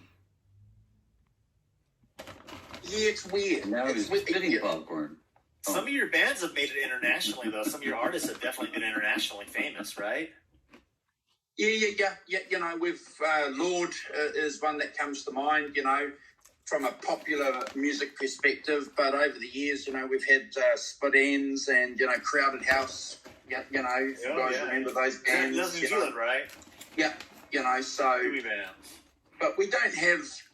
You know, if you want rock and roll bands, if you want to listen to that kind of music, you got to. Well, when the lockdowns lift, you got to go to the bars and watch a lot of those bands. It's like Big Runga. I remember playing a bunch of Big Runga songs. Yeah, awesome. Yeah, Big Runga was awesome. And she had a sister that was in another band Oh. that was pretty popular. Her older sister in a rock band. It's going back about 20 years. Yeah, cheapest time flies. Right. Wow.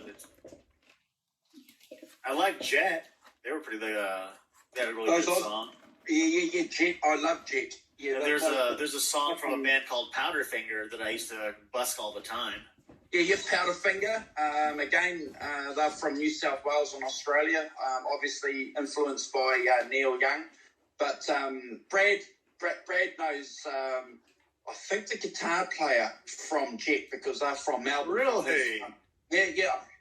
I think he said, he's met him and had a chat with him kind of thing, you know. So, because, you know, Brad doesn't name drop. You got to kind of dig that stuff out of him. I appreciate that, though. I like Yeah, Tame yeah. Impala. They're very interesting. Yeah. And then there's that a couple of Australian metal bands, 12 Foot Ninja. Yep. Yeah. They're pretty popular here. But And again, the Smoko punk guys did really well here. you've got to kind of dig beneath the surface to that's not going to get promoted on The normal radio. underground music scene there is interesting. You couldn't just go there for a week. You'd have to spend a good amount of time there to get into the music scene in Australia and New Zealand. Yeah, talking to Brad about it. The biggest city for the music scene in Australia has been traditionally Melbourne. But again, with the lockdowns and all that, Simon Hosford, who we did a show with, he's got his Van Halen tribute band, Fair Warning. They can't do anything. They were hoping to, get out there and promote Van Halen and do a sort of national tour. Yeah, it's a bit of a catastrophe. But Hey, Tim Thomas, False Flag. Hey, welcome, guys. You're up late. Yeah, I've Hey, been seeing dude. False Flag for ages. Hey, False Flag, do you have Discord? Tim Thomas is a cool dude. False Nelson flag. Rodriguez, he's a cool dude. We all know these people, right? These are people talking guitar at 1 a.m. Of course, they're cool. Yeah. I've got a lot of time for Nelson. He renamed our midweek show. We used to call it the midweek show, and he said, the Bro Down. So we've renamed it the Bro Down. That's right. Oh, Nelson's one of your mods. Very cool. Very cool. Yeah. What's Johnny doing? What's he drinking now? Has he got a beer? He's got a LaCroix. cruising around the house and getting popcorn and getting. He only drinks, drinks you in GTA Online. Yeah, I don't drink at all anymore, man. Oh, good on you. I totally stopped, and so I'm freaking addicted to these sparkling waters now. These are all I drink. Good. Oh yeah. Night, Nelson. Cheers, bud. Good night, Nelson. Hey, see you, Nelson. Cheers, Nelson. Man, I like talking with you guys. It's like being in a bar with just guitar players or industry people. All the normals have left. It's just us. I like that. Get rid of the normies. Right. Like the industry-only bars that are open at 3 o'clock for like waiters and bartenders to go have a drink and a sandwich, right? Yeah. Brian Spalding! Brian Spalding. See, Johnny, if you stream it, they will come. Look, I've got a microphone. Hey, look at that. And And- went to the and- dentist. Yeah, I don't know. He's doing some fun stuff. He's being creative. Are you doing that through your phone, Johnny? Yeah. Oh, okay. I was going to say, but Yeah, my main computer is broken, so I'm doing all my shows through my phone now. hey, We're live in the Discord chat, guys. Yeah, we're live in the Discord in the voice chat. If anybody wants to jump in and talk, jump into the Discord. The link is in every one of my videos, and then jump into the voice chat. You'll see us. Oh my gosh. oh my gosh. We're talking guitar like usual, like we always do, like we always will. I need a refill. Oh, hey, Oh, Brian. good. Nelson's not leaving. That's good. I'm not going anywhere. Hey, Brian. Oh, I'm trying to get Johnny and other guys into fuzz. I'm such a huge fuzz addict. yeah. I love fuzz. I have that fuzz bender too, the Keeley one. I love fuzz more than distortion, and I love distortion pedals. Oh my gosh, that's like a donut. The 69. That's a It donut looks beard. like a beard made of like grape 369. flavored snow cones. Oh, look at that, you Look at dirty that. eater! It's a donut. It's got the Donut donut beard. beard. Oh, and look at my head. There. It's like you're having oral sex with a Oompa Loompa. You're gonna get diabetes. No, I'm scared of diabetes, man. A lot of these filters, Ooh. just really, they creep me out. I'm Look at fine. that. If that cream melts into your head, I'll be really freaked out. What the hell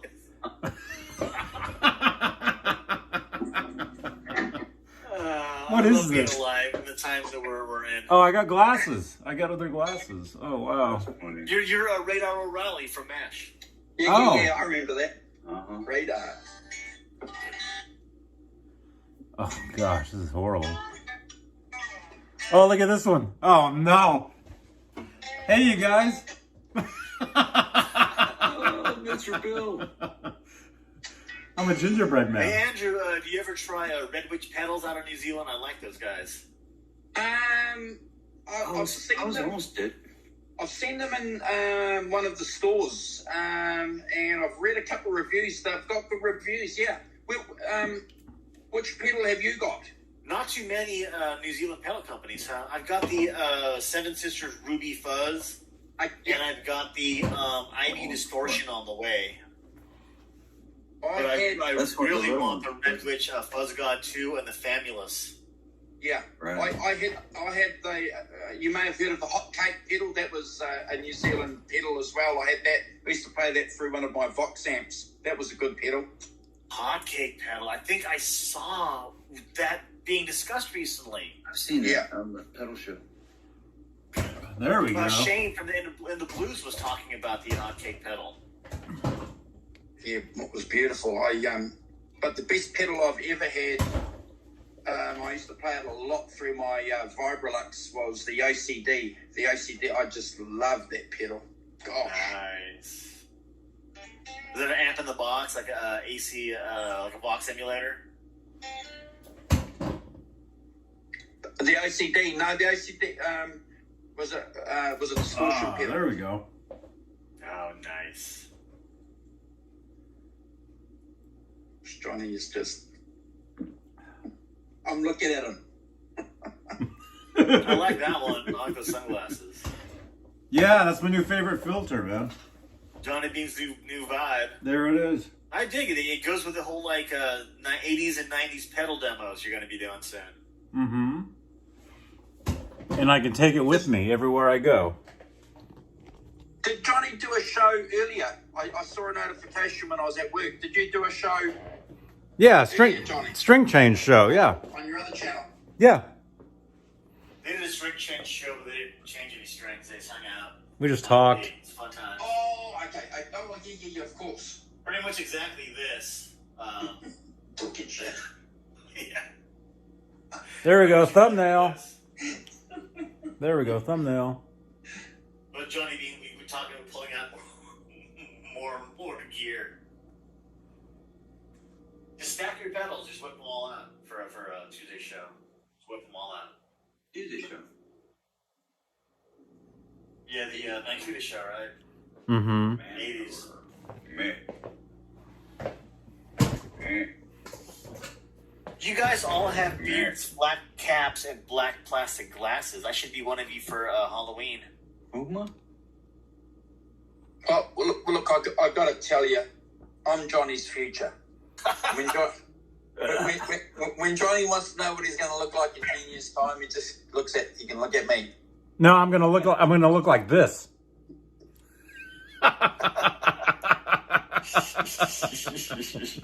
I would use all these weird filters during your shows. Why not? This is fun. Yeah. And Well, what's a fun tool if you don't use it? You things to lighten up. This is fun. It's weird. I like it. mm-hmm. Oh, yeah. Oh, it's raining. Or it's snowing now. Johnny, I should send you a container of Vegemite. I've been eating it recently. I really like it. What is it? What? Beautiful. It's good for you. Puts muscles. Puts your hairs on your ball bags. Andrew, I'm trying to. I got a pedal kit from England. It's a clone of the Mossrite Fuzzrite. Oh, wow. I'm thinking about painting it or getting a sticker of a Marmite of a Vegemite logo and putting it on there and calling it my Vegemite Fuzzrite. Oh, that's where I saw I that. ran I it put that by in the chat Simon. earlier today. Yeah, I ran it by Simon, and he thought it was hilarious. The Vegemite Fuzzrite, I think it's distinct awesome. colors, right? Yeah. Johnny. No. I like your eyeshadow. You like that? Catwoman. I want someone to make a combo, and then change it over pedal to with like a compression, a boost, and a distortion, and we could call it the Shocker, with like 1 in the pink and 2 in the stink. oh gosh. But I don't know who will build that for me. The Shocker, right? I guess the pink would be the compression, and maybe the stink is the overdrive and distortion. That's what I'm thinking. Where's the filters at? People would laugh. I think it'd be funny in Australia. Australians would buy it. It's funny. Yeah. What pedal are you rocking? I'm rocking the Shocker. I'm rocking the Shocker. Oh yeah, well, some of those pedal names were quite hilarious. Remember that guy out of Steel Panther? He came out with a pedal called the Pussy Melter. Yeah. Yeah, those guys would build it for you. And there's like this boutique pedal from this company called Moleko. They have a pedal called the Ass Blaster. I can't turn this filter off. Oh, It's stuck. John. From now on, this is me. Your eyes are just scorching. Oh no. You got it sucked you into it. Huh? It's a rabbit head. You look so insane. Oh my god. I can't turn it off. Getting us confused with this OnlyFans page. He's going to start showing. Gonna be in the Damn, Playboy don't Mansion. laugh about that. Notice Johnny Bean has never been around a banana. He's scared of them. Oh my god. Bad experience. He Dang. only eats bananas for pay. How do you turn this We off? don't want to see your boy pussy. He doesn't eat fruit for free anymore. Oh, my That's God. money only. It's on the clock, boys. Oh my lord. Oh, here we go. Wait, I was looking for this Here we one. go. Oh, there it is. Now it's off. Good. I was gonna be Amaranth. I was gonna be two Amaranths, but it turns off when you do the other one. Yeah, we were talking about Amaranth and our appreciation of her assets. Mm-hmm. Yeah. I don't blame people like that, man. You learn skill or you make do with what you have. And having a rack and a 24/7 butt is a skill to keep. That's not easy. A lot of hard work and dedication goes into keeping those proportions primed. And all the audio video stuff she has to do, and all the leg lifts and squats. That's rough, man. I bet she never eats carbs. Never. Guaranteed. I'd like a girl that's a little more plump that can have like a piece of toast now and That's again. right. That's right. And they don't mind a bit of cream, you see. That's You get a supposed to little be- older, you don't want like a skinny girl made of like beef jerky. No. Right, you want a little more compression, a little more reverb. You want to dial up the room a little bit, right? A little more lush. Not so dry, more wet. I don't know. I like echo, brother. I've got to have that echo. A little bit of echo.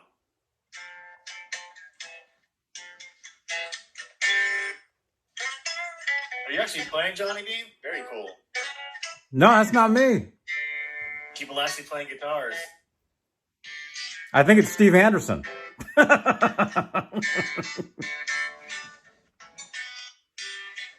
Andrew, I wish during your shows you would hold more of your guitar collection up to the camera to entice us. You have so many nice ones. My intention, so what I'm going to do, thank you, brother, thank you. So what I'm going to do is I've got a Knox box and I've got a Captor X and I've got both of them going through my Blues Breakers. So what I'm going to do is I'm going to do a show within the next couple of weeks and I'm going to go live and I'm going to switch between the two of them on similar amp settings and just get some feedback on a live show. We also plan to do that with Brad and Kurt. So I've got a Yamaha TH30 which has a Van Halen setting, and also on my computer on Reaper I've got that micro pitch setting. So we're going to do that as well live to see what that sounds like as far as Van Halen settings. Brad's going to do something similar as well in the Rev. So yeah, we realise that we need to do some of that stuff. So we're working on it. The thing with Brad though is, yeah, the thing with Brad though is he mics straight through to his computer, and I'm saying to him, he's going to have the mic and go through a interface, and then through his computer for us to be able to get the fuller understanding and appreciation of his tone. So he's going to work on that. And there's like IRs and like Yep. all these desktop things. You can create a good solid like tube tone. That's my next learning phase because I used to make fun of all that digital stuff, but you can't avoid it. You can't always be tube amps and pedals all the time and straight miking. Well, you're right, and that's one of the great things about the aux box, because I can obviously hook it into my blues breaker, which would be loud anyway, wouldn't it? So I can tune this up to 9, go through my aux box, which attenuates it, but still gives it that springness between, from the fretboard and the strings that you would normally get with an amp, and then it outputs through my monitors. So you still get that depth, and also you can change different cabinets as well. And it has an attenuator as well, so you can go straight out through the speakers on the amp. I highly recommend it, because That's it's a universal audio, right? Aux box, Yeah. universal. Yeah, I've seen those. Those look great. The sound on those is amazing. The attenuating function is amazing. Well, yeah, because I'm at home. I can't crank a blue. You guys know it's amps are loud. You got to crank them up to get the juice, don't you? Yeah, volume But is where quality. this is where modeling comes in. Because you can get some good modeling gear now. The thing is, though, where do you start? And how to hook it all together and what's good or not. And Do you get a head rush? complicated. Do you get the Line 6? Do you get the Helix? Where do you start? Exactly. False flag. Join the Discord. Jump in the Discord. There's a voice chat. And just certain tones you need it at volume and full gain. Like my AC30, having it dimed and cranked is an amazing experience, but I can't do it comfortably without fear of the cops breaking down my door. You can't. I had an AC15, man, Right? and I couldn't crank that at home. I had to go, out, they're loud. And But on a special I've had an occasion, I AC30. will dime that AC30 for the sheer joy of doing what it's intended to do, is diming it. And it's crazy loud, but I just bathe in the music. You can barely hear it at that point. You just feel it. It made me deaf. I've got a casino, and I had a mate that had an AC30, and about 4 or 5 years ago, we had a jam session, and I took my casino, and I just, man, I couldn't hear for a day. It's a fun sound, though. The brightness cuts, but Oh, it's not usable without an attenuator. When I You play know, my but- 30 at home, I get to maybe like 2 or 3. That's as far as I can go and have it be realistic. And that's one of the reasons why I love REM, because Peter Buck, he plays a Rickenbacker, and he plays those Vox amps. I love that tone he gets. Love it. Yeah, it's unique.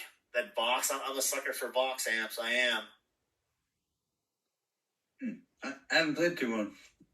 They're this jangly, What is- bright, crystalline thing that Vox amps do. It just cuts. It cuts whether it's clean, and if you add dirt to it, it takes pedals great, and it just cuts through a mix.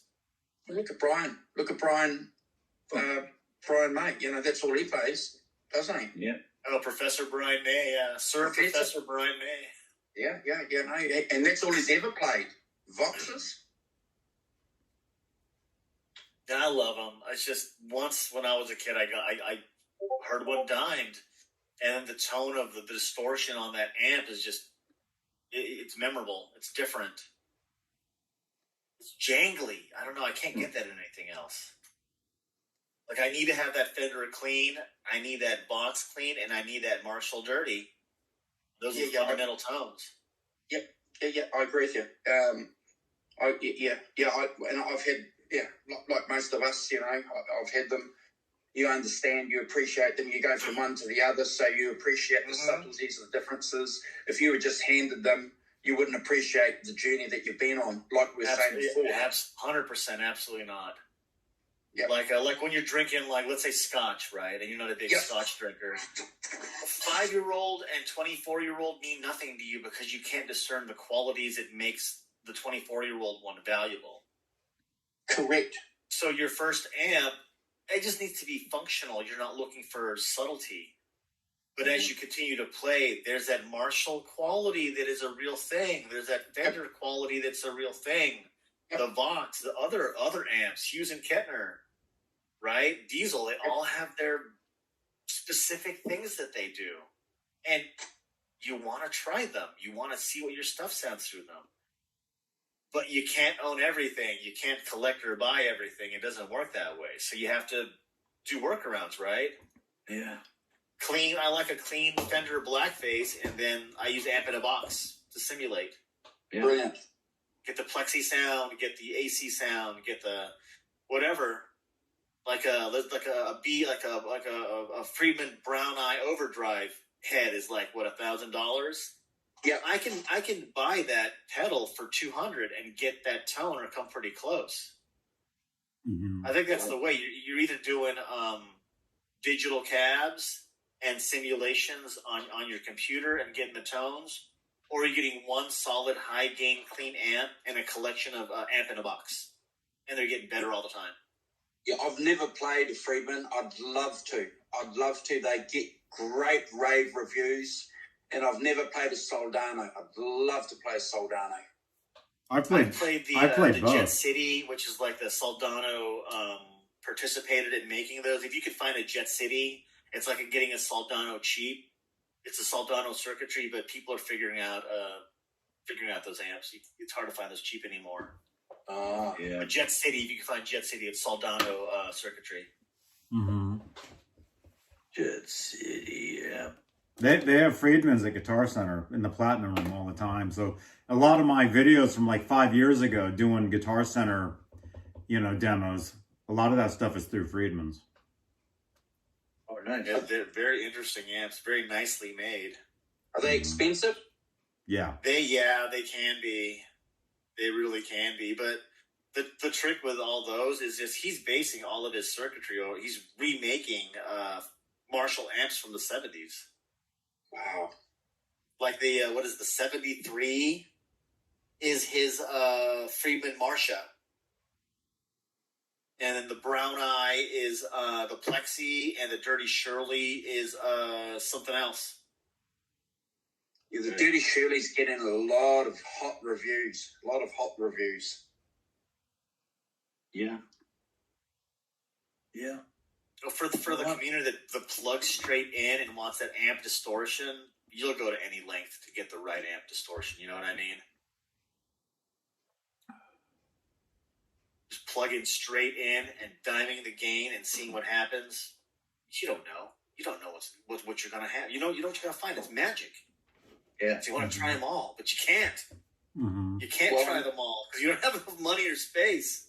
Yeah, well, I'll tell you what I'll be doing though. When we finally get those EVH iconic amps, I'll be taking my 5150 to the nearest rock shop, and I'm going to plug one in. I want to see. I'm desperate to hear, because if that sounds any good, guys, I'm gonna come home with it. Oh yes, do it. Get it. Yeah. I'm jonesing super hard for the EVH 5150 lunchbox, the 15-watt one. The new one that's coming out, the new one, the latest one, because we haven't The got latest that one one, yet. yeah, I think it's the 5153 lunchbox LBX. Yeah. So 15 we haven't. watt is usable. That is usable for home and still deafening. Oh, well, okay. Well, again, soon as they drop here, because they're not here, I'll be trying one of those out too. Because the great thing with that, this is my thinking. I was thinking, because that would work just really well through my Oxbox, and then just play it through my monitors. So it'll be great. Yeah, 15 watts, and you get all the 5150 charm and tone. And it looks great. I tried one in my local store. I did snatch it. I was thinking about it too long, and the next day someone bought it. Oh, they do look beautiful, though. White with the stripes, the matching 112 CAD. No, it's lust inducing. Like, I lust after this gear. I feel so dirty. I lust after. I think about it. Impure thoughts. Get my dirty hands on it. I'd give up impure thoughts just to get one, and I could do that easily. Gear. Yeah, I could. I love gear. I love chasing gear. I love looking at gear, talking about gear. What'd you do today? I spent 3 hours on the internet. What'd you do? Looking at Looking at- water. Window Looking at shopping guitar and specs. reverb. Staring at necks. Staring at necks and bodies. I call it, Serial yeah. killer. Looking at necks and bodies. I got a closet full of bodies. Yeah, that's great. It's window shopping from home. Just Yeah. loose necks. Yeah. Yeah, right. And then you open another window and then get the YouTube demo so you can hear what it sounds like. I want to hear what this sounds like. Yeah. Mm-hmm. And then you have a couple of beers, then you order one. You're surprised to come. Accidentally bought gear. Yeah. Or the gear you can't pass up. Like I'm staring. My local store has a Marshall Origin 50 that I keep staring at. People keep saying that they sound like a Plexi. I don't know. Can I tell you something? Bro? Oh, please I do. had one. I had the head. Yeah, I'm going to be honest and upfront. I didn't like it. Please do. Yeah. Why? Was it not the right tone? It just didn't. It just sounded dead. It was dead. I cranked it through my attenuator. It was on 10. Through my aux. I got rid of it and used that to get my blues breaker. I had a conversation with Guitar Hack about it because he rates them. He goes, really? He couldn't believe it. And I said, well, it just sounded dead to me. That's interesting. I've heard similar things where some people, it's like Marmite. People love the Origin series or they don't. Yeah, I just I couldn't get. It was just flat. The definition between the bass and the treble just wasn't there. When I played through the Blues Breaker, I could get that. You could hear it. You could hear the differences, and I'm half deaf. But that's one of the interesting things, I suppose, because what one guy likes, another guy doesn't. So it's all subjective. It's all subjective.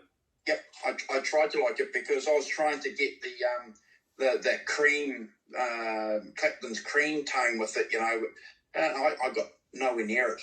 In fact, I was getting better. Israeli gears? Yeah.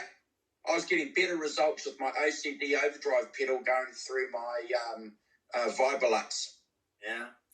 I'm not surprised. A lot of people are going the amp in the box way. A lot of these pedal makers get sophisticated. Mm-hmm. Like I'd almost rather get like a Wampler Plexi drive than get the Marshall Origin 50. Well, those Wamplers, man, I haven't seen a bad review about them. They're not a cheap pedal, but he's pretty obsessive with his amp in a box stuff, and like his I have his Tumnus on my board. And it's hard to kick that overdrive off my board. Wow, like it's like just a cheap. Like for people that are comparing Klon replicas, it always scores high as far as a Klon.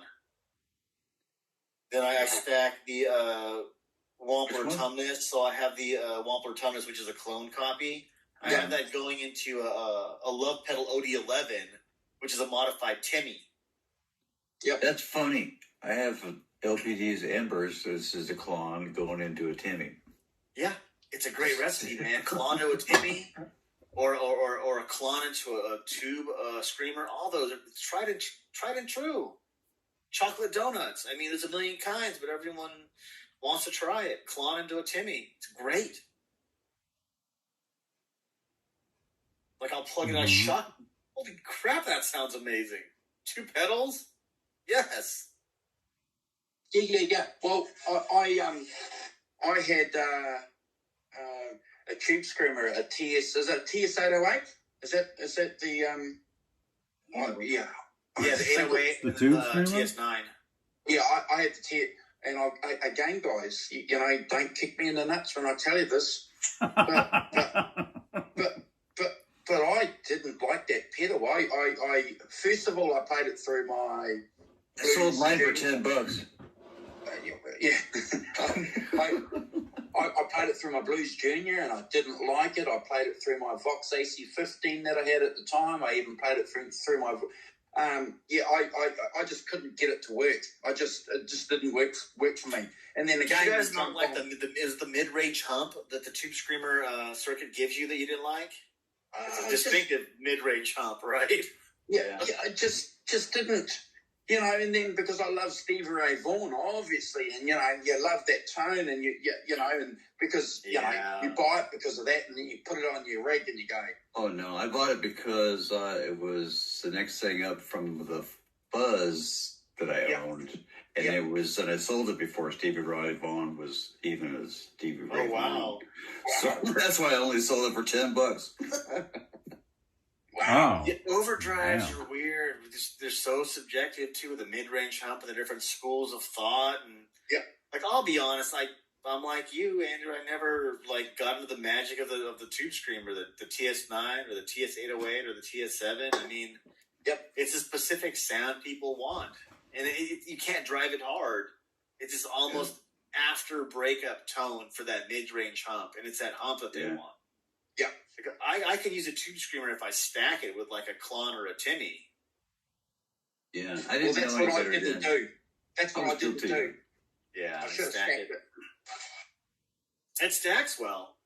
But honestly, if you want to try that TS9, TS808 kind of sound, I recommend the Love Pedal Valve Reamer because the first stage is a TS808, but the last 10%, when you switch it, it becomes a Ibanez Sonic Distortion. Holy shit! So you can have that mid-range hump with a clean, but if you dial it to the far right of the thing, it changes it, so it becomes more like a Sonic Distortion. But it's not 100% either. And I'm going to it's stacked for it now. What's it called? A Love Pedal Valve Reamer. Love Pedal Valve. So if for people that want an overdrive, like a fairly transparent, like mid-rangey tube, like overdrive, but you don't want the Tube Screamer, try the Love Pedal because people I guess they don't make the Sonic Distortion anymore, and it's very popular. But combining a Tube Screamer, a TS808 with that Sonic Distortion 1, I like it. That was pretty good. Well, that's interesting because I've just got a guy here's just made a comment. I find the Valve Reamer a little more articulate with the TS. With the TS, I usually get to do the gain down, volume up, boost thing, but with the Valve Reamer, I find the actual distortion from the pedal to be more dynamic and natural feeling sounding. Yes, and it cleans up nice with a volume. It's a dynamic pick attack. I love it. If you can find one. Okay. Because I guess the Love Pedal guy's having some like family problems, so he's kind of shut down business this year, and also because of the environment. Yeah. Well, So on some of Reverb, their pedals jack up. I look on Reverb if you can. yeah, I'm looking at Reverb, and it's there's one here for 120 New Zealand bucks, which That's is not bad. Yeah. That's not bad. That's pretty good. Yeah. Because people jack up the price of some of those hard to find Love pedals. Yeah, I haven't even heard of that one. The Hermida Zen Drive. Overdrive fans love that one. There's the Eternity Drive. I have Love pedal. I have both of those. You do?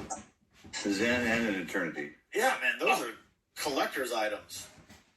Well, I don't have the original Eternity. I have a 10th anniversary Eternity. Do you have the Church of Tone boost pedal? No, those are the only two I have. Yeah, those are. I was trying to bid on the Amp 808, which is Love Pedal's take on the TS 808 circuit, but it has it has the boost from the Hermida Zen Drive in the front of it. I think it's called the Church of Tone boost, and those two stacked. I've been looking for one at a decent price. If you can find one, Andrew, I recommend it. It's called the Amp 808. Well, Yeah, I'm a sucker for Love Pedal. I'm so happy with their products. Really? The Love Pedal Mark III Tone Bender is my favorite Tone Bender clone. Oh, yeah. Like I can't take that off the board if I want that English Tone Bender Mark II sound. It's perfect. I'd never sell it. Cool. Just as a fuzz junkie, you have to have that original Tone Bender flavor. The unadulterated, almost straight to the vein, like what the old English Tone Benders were. And this has it. I know, that Gila fuzz I got sounds pretty cool. Yeah, the Gila. Man, LPD pedals. Yeah. Andrew, do you have animals pedals in New Zealand? I think they're a Kiwi company. Never heard of them, brother. Never heard of them. I think I see them. internationally they're called animal pedals. I think in New Zealand they're called 9-volt pedals. Let me just Google that. They have like cute pictures of like bears and like seals and animals on their pedals, but they're supposed to be really good. Their distortion is called A Wolf in the Forest, and people won't shut up about it. Really? Yeah, it's called A Wolf I've in the never seen Forest. that one. Yeah, all these I boutique would see that pedals, one. man. Animals fishing or something like that. Yeah, animals pedal. Like they have a bear fishing Bears fishing. on one of their pedals. I forget what it was, and that disappeared right away. But yeah, keep an eye on these things. Like the Red Witch company out of New Zealand makes great products. Yeah, for a long time I was thinking of I was going to get the chorus pedal that they had. Famulous.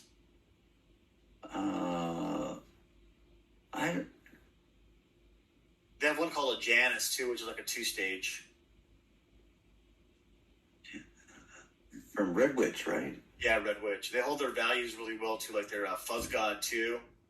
Yeah, really I can't good remember. I don't. It was the same one that.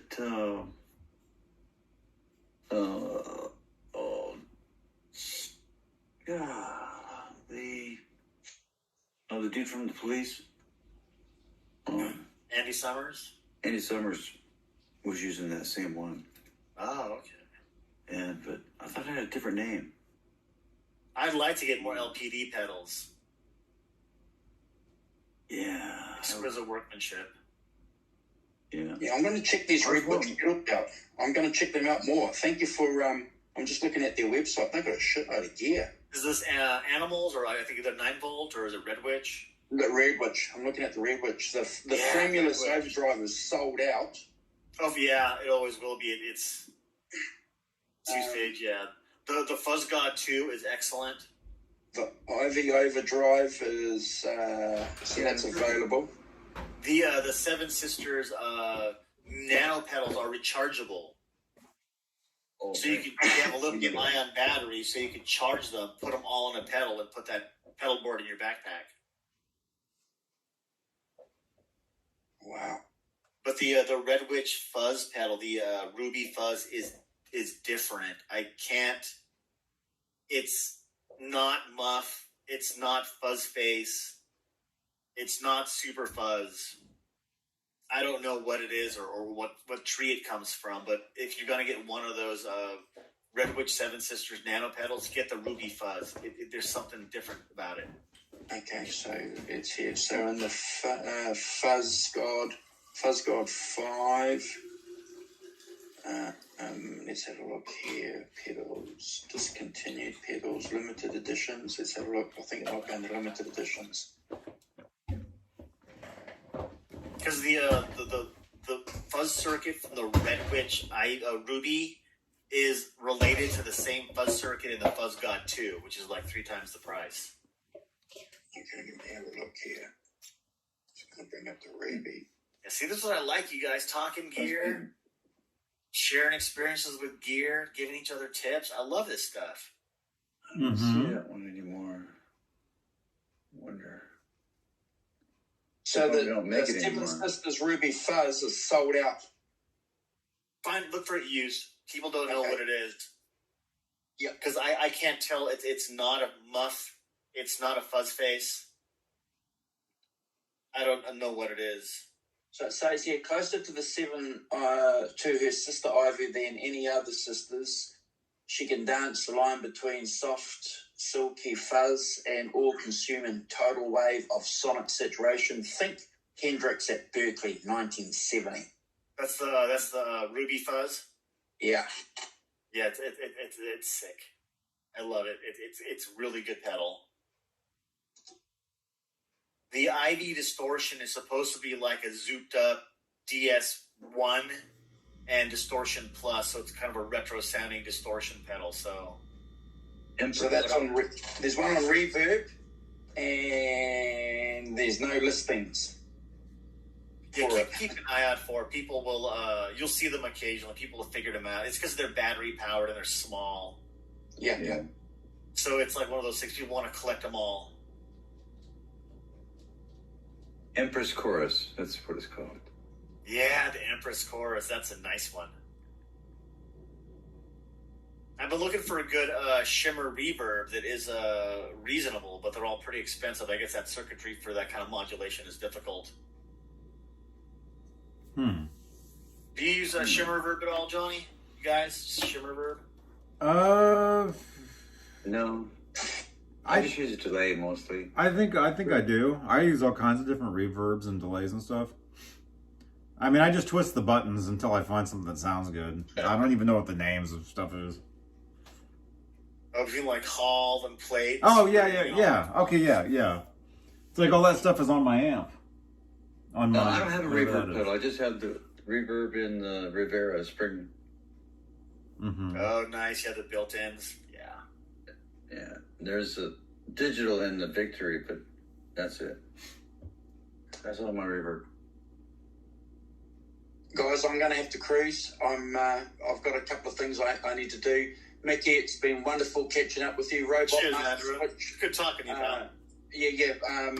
If you guys do this again, flick me a message. Let me know if you guys are going to be doing this. I'd love to jump on, and even if it's only 20 minutes, or if it turns out to be 4 hours, who knows?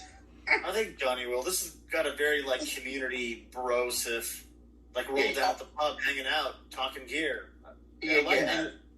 And I like that too. And this is one of the reasons why we've got to give Johnny credit where credit's due, because he's the conduit for connecting us not only nationally for you guys, but internationally. We've got to remember that. Yeah, it's all his fault. Yeah, and with that comes a bit of respect and a bit of responsibility. For us to. We just spoke before we jumped on, and when we jumped on about the responsibilities we have as fans of music. We've got a responsibility. We've got let's clean up social media and all the negativity that's out there on social media by being cool. If there was a proper Bards Guild, we'd be able to control our members, but we can't. It's chaos, but through chaos there's order. Look at us here. Mm-hmm. Yep. We're all the exact same kind of nerd, and that's why we see that in each other. Yeah. I love it, and like we've all agreed before. It's that passion. That's what I like. I got into bluegrass 3 years ago. Playing clawhammer banjo, and I learned to play a bit of bluegrass guitar because I met a guy who was passionate about bluegrass, and his passion for this music, and we were talking about it, overflowed, and I caught it. I caught it. That's lovely. That's very cool. Nice. That's awesome. Cheers, Man. guys. Rock and roll. Johnny Bean. Daddy Cheers, Bean. Andrew. See you, man. Be cool, Daddy Bean. See ya. Daddy Bean. Remember, Johnny, I'm your future. Do you ever want to know what you look like in 10 years' time? Andrew, look up a guy named Captain Lou Albano, and I expect to see rubber bands in your beard one of these Oh days. my god. Oh, I know that. Oh, Lordy. I'm never going to do that, brother. Bring Captain the rubber Lou. bands to New Zealand, man. Be the captain. Captain Lou. Captain Andrew. Rock and roll, Oh brothers. my Rock god. and roll. See ya. Rock and roll. I should crash too. It's 2:00, Johnny Bean. We were I just know, talking man. about music. We got to save some content for the next show. 2:00. Man. Okay, yeah. So I'm telling you, this is good. This is a good branding thing, man. Oh yeah. I know. This is fun. I'm tired, but I could still talk about music and gear, but we probably shouldn't. No. Mars Monday. No, yeah, we can. I'll go live. I'll go live on my main. I'm not going out of town tomorrow because I have to stay here. I'll go live tomorrow on my main channel at some point and hook a bunch of pedals up and do some sort of. I'll figure something out. I'll be working for the computer all day tomorrow, so I'll keep an eye out for you. Cool. Yeah, I'll be around. I gotta go to the doctor, but Be well. Be well. Oh, it's just an annual checkup deal. Oh, right on. If they give you a coupon for hands-free proctology, don't cash it in. It's a trap. Yeah, that's all right. Oh my gosh. It's a trap. I fell for that. You don't want to do it. It's not a machine. Wow. It's a life choice. No, that's all right. All right, you guys in chat, whoever's still there, 16 of you, thank you much for supporting Johnny Bean Wait, you're up here. and our crazy BS. Yes. Yeah. This was fun. This was Thank fun you too, guys. man. I'm gonna go to Thanks, bed. you guys, Nelson, Pam, False Flag, Johnny. guys. I'm gonna go to bed. I'll be back tomorrow, main channel. So make sure to come Yeah, back. man. Cheers, buds. Pretty good. I'm gonna deal with this mess down here. See you guys tomorrow. Right. Thanks, night. Mike. Rock on.